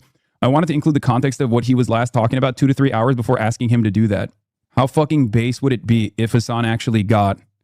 It was an honor-fed posting. How fucking base would it be if Hasan actually got... Just a heads up, I'm going to be doing some mass harassment campaigns on every single journalist who gives this guy, he's talking about me, free interviews from now on. Someone is going to die soon in this space, I'm pretty sure. I don't know who, but there's nowhere to go on. Literally anything. Every single person is a pedophile child molester. Every issue is about infinite genociding Palestinians. Every single person is so fake and virtue signally. There's literally nowhere else to go at this point. I'm not sure who, but I think it will happen soon. Like, the tankies like Hasan can do all the sex-based memes, propaganda memes, lib-left, they're all, oh no, I can't touch that. That's too dramatic, and I need to be self-critical of other libs. It's actually so far beyond fucking cucked. It's all over.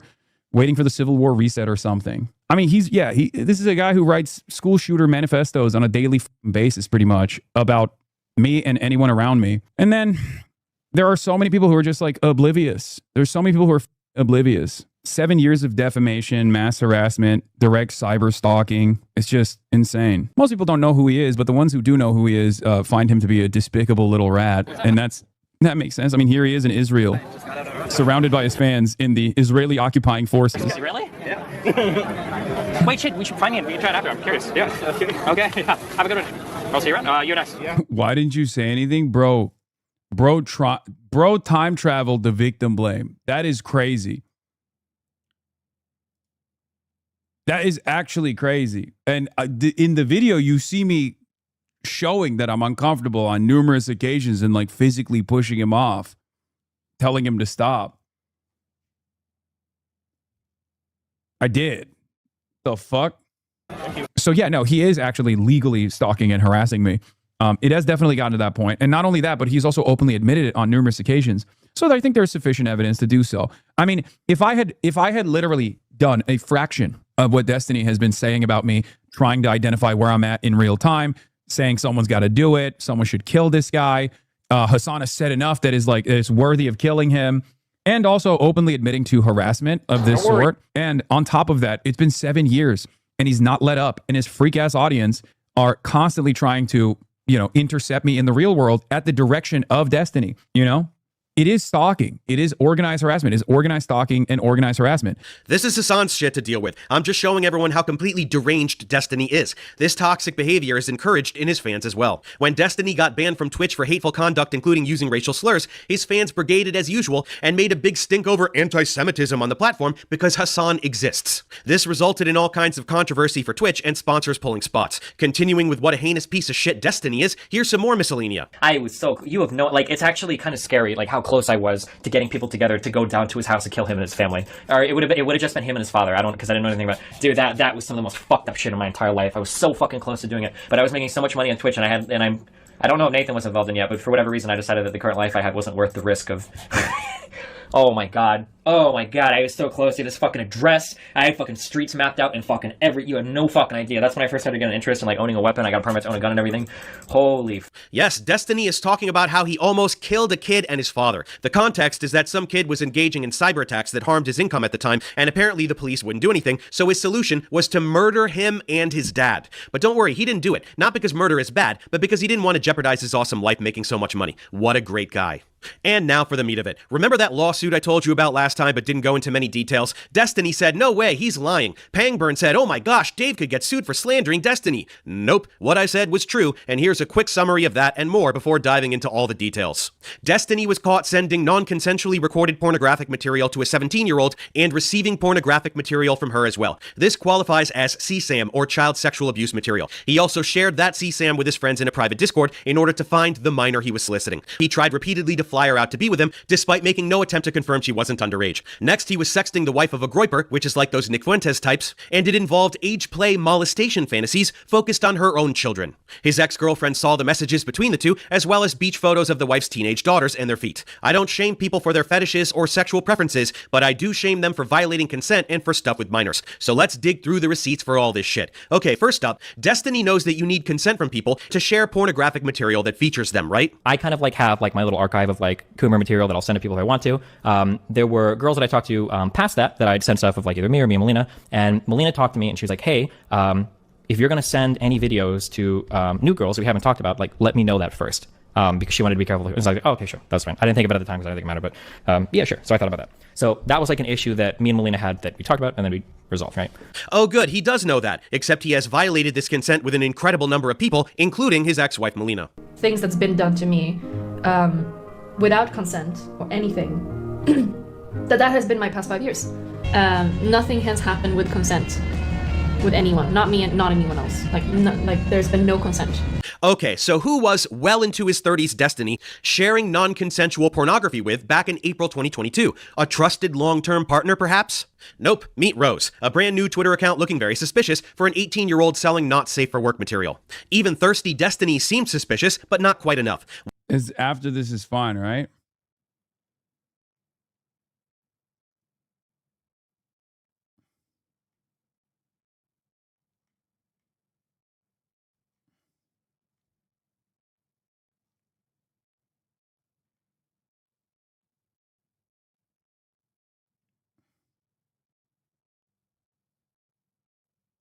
One-day-old account seems legit. No ID, no problem. Just write something on a piece of paper. That's good enough for me. It's not like I'm getting off on you being underage or anything. Destiny... They're calling James Carville Hassan Carville. I saw that. Yeah.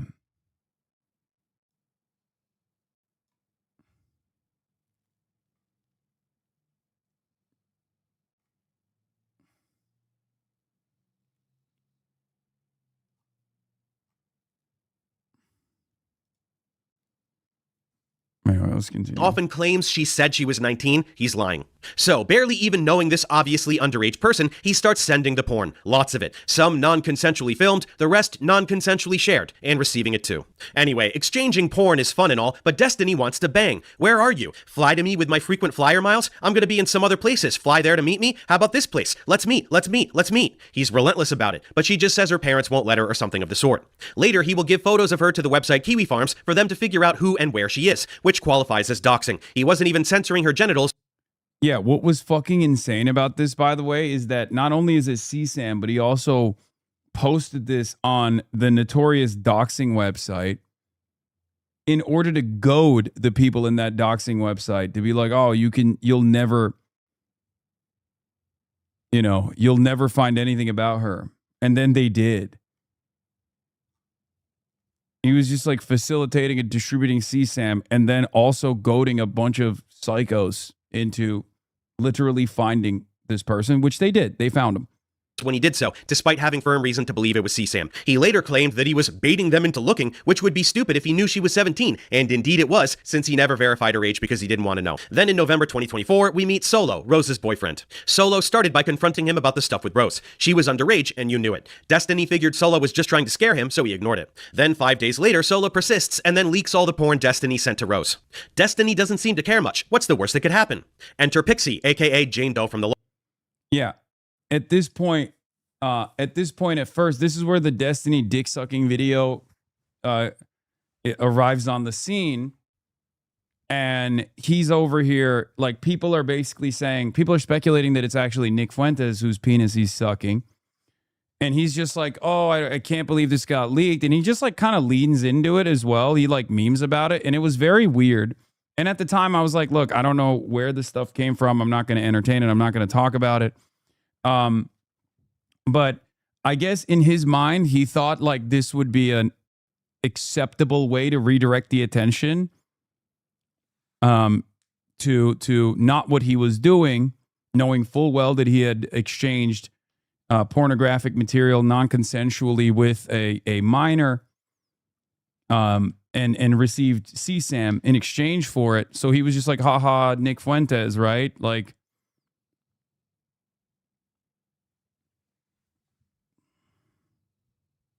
so the thing is, we still don't know to this day if it was Nick Fuentes or not. He just kind of leaned into it, but I think that was just a way to to redirect people's attention. lawsuit. She found out Destiny shared her pornography without explicit consent and was not pleased. He usually counters this with some song and dance about implied consent since she shared things with him, but it's bullshit. She had consent to share. And these freaks like XQC fucking love watching his videos that dunk on you. Yes, that's why I'm saying like XQC is in some respects irredeemable. Like there is this very interesting parasociality that comes with, I guess, content creators in this space, myself included, but like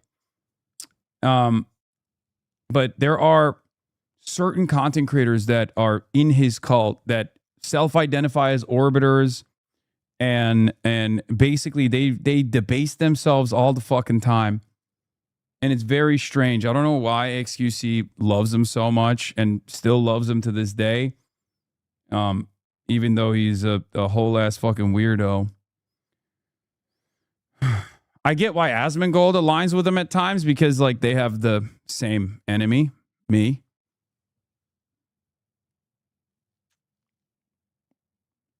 If you were the one getting accused of this heinous shit, I bet XQC be farming the fuck out of it. Are you kidding me, dude? Are you fucking kidding me?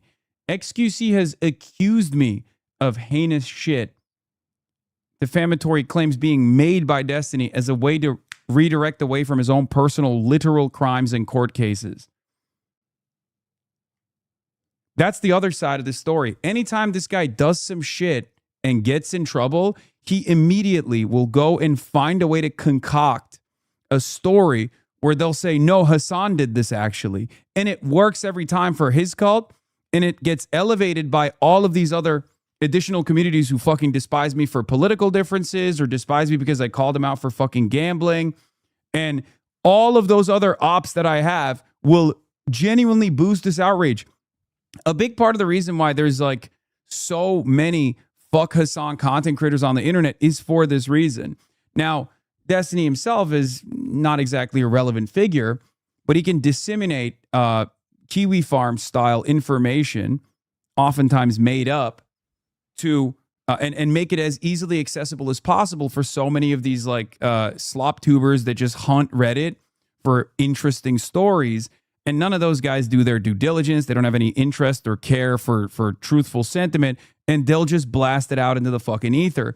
And that's how you arrive at a bunch of like straight up rapists, sex pests, abusers, or, you know, crypto gambling casino perverts who have designed a narrative where like I am the worst villain on the internet. And as long as they just keep hitting that button over and over again, a lot of dumb, deluded, idiotic, apolitical fan bases will unironically turn around and go, yeah, you're right. Nookstaku is another one of these guys. He like literally went to Israel after October 7. The weird weird guy with hentai shit, like CSAM style hentai stuff, lolly hentai stuff all over his Discord. And when they get called out, they will just turn around and go, well, Hasan. Yeah, the anime weeb guy. Rape Tone openly admitted in a court case with his ex, who was suing him for stalking and sexual abuse, rape, who won that court case, by the way. Rape Tone lost that court case. That Rape Tone straight up admitted in the court deposition that he started farming fuck Hasan content because it was the easiest thing to do, and that's how he could maintain his relevance. But you aren't even doing anything like that. How does it even deflect? It doesn't matter. Repeat a lie often enough and it becomes truth in the minds of so many people. And because there is a fairly aggressive mass harassment operation around not just myself, but around anyone that I have existed with.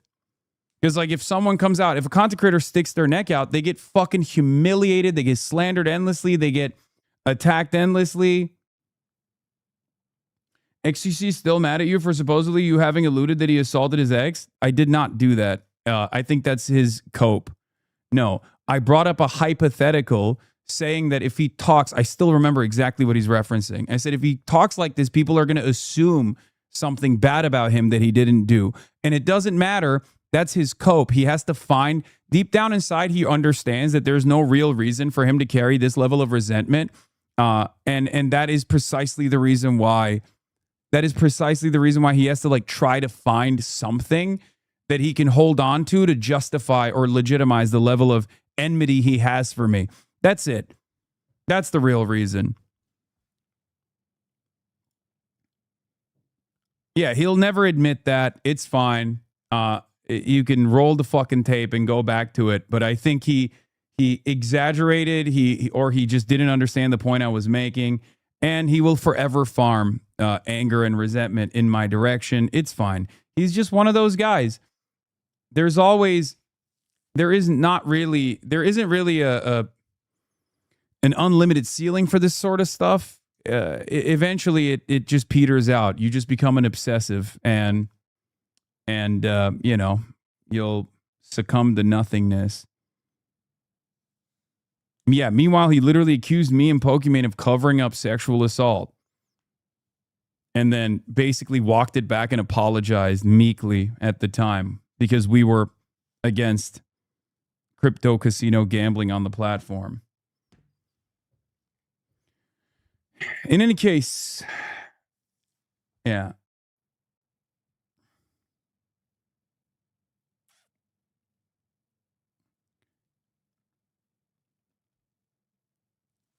As I was saying, such weird lore, man, have only followed you for a year and a half. I mean, I rarely ever get into this stuff, but this is the stuff that follows me everywhere I go because of the nature of this space. A lot of people don't understand that live streaming is an unbelievably toxic space.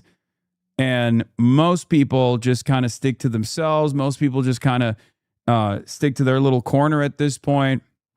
But shit gets cultish, cliquey, stalking, harassment, doxing, all of this stuff from both like fans and haters alike. And then content creators and their communities turn on one another. It sucks. It is what it is. But ultimately, the reason why I don't talk about this kind of stuff is because it's basically been more than 6 years at this point, and it's been relentless. And there's not anything I can do about it. There's no way to deal with it, you know? He didn't. Cherry, Stasia, Abby MC, these are other women who were also exposed in the same revenge porn leak to Rose. Plenty of incriminating testimony here, all saying he did not have... It's so funny because, again, no one gives a shit because everyone immediately is like, fuck this guy. Yeah, he says he has no plans to campaign with controversial streamer, okay? And then he repeated the same thing over and over again that he's been repeating, which is, once again... He said he hasn't talked to Senate Democratic leadership or the caucus campaign arm about Piker, but his record of publicly interacting with Piker, including at a pool party just before the primary, remains a sore point among some Michigan Democrats. The back and forth over Piker has irked other Michigan Democrats who see it as a sideshow distracting from the efforts to hold outgoing Senator Gary Peters' seat and flip several House districts. At an earlier El Sayed event in Ann Arbor, Rep. Debbie Dingell vented her frustrations. Don't any reporter ask me again about Hassan Piker, calling the controversy a move by the Republicans to divide Democrats. Is the reason he exercises and looks buff why he has so many followers, she quipped. Perhaps because I've been fighting for progressive values that many Americans identify with over a decade, and many recognize it despite the manufactured outreach from reactionary media outlets, ? Piker replied. Meanwhile, Republicans have reveled in the Democratic divides. They didn't revel in the Democratic divides. They created the Democratic divides. And it's not a real divide anyway.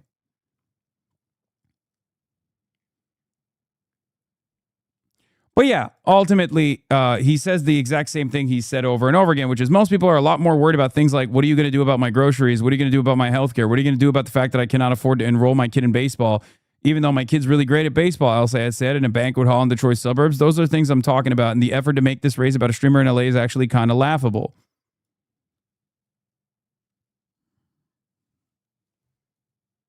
It doesn't matter. He will reiterate this every single day until fucking November.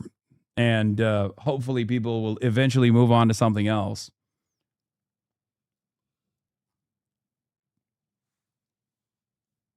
I've seen a liberal on Insta calling you a far-right psyop while falling for a far-right psyop. Unbelievable. That's my favorite. When liberals will be like, the far-right manufactured fuck Hasan media cycle has gotten me to believe that he actually is a product of the far right.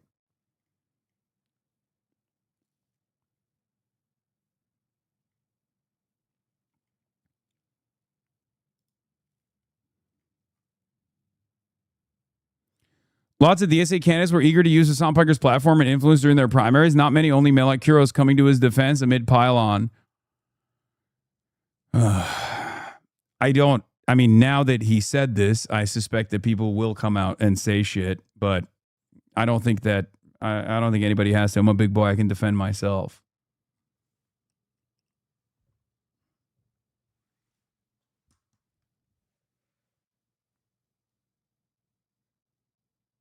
You are kind of, though, in a reaction to the far right kind of way.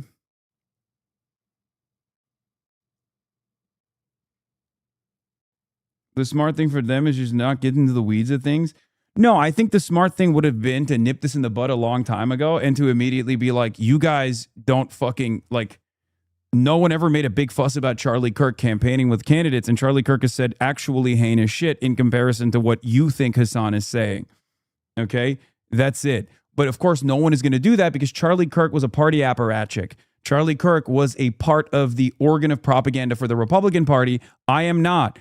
I am not a part of the organ of propaganda for the Democratic Party. As a matter of fact, I have an antagonistic relationship with the Democratic Party, and that's precisely the reason why the party bosses are actively utilizing the Republican-created PSYOP to try and purge me from their ranks somehow. It's not going to fucking work.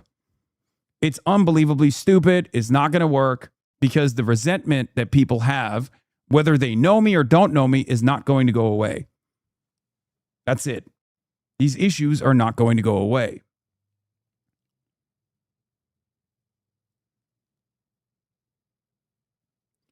But once again, I'm in this unique predicament where I'm a Twitch streamer.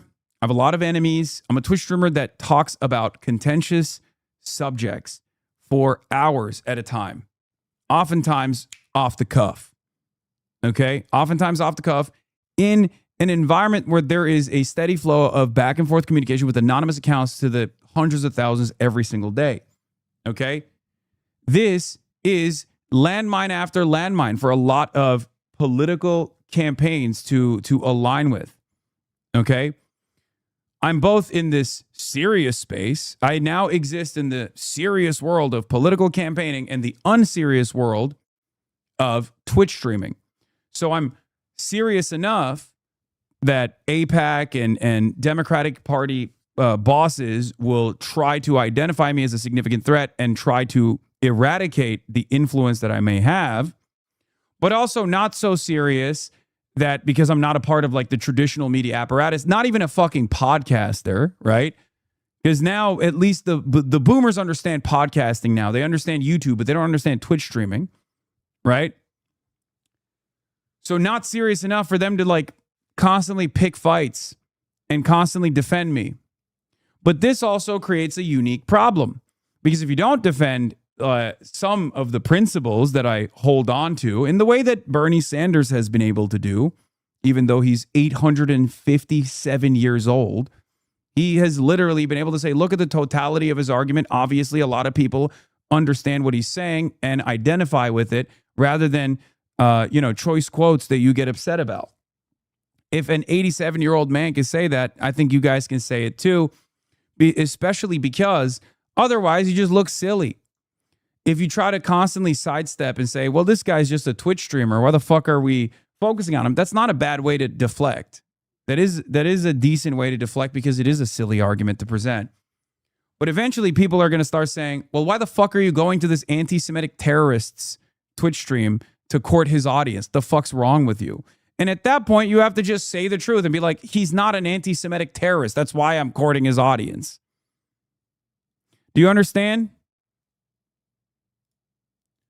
But we're stuck in this like weird reality where everybody that identifies this community as a valuable community to win favor with, identify this movement broadly as a movement that they want to associate with, can't say it out loud because everyone will fucking harass them and be like, what? What are you talking about? Look at these 7 million different clips that I clipped out of fucking context over the course of 22,000 hours of political commentary.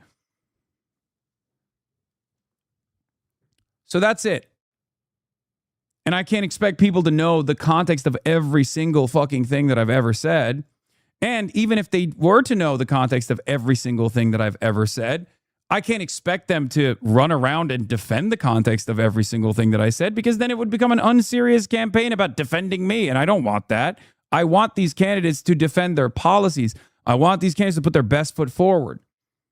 Okay? One of the greatest examples that they could present is just to say, look, if you want to understand Hasan, go watch his content. If you want to understand Hasan, you can talk to him directly. I'm not a spokesperson. He's not my spokesperson. You want to talk to him? He's an accessible media figure. Just say that and move on. You know what I mean?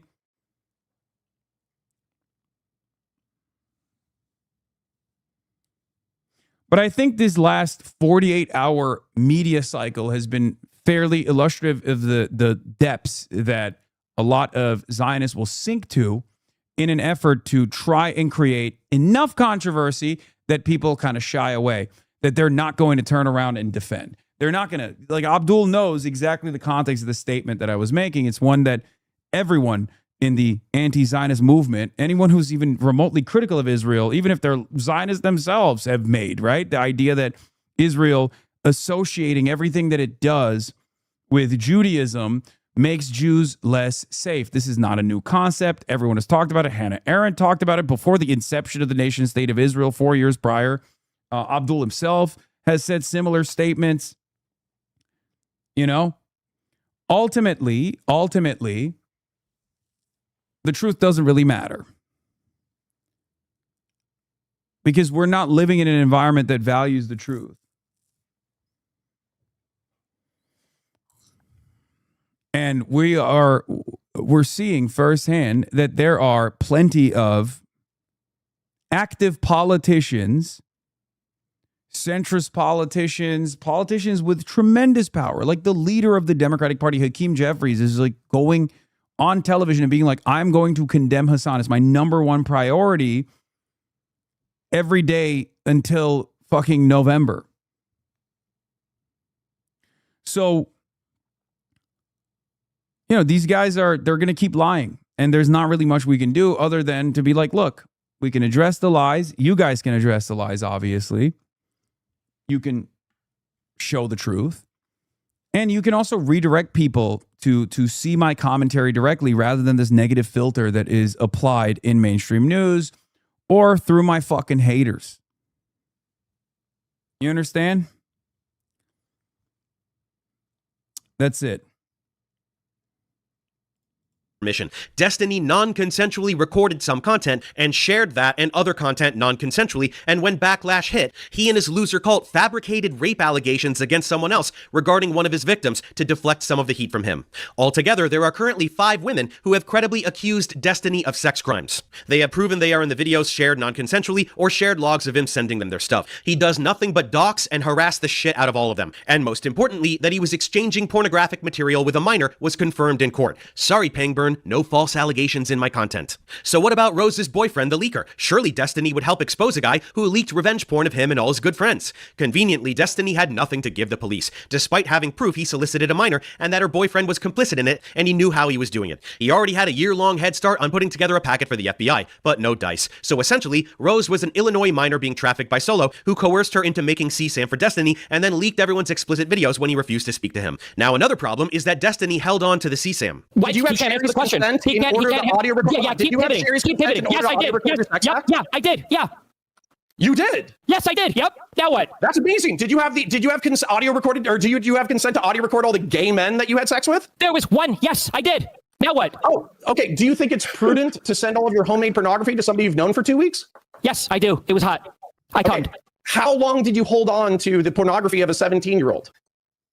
as soon as it was obviously no longer required to have done the thing. I'm not going to answer questions about my current court case, Connor, when every 2 days there's a new motion filed. Connor, do you think that is prudent for me? While you're being sued for sexual misconduct? I'm engaging with a suicidal man right now, so I don't know. You tell me, Connor. So now Solo's identity has been public since January 2026, yet Destiny still hasn't given info to the authorities or filed a civil suit. He faced a sanctions hearing for spoliation on August 19th. He's accused of withholding his DMs with the trafficker from Discovery, only to leak them to his YouTube audience after Discovery closed. Good thing the plaintiff's lawyer was watching the stream for that, huh? So he had to delete some videos or pictures he received from the Rose account, but he's not able to admit he deleted them because it would potentially be responsive to his discovery on his civil case. He also deleted 5 years worth of explicit videos on Google Drive and all the attachments to all the conversations with Rose, Solo, Abby MC, and so forth. Destiny claims he archived them all just in case, but refuses a neutral third-party inspection to prove Pixie's video wasn't shared non-consensually among those archives. Then there is the Groiper husband threatening Destiny over an online affair with his wife Britt and lewd photos of his daughter. I'll let this other guy explain it, a former Destiny pal named Connor.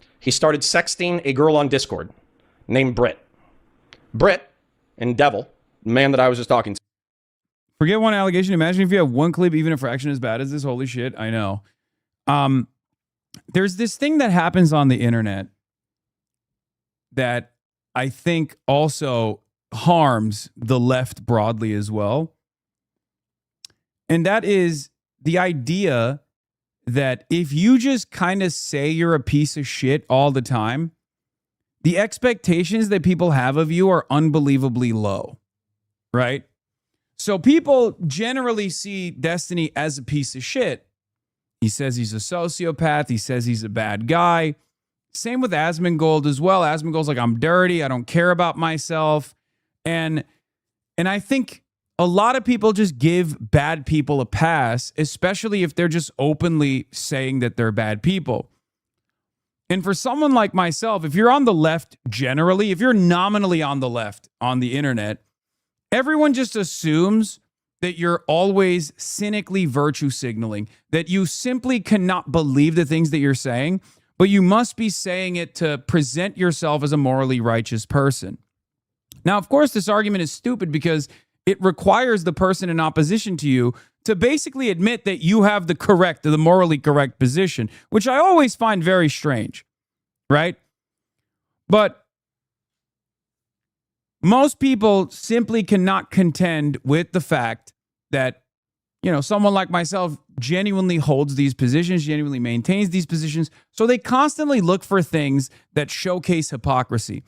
The mere presence, the mere implication of hypocrisy enough, even if it's not hypocritical with your own moral system whatsoever, is enough for people to say, see, we got him.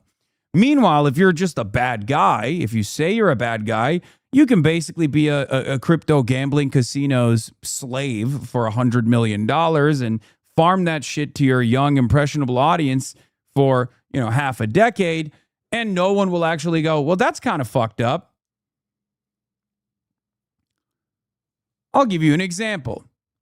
I went to Cuba on a humanitarian aid mission, right? And a part of that was also to investigate the ways in which the American embargo was causing tremendous suffering to the regular folks in Cuba, regular Cuban society. And I did that. But at the same time, I was wearing clothes that people either identified or actually made up the price point on. And the clothes were expensive. So the entire story turned into, look at this fucking hypocrite there to flex on the Cubans. Okay? This is a great example of this, where people will just, you know, straight up turn around. I turn hot dogs into hot logs. Lol, this fucking terrorist is still around. That's a funny username, chatter. See, this is what I mean.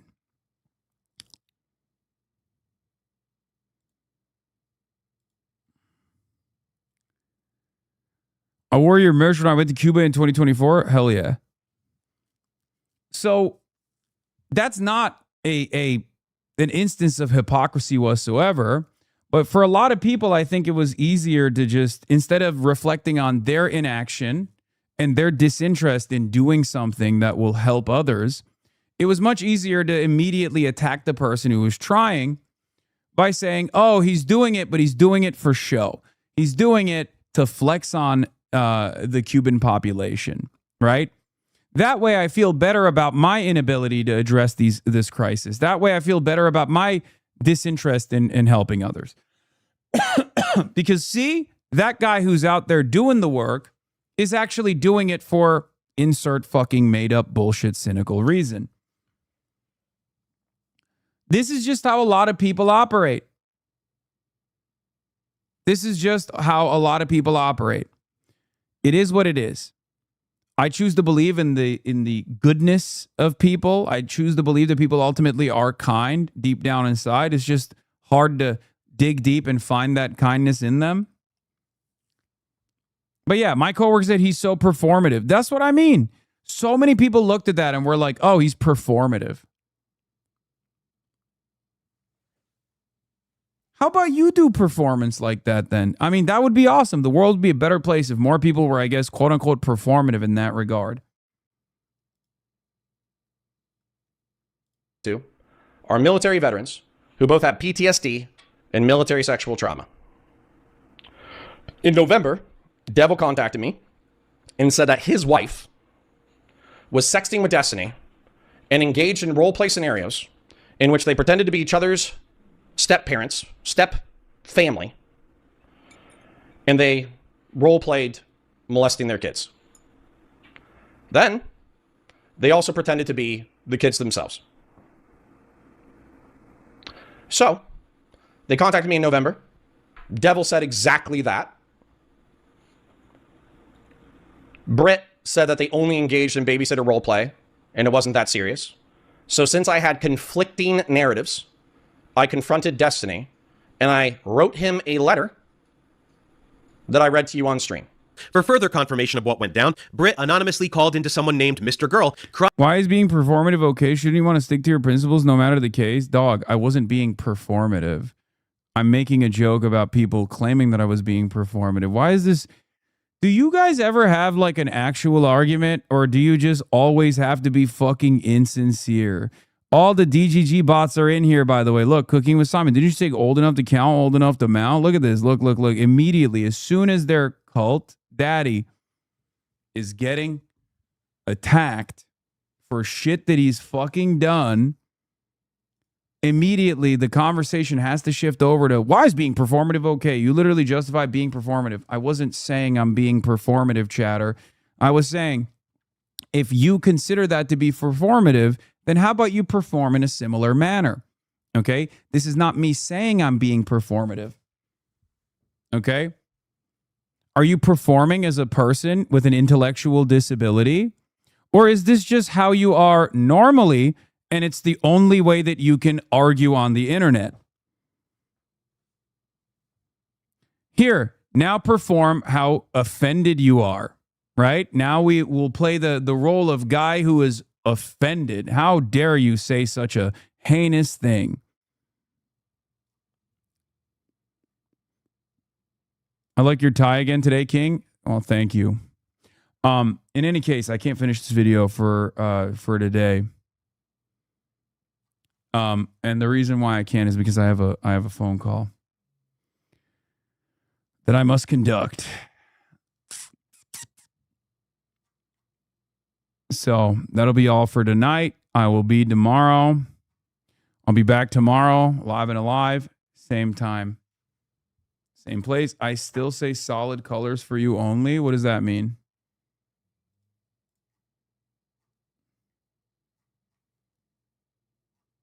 Phone call with your mom. That's right. Fucking got him. Fucking got him, dude. Can you tell the fan channels to add contact emails? Yes. Fan channels, add contact emails. I do not want to DMCA you. And listen to Austinox, okay? Jesus Christ. It's not that difficult. Oh my God.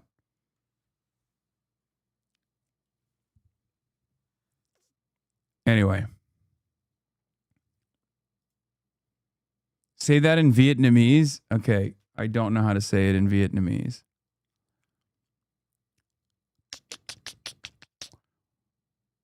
Okay.